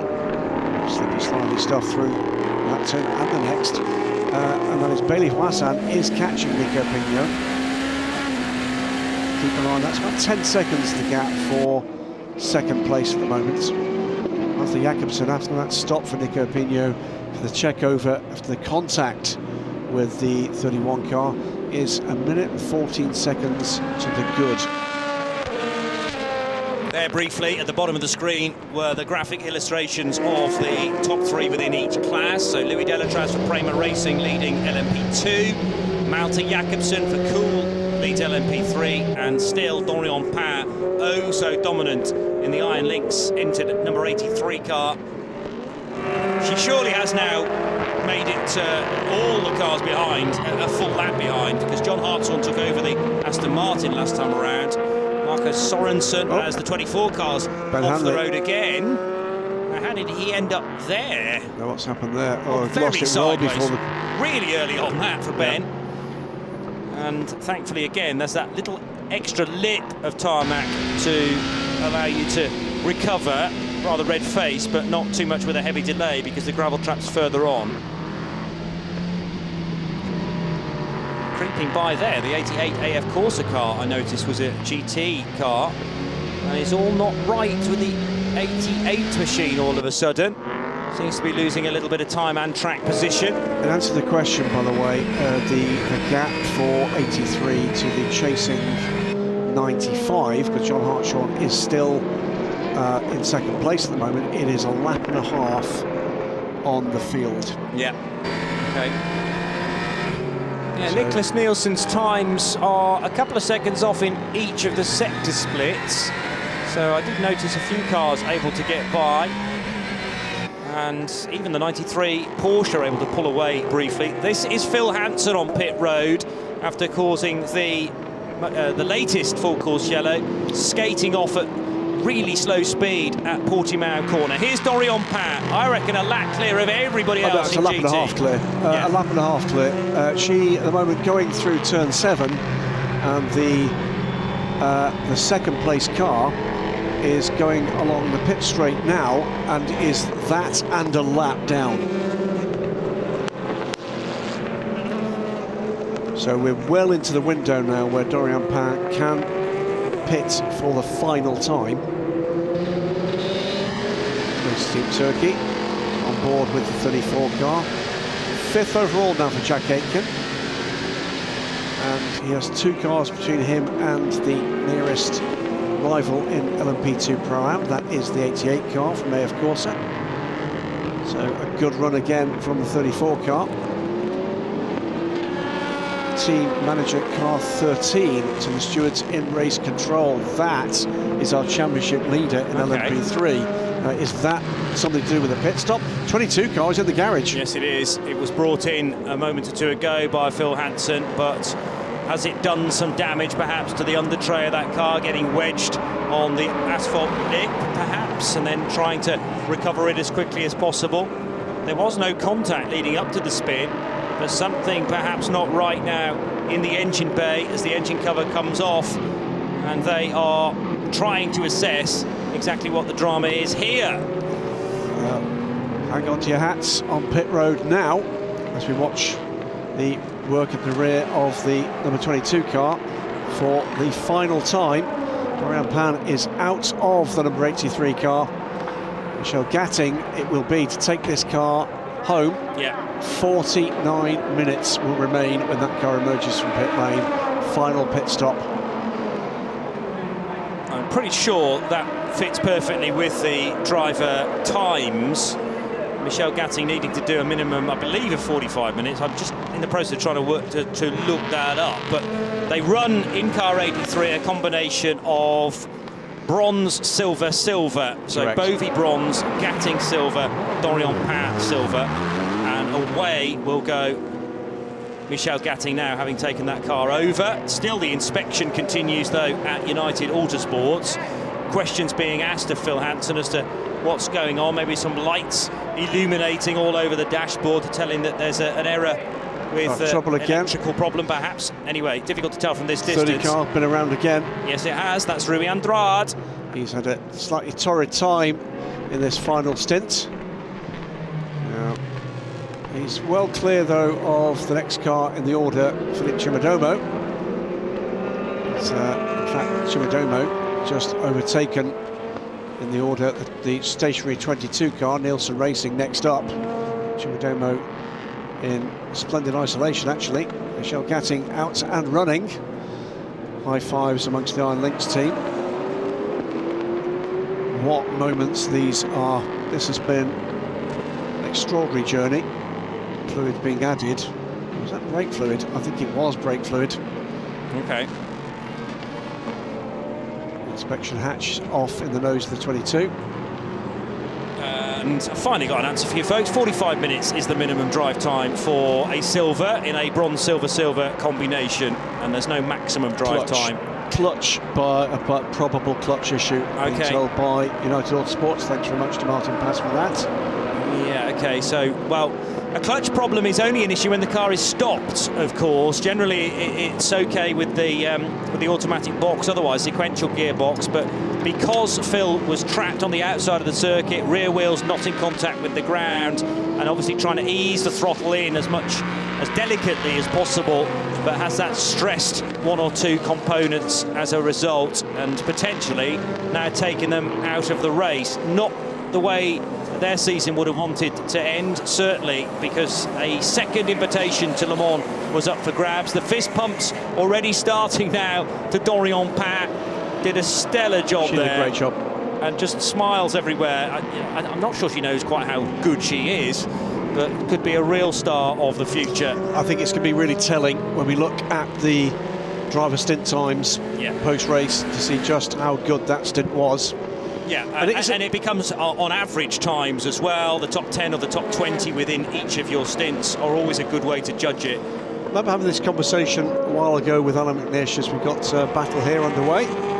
77 and 57. It's our top two in the championship, isn't it? Yes, it is. And this is for 4th place in GTE. And the question to Alan was about just how and why, when a driver finds success in a formula, it continues to come. Yeah. What is it about the psychology of that? It's quite an interesting question to pose. We did see Dorian struggle when she first came into GT3. Side by side, it looks to me as if this is going to go the way of the 57 car. It is Mikkel Jensen going by Lorenzo Ferrari, does so. He's got through, so that will now give the Kessel Racing Ferrari provisionally 12 points. Yeah, so Jensen in the Ferrari goes past Ferrari in the Porsche. Yeah, make sense of that one. It doesn't affect the championship order, though. They're done. Phil Hansen is out of the car, but to stress the point, Proton still on course for 82 points total, Kessel 75. So even though Kessel now ahead of the Proton Racing Porsche, there's still 7 points as an advantage for Proton competition. As Let's look at the gaps we're talking about here, because that could be significant, couldn't it? It's quite a gap. It is 13 points to Marco Sorensen, John Hartshaw, and some significant further gap ahead of that.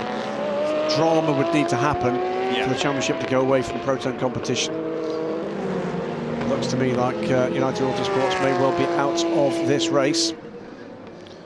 Malte Jakobsen continues on in the lead of LMP3. That is the provisional point scoring as things stand. It would be 82 for Proton, 75 now for Kessel, having just made that overtake to 4th, and the Iron Lynx 83 for the 3 women drivers would move to 70 points and give Iron Lynx another auto invite for next year. At the expense of the sister car. Yes, precisely, the 60 car that also runs in this championship. I think let's put it this way, with the exception of the individual drivers involved, I don't think there's a single person in that garage who would want it any other way today. Fair enough, yeah. This has been, to this point, absolutely faultless. A minute and a half, just over that, between Malte Jakobsen and Nico Pino, as darting through on the inside line there on an LMP3 car is the 24 of Ben Hanley. He was able to recover from his moment at Portimao corners, turn 11, when he slid off the road, but thankfully onto hard standing. Well, with 44 minutes to go, the gap between Ben Hanley and Philip Chimodomo is just over a minute for the final podium position in LMP2 Pro-Am. As Proton competition leave from their latest pit stop. Yeah, Nico Pino just gave a lap back to Antoine Ducas, as we can look back on the highlights so far of a relentless race. Just under 45 minutes still to go. It was Sally Jolic who led the field away, but he was judged to be in the wrong position, having actually slid off during one of the formation laps and didn't get back into position in time. This was a clumsy moment from Matthias Kaiser, slapping the side of Tony Wells' car, and it put both cars out on the spot. How about this from Timon von der Helm through the middle of Juan Manuel Correa and Claudio Schiavone on the main start-finish straight. There was just about the gap in order to do that, and Correa had to be fairly respectful to know that the TDS racing car was wanting by and quickly. 43 car of this point, David Heinemeier Hansen, but it's now being driven by Fabio Scherer in 4th spot. We think the puncture for Michael Fassbender there at the start of the lap was caused by too much riding over the curbs. We'll find out in truth from him directly towards, well, after the race is done. Alex Peroni left the road at speed through the gravel and into the tyre wall. That would sadly put the 47 Algarve Pro Racing car out on the spot. A half spin for Sam de Haan, and didn't Alex Capardia react to that very well indeed to avoid in the red and yellow colours of R&R M Sport. Yifei Ye in the 37 car, struggling for traction all over the place, as so many in the aero-dependent cars have been doing. And this was a rather forceful manoeuvre from Dorian Pin to squeeze up the inside to put a further lap on, or to take Sam de Haan off the lead lap in car 69. Not a lot of people saw that coming, and the fact that Dorian Pin has cleared the field by a lap and a half now when she handed the car over to Michelle Gatting. 13 versus 31. These two cars would touch. That's possibly a bit more of Matthias Besch pinching down on Nico Pino's car, but Pino did seem to be approaching turn 11 from a slightly peculiar angle, so I'm sure that's being investigated by race control as we speak. But Pino came into the pit lane immediately saying, I can't drive this car, but the assessment from CR Cruise was that there was too much pickup on the tyres, and actually they sent him back out again, minus the front left dive plane. As it stands, Louis Delatraz on course then for a championship together with his co-drivers, and LMP3 led by Cool Racing, GTE in the hands very much of Iron Lynx. 103 laps completed, and the leading margin under green flag conditions is 1 minute and 13 seconds. Then a much shorter gap of 3.6 back to Yifei Ye for Cool Racing, and Yifei at times is really closing in on Joop van Uitert. Fabio Scherer for Inter-Europol competition completing the top 4. In LMP3 it's Malte Jakobsen for Cool Racing. All they can do is win the race and hope that the situation pans out, that Inter-Europol don't score enough points to take the title. 2 United Autosports cars in behind of Bailey Voisin and Kay von Berlo now. Guilherme Oliveira has taken charge of the number 13 car, but other cars ahead have not yet followed suit in terms of taking their final stops. In GTE, it is Iron Lynx who have lapped the field. Michelle Gatting now in charge of the 83 car after a sublime couple of stints from Dorian Pin. Yeah, and second place has just changed in GTE with a drive-through penalty for John Hartshaw for track limits violations. It's the other Oman Racing car that inherits second place. So Oman Racing with TF Sports from the 57 Kessel racing car, then the 95. The 60 Iron Lynx car, Johnny, has gone by 77. That's beginning to make an impact into that point situation. That's true, and I'm just trying to tot up the latest situation. So still the 26 points going the way of Iron Lynx. That's 1 from yesterday and 25 for a race win today. Oman Racing 69 Aston Martin have moved up to second, as you said, so they'll get 18 for that, taking them to 59. The 57 Kessel Racing Ferrari now scoring 15, which would take them to 78. So that's 4 away. But what's the new position for Proton? They're now running in 6th place, which takes them back to 8 points. So it's a 2-point gap now between Kessel in 3rd and Proton in 6th. 1 more position gained by the 57, or 1 more position lost by the 77, and the championship changes hands. Yeah, and that's how fine the margins are. In fact, if Proton score 6 points rather than 8, that would leave them level on points, both on 78. What's the count back between Proton and Kessel? And this is one of the reasons we only run with 6 races in the year, because it is so nip and tuck as a result. So need to be going here, clicking that, this and that, and also doing the race commentary at the same time. Right, how many race wins so far for Proton? 1. Just 1. Kessel, none. One last time out, so then it's second places. It would be go to Proton with 2 second place finishes. 2 second places. So double count back would get them the win if lots of ifs, buts and maybes. Of course. this is part of the fun of sports car racing, isn't it? It's not over until it's over. And the even more spectacular news, ladies and gentlemen, is it's 38 minutes to go. That means 13 minutes more, and it's 25 minutes to go. And we know what happens then. Everything. It really starts to wind up. Yeah, so if you thought we were at the Sky top levels already, no, we've got a few more stories to get to yet when it really matters. 105 laps completed for Louis Delatraz, leading by 1 minute and 15 seconds pretty much. 2 seconds now between Jock van Outert and Yifei, though. So that's been coming down. I've been watching that. Yifei is getting hold of this race and proving to be, I think, quite a threat here for Panis Racing. Getting into as well the well, we're now into it. It would be final pit stop time for the LMP2s. Under 40 minutes to go. It's Michel Gatting lapping. Is that the 77 closing on to put a lap on? I think it is another lap on. So yeah, up ahead of her, Lorenzo Ferrari in a Porsche. So Lorenzo Ferrari, by the way, is 24 seconds ahead of Matt Payne. Matt Payne at the moment is 3 seconds a lap quicker. Yeah. That would cost Proton a position. It would. And that would drop them, as mentioned, to 7th place, for which still you get be enough, 6 points. But it would still be enough. On the edge. Again, we're in a situation where the top 2 teams finish absolutely level on points. However, Kessel Racing are catching Oman Racing for 2nd. Yeah. So that is a battle between Marco Sorensen and Mikkel Jensen. Aston Martin factory driver plays Peugeot factory driver in a Ferrari. I mean, if Kessel got into 2nd place, that's game Proton over. then need to hope they finish 5th to still stay ahead of and they Kessel. may find themselves in 7th. They might find themselves in 7th. I mean, 5th place is a position to dream of right now, because there's 30 seconds separating Ferrari from John Hartshorn. And all of a sudden, the sun's out. Yeah, so we have a fully dry track. I suppose one of the bonuses for Proton competition is that John Hartshorn is ahead of them, and the last time around there was significant margin gained for Lorenzo Ferrari on the bronze-rated John Hartshorn up ahead. How much more drive time does he need to do, though, is the next question. Because, John? Yeah.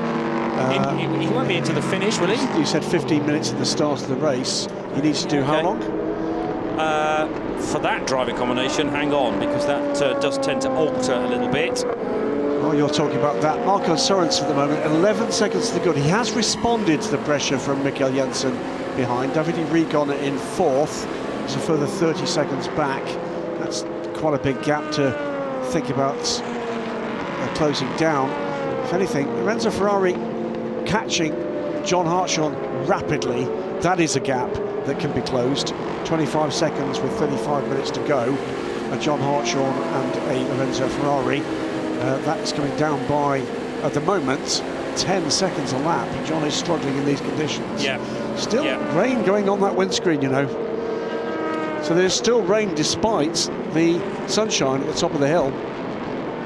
So in a bronze, silver, gold combination, or indeed bronze, silver, platinum, it's the same times, an hour and a half required from the bronze. So I it may think be that go to the end. John does have to do the remaining 35 minutes. And in the current state of form, Lorenzo Ferrari will be able to catch and pass John Hartshorn. Even if he doesn't, he'd have to pit to change drivers. That's the other point. So good point, yeah. There's a rainbow. Yeah. Saw pictures from Donington Park yesterday of rainbows in a wet British GT race. We've got rainbows here as well. And the pot of gold at the end of the rainbow is that huge transparent dome in the middle of the circuit where all the trophies are going to be awarded later on tonight. So they're chasing that pot, but you know, very different routes towards it across 6 different races. There's still a lot of moisture in the air. If it's not raining right now, that's just general dampness from the track, which is being chucked into the face. I don't think it is. I think it's raining. Do you think it's raining again? I still think it's raining. Yeah, maybe just a little bit. So down towards the first corner, there's definitely a dry line at Primera corner, and likewise at turns 2 and 3, Lagos. But yes, it's near enough a perfect rainbow. There's definitely rain at this corner, which is the climb up towards turn 13. no, sorry, out of turn 4, I should say, and down towards 5. So I would agree with you, in this part of the lap, no question, it is damp at turn 4 and into Tora Vip here. There was the dome that I was talking about, which is some structure to assemble for the end of season awards. It's one hell of a bike pump they needed to put that up. And indeed to let the thing down. Someone will need to sit on that to let all the air out. I'd offer to do it, but I'm just too svelte. Fair enough. Fair comment. There's the 77 Porsche of Lorenzo Ferrari, and to its outside is the 83 car. And that's another lap on the 77. That's 2 laps down now. Yeah. To what has been an astonishing run. An astonishing run. It really has. I mean, in a class, Johnny, that we've been used to over not just this season, but for years, seeing separated by thousandths. This is a history-making crew beating the championship leader by 2 laps. Yep, huge. And Lorenzo Ferrari is clearly struggling in that Porsche. I will reiterate that it's carrying an extra 30 kilos of ballast because it came into the championship as the leader and it won one of the previous 2 races too. 2 laps on John Hartshall. That's the gap now, by the way. This is a significant moment because the 77 is about to go past the 95 for 5th place. Yeah. And that should be enough to secure the championship. Keeping an eye on where Mikkel Jensen is. He's dropping back a little now from Marco Sorensen. It just helps them out massively in terms of Proton competition. If they can move from 5th to 4th, yes, it's only 2 further points gained. He's already done it. There you go. Yeah. It means that even if Kessel do get into 2nd place and therefore Mikkel Jensen ahead of Marco Sorensen, it's still not good enough for Kessel. No. Because they would reach 81, but now Proton, as things stand, are up to 84. Meanwhile, in LMP3, what is the situation there? 17 car, Melte Jacobsen is storming away here. Bailey Moisin and Kai van Berlo, 2nd and 3rd for United Autosports. Down to 4th is Guillaume Oliveira in the 13 Inter Europol car, but we know 6th or better is good enough. Correct? Yes. From 6th place upwards, no problem. 7th place below, big danger area. Trouble at turn 13 briefly, someone's had a moment there. But things have continued. This is the battle between Jan van Eerterts and Yves Ye, the gap 1.6 seconds, with the traffic there from the 32 Rinaldi car. A car that looked like it would feature in the battle for overall GT honours. Went away from them with penalties. Over the rise goes Yves Ye in the colours of Cool Racing, darting to the inside line, turn 9, and up onto that top level at Portimao, the highest point of the circuit. And now the racetrack bathed in sunshine again. Yeah, Jan van Eerterts got the message that there's a threat from behind here, and he's just put in the fastest lap of Panis Racing 65 cars race of 1:34.480, a tenth quicker than Yves Ye. The gap across the line last time 1.5 seconds. But Van Eerterts playing with fire back in the curbs there, with the spray coming up as he hit the rumble strip, if you like. And now blasting by GTE and an LMP3 car on the start-finish straight. What's the gap this time? 1.0. But with traffic between them. Yeah. Julien Canal watches on impassively. Well, he has every faith in Thiot van Aert. Catching's one thing from Yves Ye's perspective, but he's got to find a way around the Dutchman, Patrick Pilet. He's just set the fastest middle sector of the race of anybody. So clearly that car's so good in the slower speed corners when you need drive out of Tora Vip and out of Samsung corner, which is turn 8. They climb up the hill, the corner we're just looking at. So they've set their car up to be strong in the middle and possibly the last sector at Edex Sport. So it's had ebb and flow everywhere. Through goes 17 car, the potential race winner here in LMP3, past the 77, the potential championship winner here in GTE. Also time being found by Nicholas Nielsen for AF Corsa in the leading Pro-Am car. And bear in mind, Francois Perraudot got his drive time out of the way very early on. He did the required 60 minutes at the start of the race. There was a spin at turn 1 for the Frenchman, which will certainly have grabbed his attention, but got back onto the straight and narrow soon after that and brought the car back in one piece when Alessio Rivera took it over. Since then, we've had Nicholas Nielsen at the wheel and doing a really good job. Under half an hour to go, Johnny, and it's as simple as this. Finishes like this, Prema win the championship. Prema don't finish the race, Panis win the championship. Yeah, and that's the sort of pressure that Louis Delatraz is having to drive Not think on about his shoulders. it, I think. Well, no, yeah. You know, he's got a good gap. I think he is attacking certain areas, being conservative, if that's possible to attack with a conservative nature, because there were 1 or 2 moments only 5 or 10 minutes ago where he was lapping cars, and if it was Louis Delatraz in the first round of the season, he would have absolutely gone for it, but he was just easing out of the throttle, letting the situation develop. Now nose to tail between Alex Capardia and Sebastian Alvarez, and they get by. That's the for Iron Lynx position. car. Yes, it is. With the Iron Lynx car. Right, okay, yeah. They've both gone by 4 positions. So they're all on the same lap, effectively. They are indeed. Yeah. So the overall positions, Capardia 18th, Alvarez 19th in the DKR colours, and then Michel Gatting 20th position. So it's really putting the GTE cars in a more rightful place in terms of their lap speed. So the gap between Michel Gatting and Marco Sorensen right now is, what is that, 2 minutes and 6 seconds, with 26 minutes to go. And out of turn 15 goes Sebastian Alvarez. Far away, actually, from Capardia's pace. He's just been given a warning for the abuse of track limits, though. Windscreen wiper on the DKR car, really struggling at this stage of the race. Inching left and right. I suppose it doesn't help that it's not.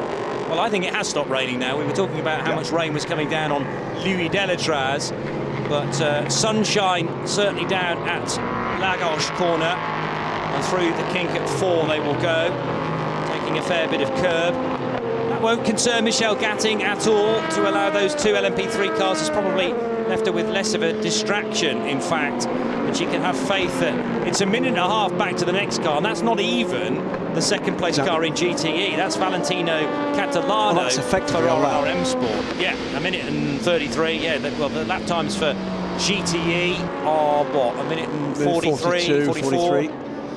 So yeah, not far away from a lap. And then there's a further 30 seconds back to Marco Sorensen, who is second and in by GTE. the way, is still edging away from Mikkel Jensen. So you can see what else is winnable at this stage. Martin Rump rapidly catching John Hartshaw. Matt Payne has already gone by the number 95 car. So that split strategy, putting the bronze into start and then the finish, has not paid off for the 95 car. Right up at the thick of things, but there's always that reality that you've got to put the non-professional driver back in the car. So Prema lead by over a minute from Panis Racing. Montaluta doing what he can to fend off a very spirited challenge from Ife Ye in the Kiel Racing car. Back under 1.3 seconds, by the way. This is the 88 car. And that car is running in the lead of Pro-Am. Now, how has that happened? That must have been a stop from Jack Aitken. But Nick Nielsen all over the back of Bent Fiscal now. Yeah. So does the 88 car owe us a stop here? Well, Nielsen's been there for a little while. He didn't overtake from memory on track. Jack Aitken's 10 seconds further back.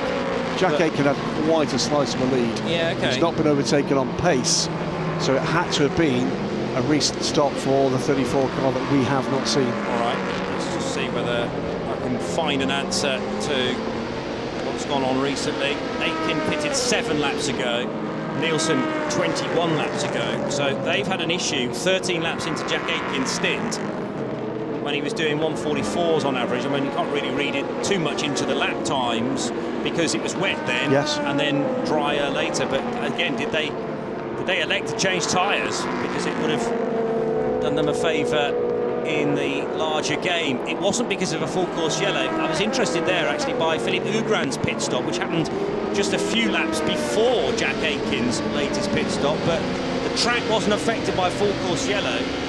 Ugran maybe needed to pit to get Ben Fiscal back in the car, but that doesn't explain why Racing Team Turkey made their stop.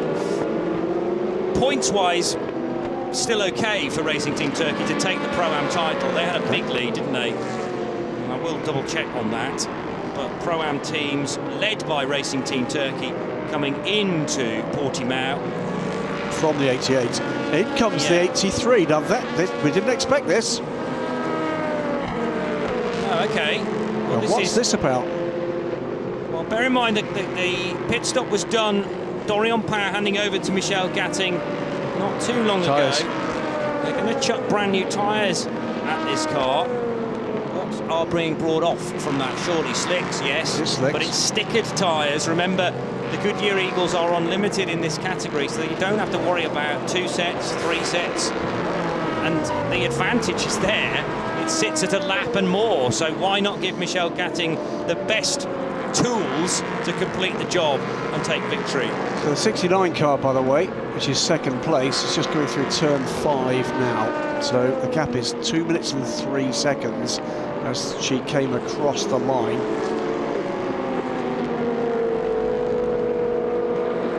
So Jack Aitken took pole position, didn't he, in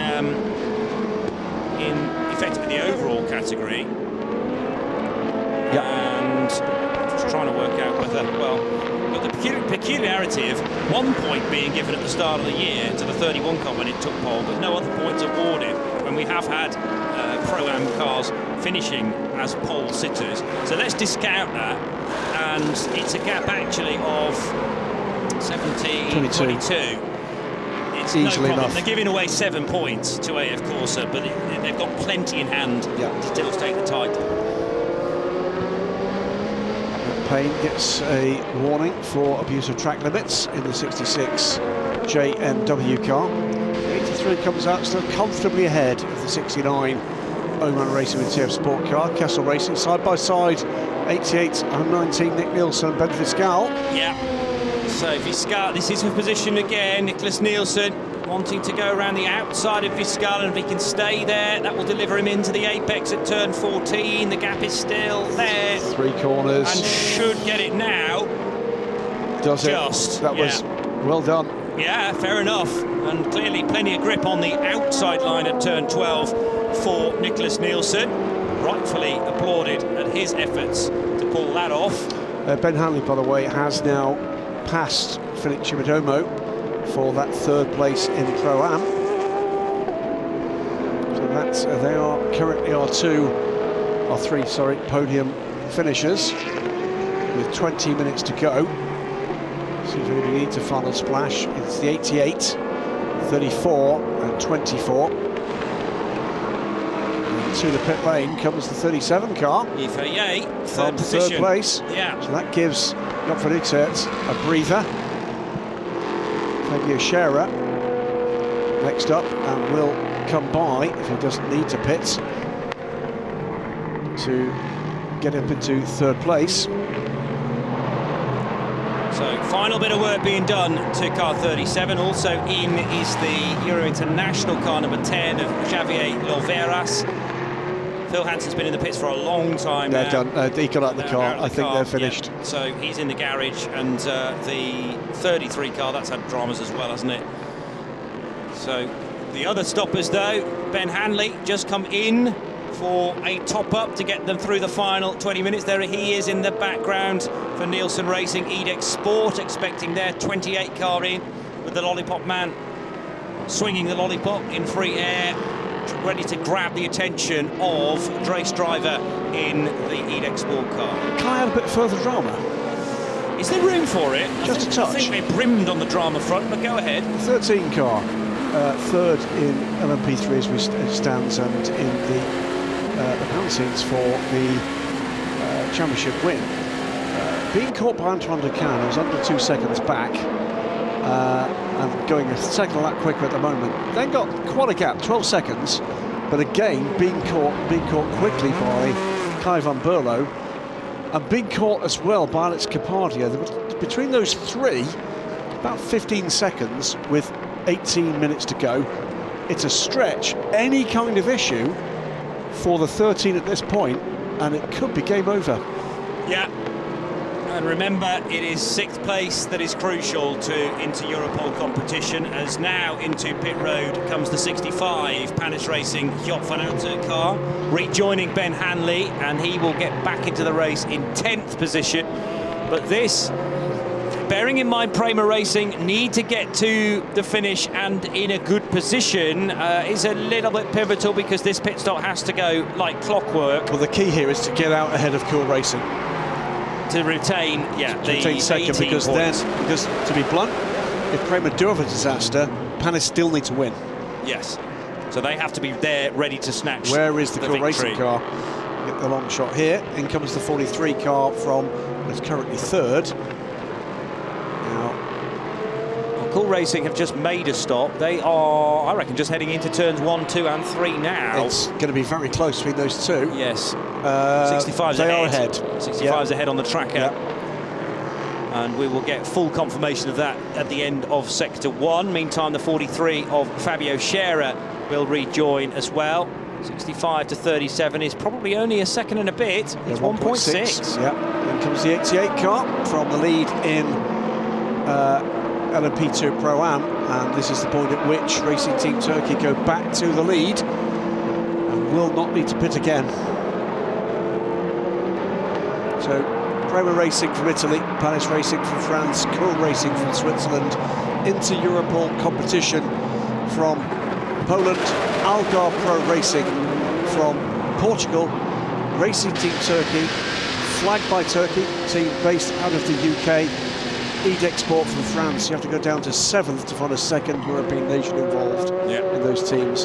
That is the European Le Mans Series. The first of the repeated nationalities, if you like. Yeah, great variety and really good scope from all around the world. We've quite recently gained a driver from Guatemala, who we've not spoken a great deal about in this event. It was racing at Spa last time as well, so Central America again represented with Memo Rojas from Mexico, of course, and other Mexican drivers competing in this race. Here's the final stop for Prema Racing. What they're hoping is their final stop anyway for Louis Delatraz. 2 minutes was the advantage as he peeled off to the right out of turn 15, and they can have a relatively sedate stop here. Yes, doing things as quickly as possible, but not beyond their limits. And the car heads back into the race now. We'll get a true real-time gap. Delatraz to Van Alte very shortly. Antoine Ducan has gone through into 3rd position in LMP3, so the Cool Racing car doing the best it can to help its team car in a championship battle, but Inter-Europol have got to lose, is it 2 or 3 more places in the next 15 minutes for that to become a reality for this storming run for the 17 car. Next up, Kai van Berlo. So Kai is that's 8 seconds back. Is catching Oliveira. Quickly, in fact. So a reminder, Inter-Europol competition, if Cool Racing go on to win the race, which they're looking very likely they will do, Inter-Europol have to finish in the top 6. 6th place is still enough. You get 8 points for that, and it would mean that they would finish a point ahead of Cool Racing, who would accrue 26 points for this weekend. Top scoring, in fact, for a win and a pole position yesterday. If they drop to 7th into Europol, that would mean they score only 6 points and therefore would be a point behind Cool Racing. It is that pivotal, but at the moment it doesn't need to be too much of a drama, because Inter-Europol are running in 4th with Guilherme Oliveira, the local man from Portugal, given the responsibility to stay ahead of Kai van Berlo, who has just done the car's best first sector of the lap in United Autosports number 3. I'm looking at the lap times of the Inter-Europol car, and I'm keeping a weather eye on this. Last time around it was on 1:44, 5 seconds off. Yeah. Now, I'm guessing that was traffic or a minor moment, but in another 30 seconds or so we'll know whether or not drama might be a reality. I don't, it could well be. The worry here for Inter Europol is that if they allow Kayvon Burlow through, then Oliveira might be out in the marbles, and Alex Kapadia and Sebastian Alvarez are right there. You know, Kapadia's 4 seconds back from Von Burlow, and he's lost the places, Oliveira, because through the latest split, Kayvon Burlow's gone up to and again, third he's position. gone down again. That's what I was worried about. He's lost 2 places there, and now again, he's dropped to 7th. And that's the championship gone all of a sudden. Now, that is him surely with a problem, because there was another 144 last time around. He's not crossed the line. 36, so he's lost 4 seconds in the middle sector. He's pitted. He's coming to the pit. I think he may have a puncture. Is that a slow puncture that's crept in for Guilherme Oliveira? And the championship has gone. It has. He's down to 7th even now, and this work that needs to clearly take place on the car means he's away he will go, but he's never going to get those places back again, because the cars that have just overtaken him on the in-lap don't need to stop again. We've only got 12 minutes to go, and we need now the championship projection on the bottom of the screen to confirm that my maths are correct. But with Cool Racing leading and on for the win, they will stretch ahead to 86 points, and Inter Europol, having fallen to 7th, for which you get 6, isn't good enough. There's a point between them, and it will favour Cool. Unbelievable. And guess what? It's in the last 25 minutes. You did say. You did say, Graham. Unbelievable. And I'm pleased we were right on that. Now there's a car in the wall, and this is John Hartshorn in the 95 Aston Martin, and the 13 is off the road to fully confirm that it will not be a championship win for Inter Europol competition. 17. It's looking very likely this car will not even finish the race. The two have presumably made contact. I'm guessing they've made contact. Let's see what happened. They're coming out of the pit lane. Almost. Very close to contact. The team. Run straight off. So where's the Aston in this? Oh, no. There's the Aston. John Hartshorn. Innocent. Yeah, John Hartshorn looking to thread his way through and backwards into the barrier. Remind me where the 95 car was running at the time. Way down. Were they way down after John took the car over? Fair enough. Full course yellow is coming at 17, 19 and 15 seconds. So right now, so let's have a look in car from the 13. Yeah, that car did not look well. No. So it gets back up to speed, gets very close to the blend line, almost cleaned out. I'll tell you exactly what's at happened P3. here. He thought he had a puncture, and he didn't have a puncture. He's got a steering problem. Okay. So he couldn't make the corner. They've tried to fix the problem, and actually it wasn't tyre related at all. It was a pickup problem, perhaps, yes, but it wasn't to do with a punctured tyre. Well, yeah, okay, even if they gave him fresh tyres. Absolutely terrible. So if it is a steering issue, track rod problem, suspension's out of geometry, it could be any of those things, but all of a sudden, Cool Racing, their smiles are starting to break out. And little did they, well, maybe they've not done the mathematics, but even before this dramatic incident, which threw the 13 car off the road, it was already done, because the car coming into the pits had dropped it to 7th place. It had already lost the championship at that point. And all of that started, Johnny, with a lap in 144, was keeping an eye on it. He was he was okay in sector 1, dropped another 5 seconds in sector 2. Something broke on that car. Yeah. And, well, remember the contact. Remember the contact that Nico Pino had with Besh. Tyres Besh in the 31. He came in, Nico Pino, and he said, I can't deal with this car. Haley spoke to Charles Cruz and said, she did. You know, they thought it was absolutely fine. Yeah. Well, they didn't say it was fine. They said it's going to be something we have to live with, because we cannot afford to fix it. So we won't have the time to fix it in race. Did something get bent? It was driving around that's finally given up the ghost. I think it's been a stress fracture which has finally broken on the steering or the suspension. What's not going to help the... Oh, no, that's awful. That is what it means, folks, to be so close to a championship. 4th place was good enough. 5th and 6th place were good enough. Is it disappointment, or is it worse than that? I think it's just literally the emotion taking over. Guilherme Oliveira, home race, dropping to 7th position.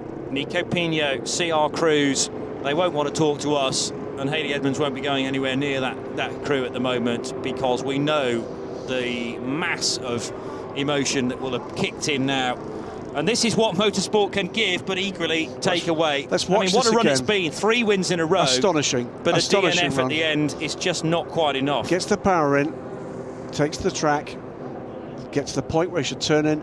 It doesn't turn. Yeah. It doesn't turn. Yeah. So something is pretty major has broken there, and 4 new sets of Michelin tyres have not solved the issue.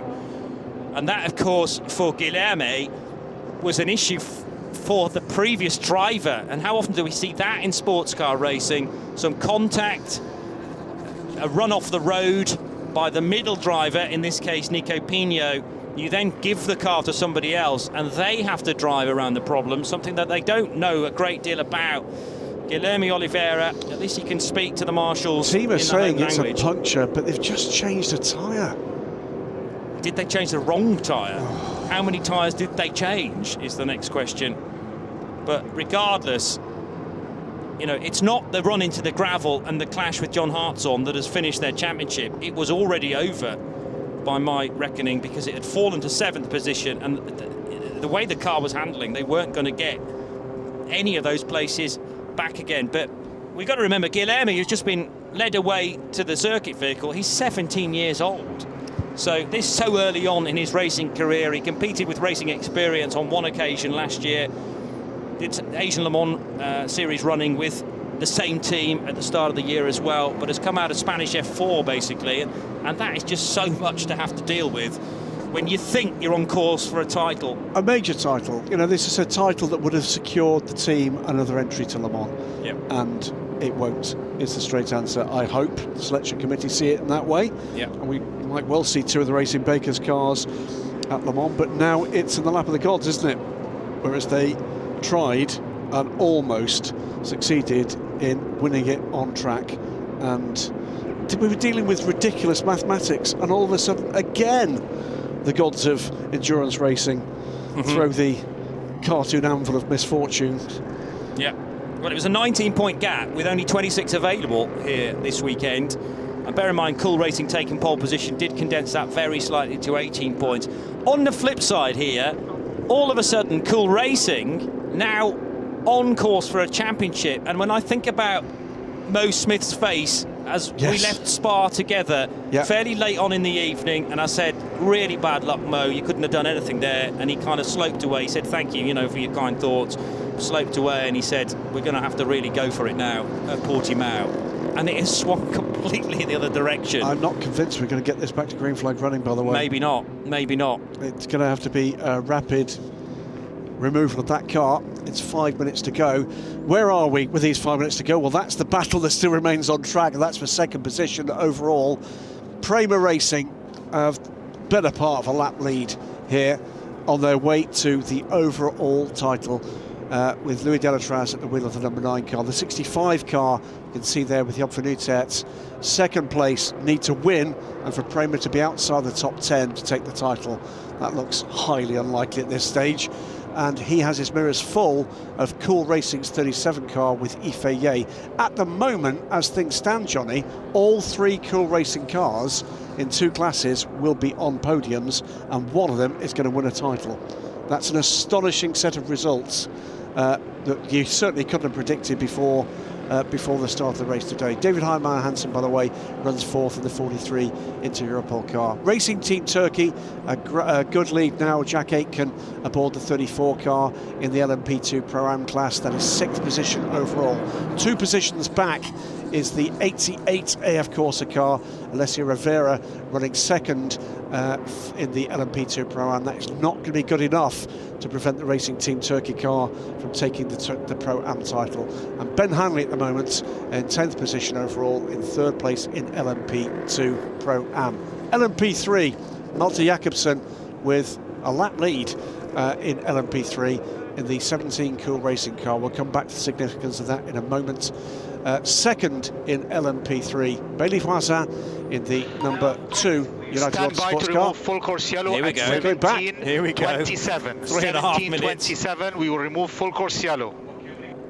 Right, so who's going to get the better of the starts here between Joop van Full Uitert course yellow removed in 30 seconds. and Yifei? And where are they going to be on the circuit as well? Are they going to be exiting turn 5? That would be better than having to brake for Tora Vip. 20 seconds to remove 20 seconds, they will be yellow. well clear of the hairpin and heading up the hill. There's also 15 just ahead of seconds to them remove full course Malte yellow. Jakobsen. So surely Mauter's being told, take it easy from here. 9, You've got potentially some very erratic 7, LMP2 6, drivers right 5, behind Backing you. him up, backing him up. Yeah, 3, 65 is 2, backing up the 37 to prevent course yellow Yifei removed. Full from course getting the yellow vault away. Now that's exactly what Well Jakobsen's done, done. Malte. Steer clear. Well done, Malte Just give Jakobsen. them a total wide berth, and that's precisely what happened.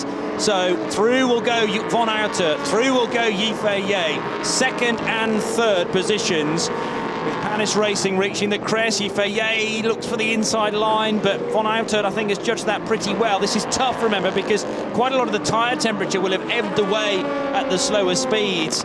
These pro drivers are so good at judging latest conditions, but it just takes a few corners for the tyres to get back up to operating temperature. Lest we forget, this run to second will be good enough for Panis Racing to claim an automatic invitation to the Le Mans 24 Hours in its centenary year. What I've been saying for a long time, I think is going to be the biggest motor racing event of all time. Yeah. And through they go, and it's a good lead here. Just held up a little through the final turn, Yifei. LMP3, we saw Malte Jakobsen just bail out of that, and quite right that he should. Antoine Decam, by the way, the 27 car is up in the third place, and of the second United Autosports car, Kai van Berlo. So Cool Racing first and third, and that, with the elimination proceedings from the 13 car, bitterly disappointing circumstances for the team, is going to be enough for the 17 car to claim. That gentleman in the foreground there, by the way, that is Malte Jakobsen's father.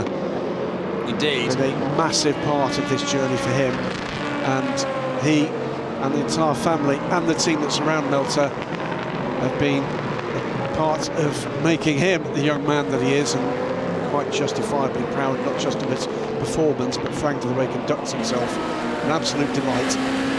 This is the last lap for Louis Delatraz and for Prema Racing, who will be working their way to the front of the garage and to the pit wall, no doubt, to call home Prema and the number 9 car. It's been an amazing debut season for Prema Racing, and all the more incredible, in fact, for Louis Delatraz, who entered this championship last year with the Belgian squad, Team WRT, in their debut and won the title, and he's now going to become a back-to-back champion in 2022, sharing the drive with Ferdinand Habsburg, and on this occasion, in fact for the second occasion this season, Juan Manuel Correa. And will move into factory motorsports in the United States next year, justifiably so. Excellent season from the Swiss, another one with a very proud father. Let's not forget, though, the efforts of Lorenzo Colombo in the early stages of the year as well, because he was with them when they were winning in the first, well, 3 races from the first 4 attempts. So did so well. And I would think it's unlikely that Lorenzo is here this weekend, but he may well be watching. And Lorenzo, if you are, you've been part and parcel of getting this title for Prema Racing as well.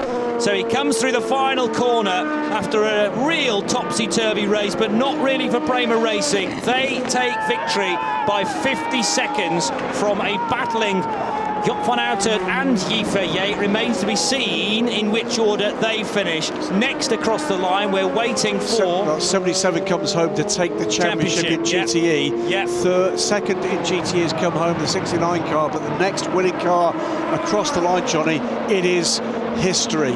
Amazing. What a result for this squad. There've been pole positions, there've been podiums for the Iron Lynx, Iron Dames squad before, but never a race win. Sarah Bovia first yesterday in the championship with a pole position, but it is a win to end the season for Sarah Bovie, for Dorian Pain, and for Michelle Gatting. The all-female lineup have done it. They've beaten the boys, and they will take to the top step of the podium. And coming home to win the race and the championship in extraordinary dramatic circumstances, the 17 Cool Racing Ligier squad. Malte Jakobsen brings it home to add to the title tally for Cool Racing alongside Mo Smith and Mikey Benham. What drama. Absolutely fantastic. Stars of the present and a star right there for the future as well. And yeah, a real change around in the narrative. We're still waiting for the Pro-Am winners, who are the Racing Team Turkey combination, and with that they seal the Pro-Am Championship. Jack Aitken, Charlie Eastwood, Sally Yolich. Remember, Aitken couldn't be at Spa-Francorchamps, where they took an amazing win out of the final corner, courtesy of Will Stevens, who gathered some points as well. The celebrations beginning now at Cool Racing. They probably thought can't believe it. All of this was lost. They can't believe it. They were going for the race win, yeah, and hoping for what the gods could throw That's at what them. we said all race, wasn't it? You've got Control the controllables, which is winning the race. You've got to feel bad for Intereuropol. How many times? Is it 5 times they've been second in this championship now? I think. Something like that. Something like that. 4 or 5, yeah. And, you know, it looked very unlikely after 2 races that they would be anywhere near. And then they started winning the first of 3 wins in a row. They're the big smiles for Christian Reed. Alessio Picariello is down there as well, celebrating together with Lorenzo Ferrari, who's in the car. And he's bringing that car back again. So a recap, we'll get full confirmation of the points, but very provisionally, that will give Proton Competition the provisional title. Kessel Racing should finish second, and it will leapfrog the Iron Lynx 83 leapfrogs the 60 Iron Lynx car to finish in the top 3 for the Iron Dames, and give Iron Lynx an automatic invitation for Le Mans. Worth saying, by the way, 4 of our 5 championship winning teams won with a win today. Yeah, and what a way to seal the deal. That's 3 out of our 4, I apologise. 3 out of our 4. Okay, and the other thing to mention, by the way, lest we forget, is the winning cars, Kramer there, and the 83 car today, both operated by the Kramer Iron Lynx Alliance, if you like. What an amazing story that has been. Great race, threw everything at it. Drama of the very best, and at times almost the worst kinds. Yeah, a couple of cars, by the way, at the end there, going to get late race penalties for abusing track limits. JMW and Rinaldi's 32, but that doesn't matter. They're not going to be featuring on the podiums. Kramer Racing. Here we go. Stepping out of the car, Louis Delatraz for the 2nd year running. Last year here at Portimao, he was celebrating a championship win with Robert Kubica and Yifei Ye. Yifei turned into a rival in 2022, moving to Cool Racing.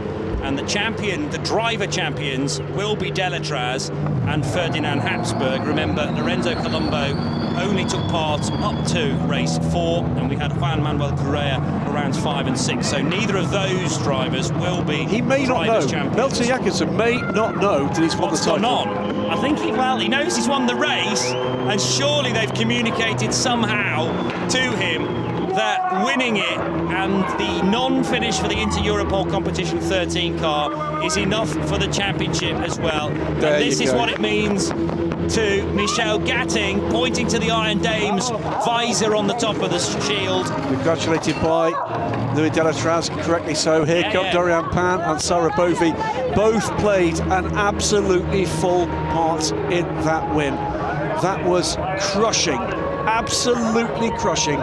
The winning margin at the end was a lap because of the way where the overall race winner finished, but at times 2 laps up on their major opposition. Absolutely astonishing race run from that trio. What stories to come here. Well, decisions have to be made, of course, as to who will take charge of the car in the invitation next year. Yes, it'll be entered as Iron Lynx, but as you've been making the point, they will have an Iron Dames car in the Le Mans 24 Hours next year anyway. Yes, well, the wet car is entered as Iron Dames. It's entered here as Iron Lynx. Yeah, but do we know that they're doing wet next year? Yes. You do. Fair enough. The good news, ladies and gentlemen, is that yes, you will see the Iron Dames at the Centenary of Le Mans. Which Iron Dames, we don't yet know. Well, we don't yet know. That's a we good can point. presume from the pictures we've seen today, there would seem to be an obvious person that might well step in. Yes. But the coming days, weeks and months will answer those questions. But for now... Well, we're just concentrate on race winners today. Worthy race winners, champions. worthy championship winners, and some huge storylines coming out today, and none bigger than the amazing success today from the 83 crew. Yeah. More associated with AF Corse. So there they are, the three drivers that have succeeded today at Portimao, and every single one of them, their ample part in this. Dorian Pat, I think, for me, particularly special in those middle stints. But Sarah Bovey needed to lay the foundations with her hard work yesterday afternoon in qualifying to get her first pole of the season in ELMS. Now they gather together for the press shots that we will be seeing on websites tonight and forthcoming print articles in the next week or so. And this will be popular across this paddock, make no mistake about it. This is, everybody takes this effort seriously, always have, and was asked by a press room colleague earlier this weekend to explain the approach of the Iron Dames in the European Le Mans Series, the FIWC, and the answer is very simple: taking names and kicking ass. That's what they've done all the way through this, and they've finally delivered.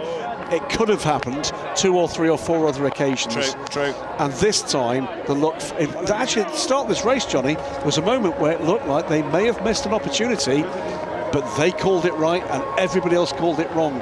And that gave them not the winning edge, they had that anyway on pace, but it gave them the edge to make that win look like what it was, which is utter dominance today.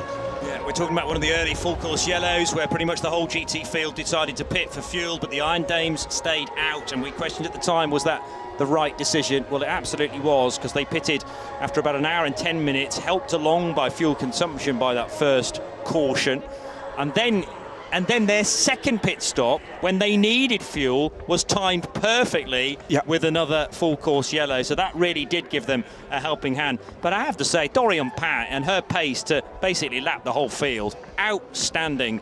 Well done to Michelle Gatting and Sarah Bovey, of course, as well, too. But high time we catch up with our brand new champions for 2022, chatting to Hayley. I'm joined here by the winners in the LMP2 category. I think that's what you call a cherry on the cake, Louis Delatraz. Not only have you won the race here, but you've also won the 2022 ELMS Championship. How do you feel? It feels amazing. I mean, everyone did such a great job, and to finish there, I mean, win the championship, win the race. And I mean, together, you know, we had fun all year. There's amazing teammates. Also have to think about Lorenzo Colombo, who was here for the first 4 races, and we send him big regards and big thank you. So really a big thanks to everyone, and so happy about it. Couldn't be better. And I mean, they did the whole job today. I just drove it to the end. That's a job in itself. Just a word, Ferdy, of course, on this fantastic year. You've had lots of highs. I mean, you know, you've had some great results over the course of this ELMS this year. Yeah, I mean, it's nice to finish on a high because we had a couple of mistakes on the way. And actually this weekend was more like, okay, let's just do what we have to do. But in our spirit and in our heart, we knew we were going to go flat out, and we did. And the team did strategic perfectly. So in the end, we just had to keep it on the track in the rain. And easy peasy lemon squeezy, Juan, Louis and I will be on the top of the podium. Let's go. Thank you very much and congratulations. Ferdinand Habsburg, Louis Delatraz, and to the left we heard during the race from Juan Manuel Correa. Nice little touch to mention Lorenzo Colombo as well. So how to describe the final round of the European Le Mans Series held here at Portimao, the Algarve International Circuit, kicking off half an hour later than it should have done because of a nasty shunt this morning in the Michelin Le Mans Cup. This was a bad one in our race, though, for the ELMS, when Matthias Kaiser went for a gap that wasn't there on the inside of Tony Wells, put them both out of the race. Tymon von der Helm brilliantly judged to overtake this on Manuel Correa, threading the eye of the needle between the prototype to his left and the bright yellow Iron Lynx Ferrari to his right, but he did get the place sealed down at Primera corner. Here, the 43 car that had been started so well by Pietro Fittipaldi, 7th on the grid, but it wasn't that long before he was leading the race. A nasty crash for Alex Pironi coming out of the final corner, pranging the barriers at high speed backwards. Hopefully he was okay after that. The car certainly not, and had to be retired. It's a half sideways moment for Sander Hahn. What about the reaction from Alex Kapadia to drive around it, though, and to know which side of the track the Aston was next going to go? delightful battle between Panis Racing and the 37 of Cool Racing, eventually going the way of the French squad. On the inside, here's Dorian Powell. Watch the door mirror get folded back, and then it pings back into shape as she muscled her way by the 69 Oman Racing Aston Martin. Rattling the curb there at the time, the class leader in LMP3. This was the moment where crucial damage, we think, was affecting the 13 car. It didn't manifest itself straight away.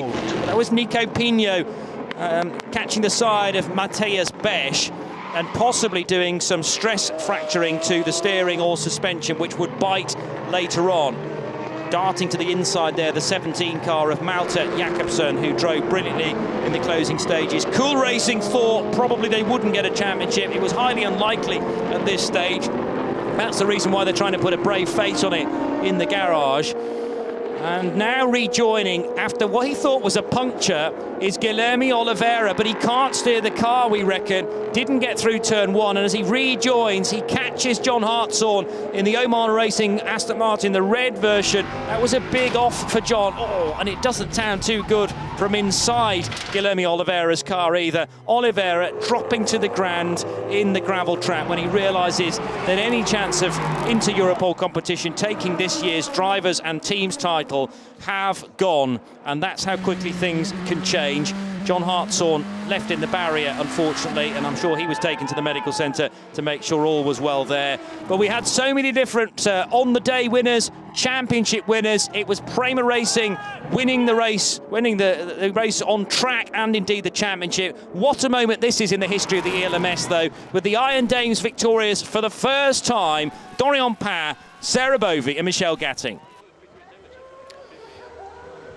And they're still standing on the top of the car, the Iron Lynx girls. It's going to take quite a bit of time to get them down from there. They're not coming down. No. They'll be you can here hand the Wednesday. trophies to them Yeah. from the podium. Just drop the champagne in their mouths. Magnificent event to finish what's been a great season in the European Le Mans Series, Johnny Palmer. We've had dramas at every single race. This mix of P2, P3 and GTE cars has doled out the entertainment time and time again.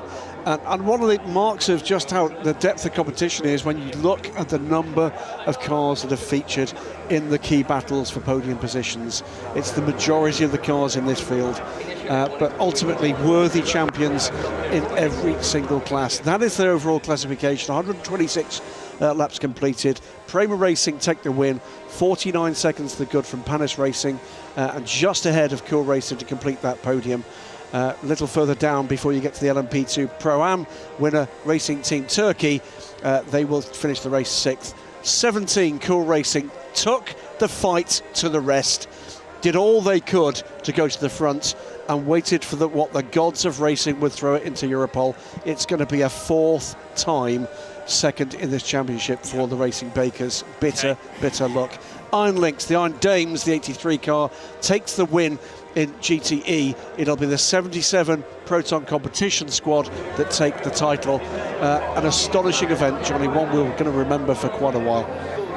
So tight at the sharp end of many of the title battles, I think particularly for GTE, and bear in mind that the Iron Dames victory today also then gives them the massive prize of being at Le Mans next year. They will join Kessel Racing, who finished second in the championship, and Proton Competition, who will be winners again. All of this very much provisional, of course, and the post-race checks will have to take place on the top 3 cars from each category. And there's also a little bit of sometimes a kind of week or so of appeal process that needs to be gone through as well. But we will get a final classification in due course.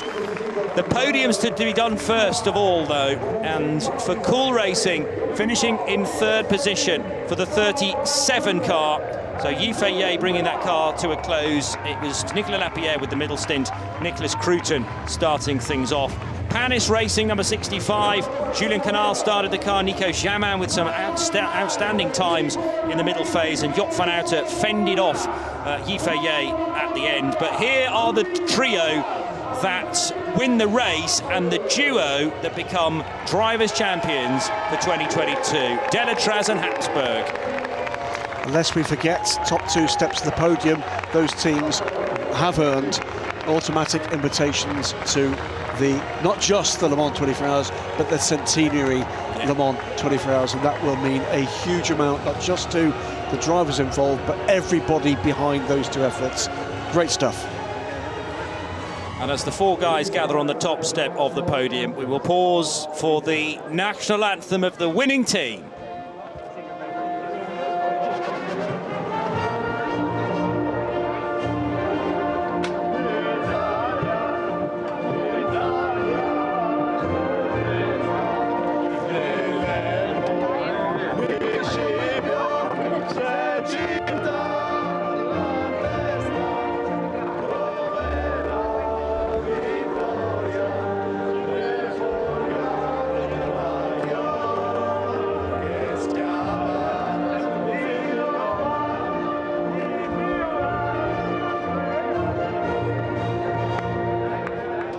It's Italy who are resplendent in terms of the nationality flag and the national anthem beneath, with so many of the Prema racing guys and Iron Lynx mechanics singing loud and proud. 9 drivers on that podium, 7 different nationalities represented. Going, it's a truly international effort here. Up go the trophies, with some relief, I think, from some of the people on that podium. That was a fight, without a shadow of a doubt. Particularly for 2nd and 3rd in LMP2, and I think Malte Jakobsen, as the leading LMP3 car, did entirely the right thing to just drive virtually off the track to allow Joop van Uitert and Yifei to continue their scrapping away from him. The champagne corks will be popped, the champagne sprays, and this will be the first refreshment of quite a few, you get the impression, because the awards to take place later on this evening, right here at the Algarve International Circuit. Prema Racing take the championship on 125 points from Panis Racing, so it's a convincing victory in the end of 31 points. Back to the 94 of Panis, 73 for United Autosports, and the Cool Racing car number 37 with 70 points. Remember, United Autosports came very close indeed to finishing 2nd. Phil Hansen had his moment at turn 11 on a greasy track, and that damaged the clutch, we think. The car could not restart. So Joop van Uitert, Julian Cadal and Nico Jamin finishing 2nd to Ferdinand Hatzberg and Louis Delatraz. There's Lorenzo Colombo finishing as the 3rd best placed driver, though, because of his hard work in the first 4 races. Let's get more reaction now after this final race of the year from Haley.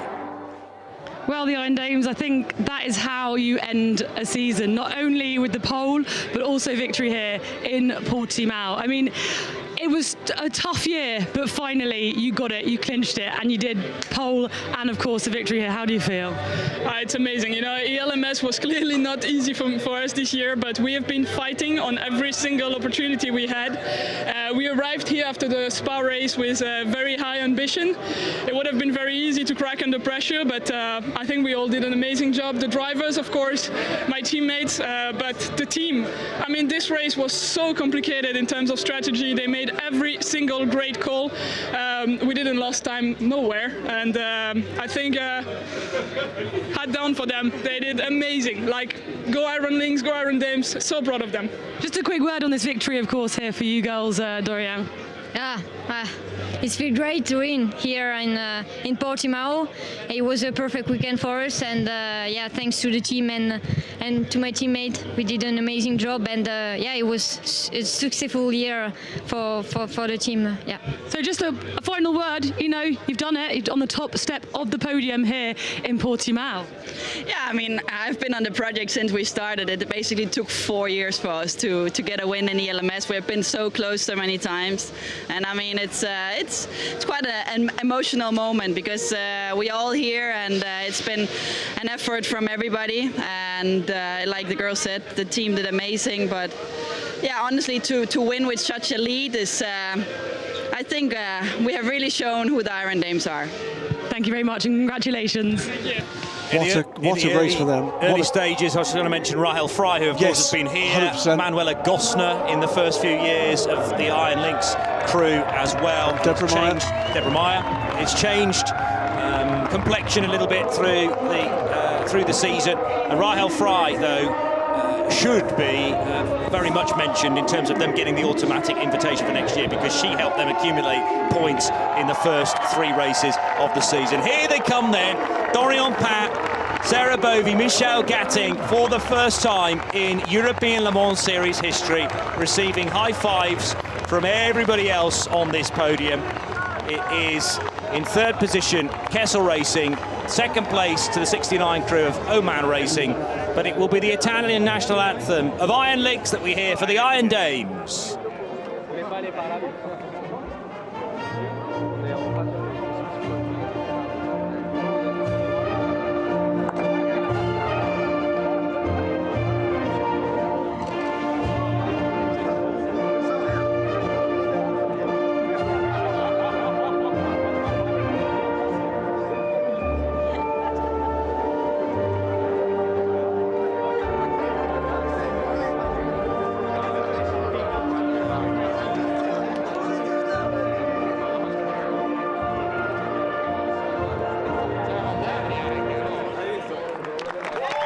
And a big smile from Rahel Fry at the bottom of the podium there. Good to see a glimpse of her face, to see what it means to her as well, having been part of the driver lineup for the first half of the year. Mentioned too, for 3rd place, the Kessel Racing 57 crew and the 69 crew from Oman Racing with TF Sport, both finishing on a high there.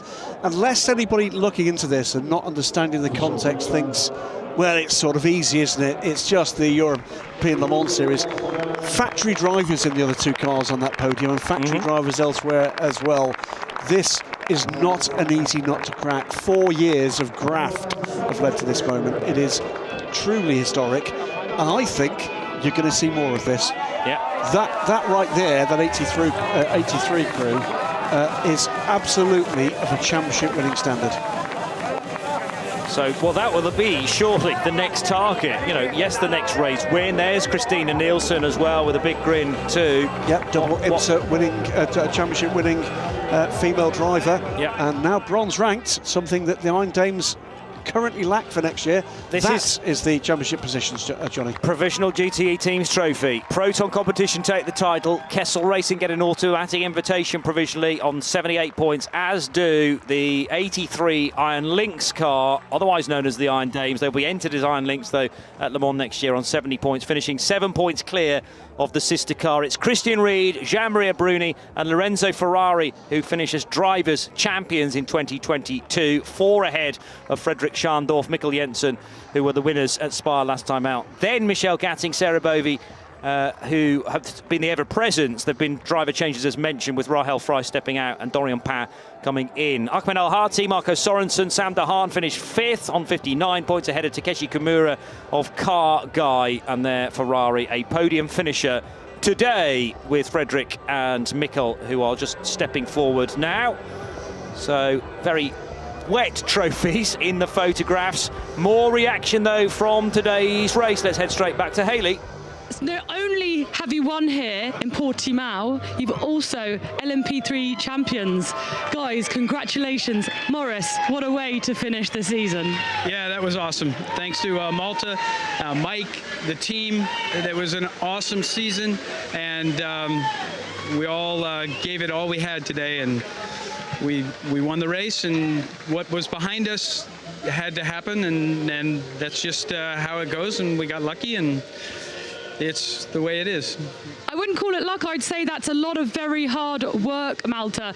6 poles, and there finally it's manifested in a victory here in both the overalls and, of course, the race. Oh, here he is, Michael Basso. It's all right. Thank you very much. Yeah, it's amazing to have won this championship. Now it's my 3rd season in a row, and finally my big dream has come true, and the team has done an amazing job the whole season, and thanks to these 2 as well for sharing the car and have been doing an amazing job. And it's just fantastic to finally have it in the bank. And to be honest, before this weekend, I had almost accepted we were going to finish 2nd, because we had to win and they had to finish outside of the top 6. But we managed to do it, and sometimes you need some luck, and we had it today. A bit of luck, yeah, but there was an awful lot of controllable fight there too, and they had a target from the start.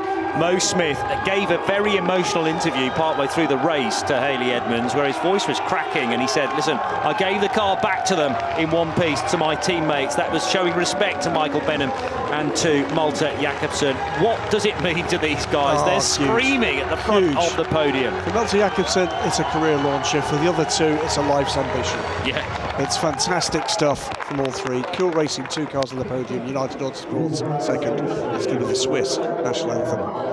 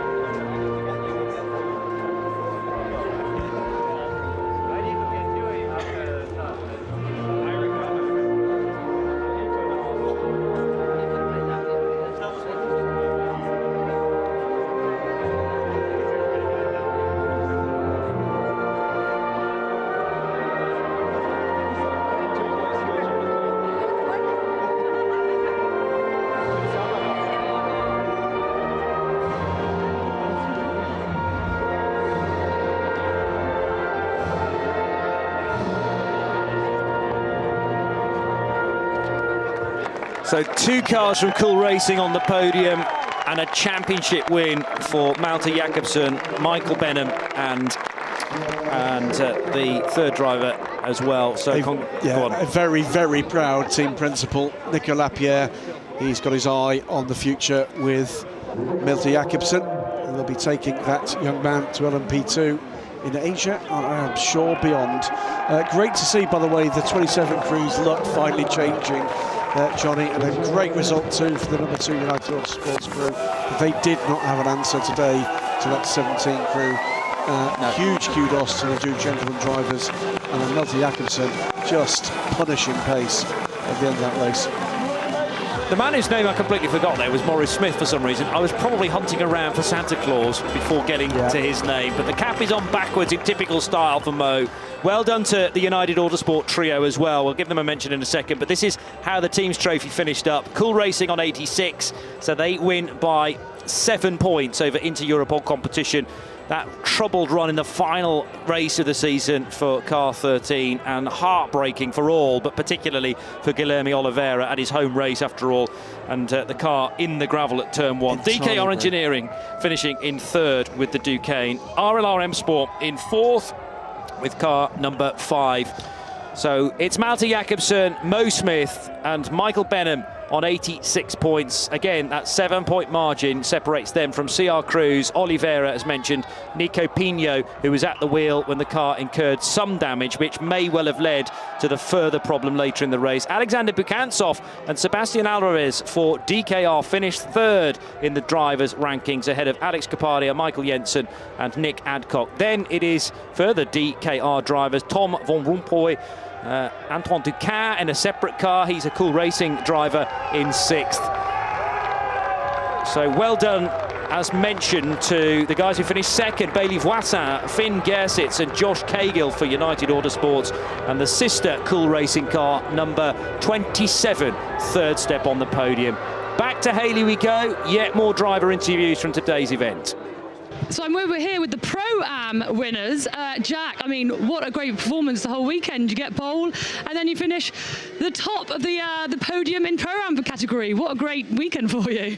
Yeah, I think they wanted to make it as dramatic as possible with that weather, Jesus. But it was really well done for the whole team to just keep calm in those conditions. It was about as hard as you could make it to just finish. But all of us managed to bring it home, and now we can celebrate. Absolutely. And just one word on, of course, it was a very difficult race for everyone, but you know, you brought it back, and now you are LMP2 Pro-Am champion. Yeah, I mean, it was very tough, to be fair. I mean, it was by far the toughest stint I've done this year. But yeah, after the incidents, the only goal was to keep it in the black stuff and just bring it back home, and that's what we did. Congratulations, guys. Thank you very much. Lest we forget, by the way, Johnny, they've beaten a crew with 2 Ferrari factory drivers in it. Yeah, that's indeed. no mean feat. So Francois Perraudin, by the way, what a massive plus he's been for the endurance racing scene in recent years, bringing this effort to the LMS and to the European Le Mans Series this season. The Nielsen Racing crew taking 3rd position after a hard-fought battle towards the back end of the top 10. But nothing taken away here from the number 34 crew. Jack Aitken, quality. Charlie Eastwood battled. And Sally Yollux, who put this effort together with his team in Turkey and with TF Sports, had to survive the worst of it, didn't he? We'll give credit to Nielsen and to AF Corsa in a second, but first of all, the national anthem for the winning team at the end of the celebration music here at the finale for the European Le Mans Series. It's the national anthem of Turkey.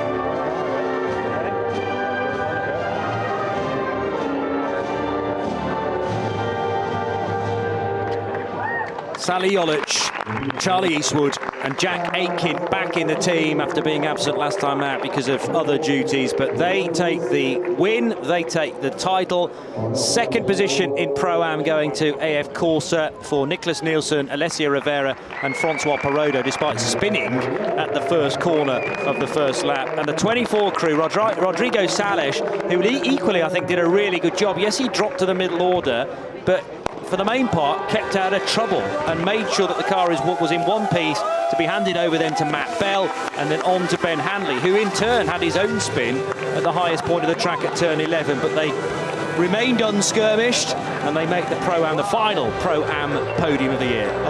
If my information is correct, we're going to see all 3 of these crews back next year, which is great news as talent develops. 130 points then clinches the championship for Racing Team Turkey, a healthy 29 ahead of AF Corsa, with Nielsen Racing really quite close behind at the end in the 24 car.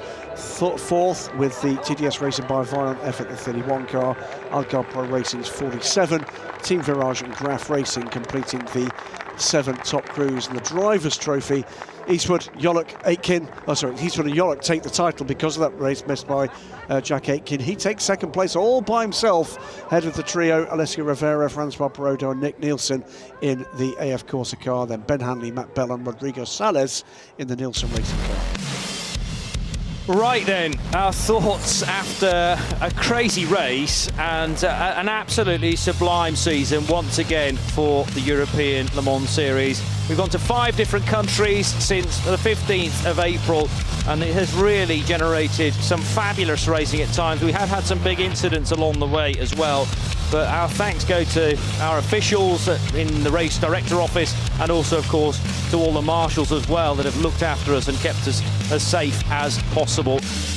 That is it, folks, for the European Le Mans Series. How on earth are we going to fill the time between now and next April? There is a calendar, though, out for 2023 already, where we will be going to Motorland Aragon, amongst other places, for a night race. Graham Goodwin of dailysportscar.com and me, Johnny Palmer, cannot wait for that. Bring on 2023. Have a good winter. Bye-bye for now.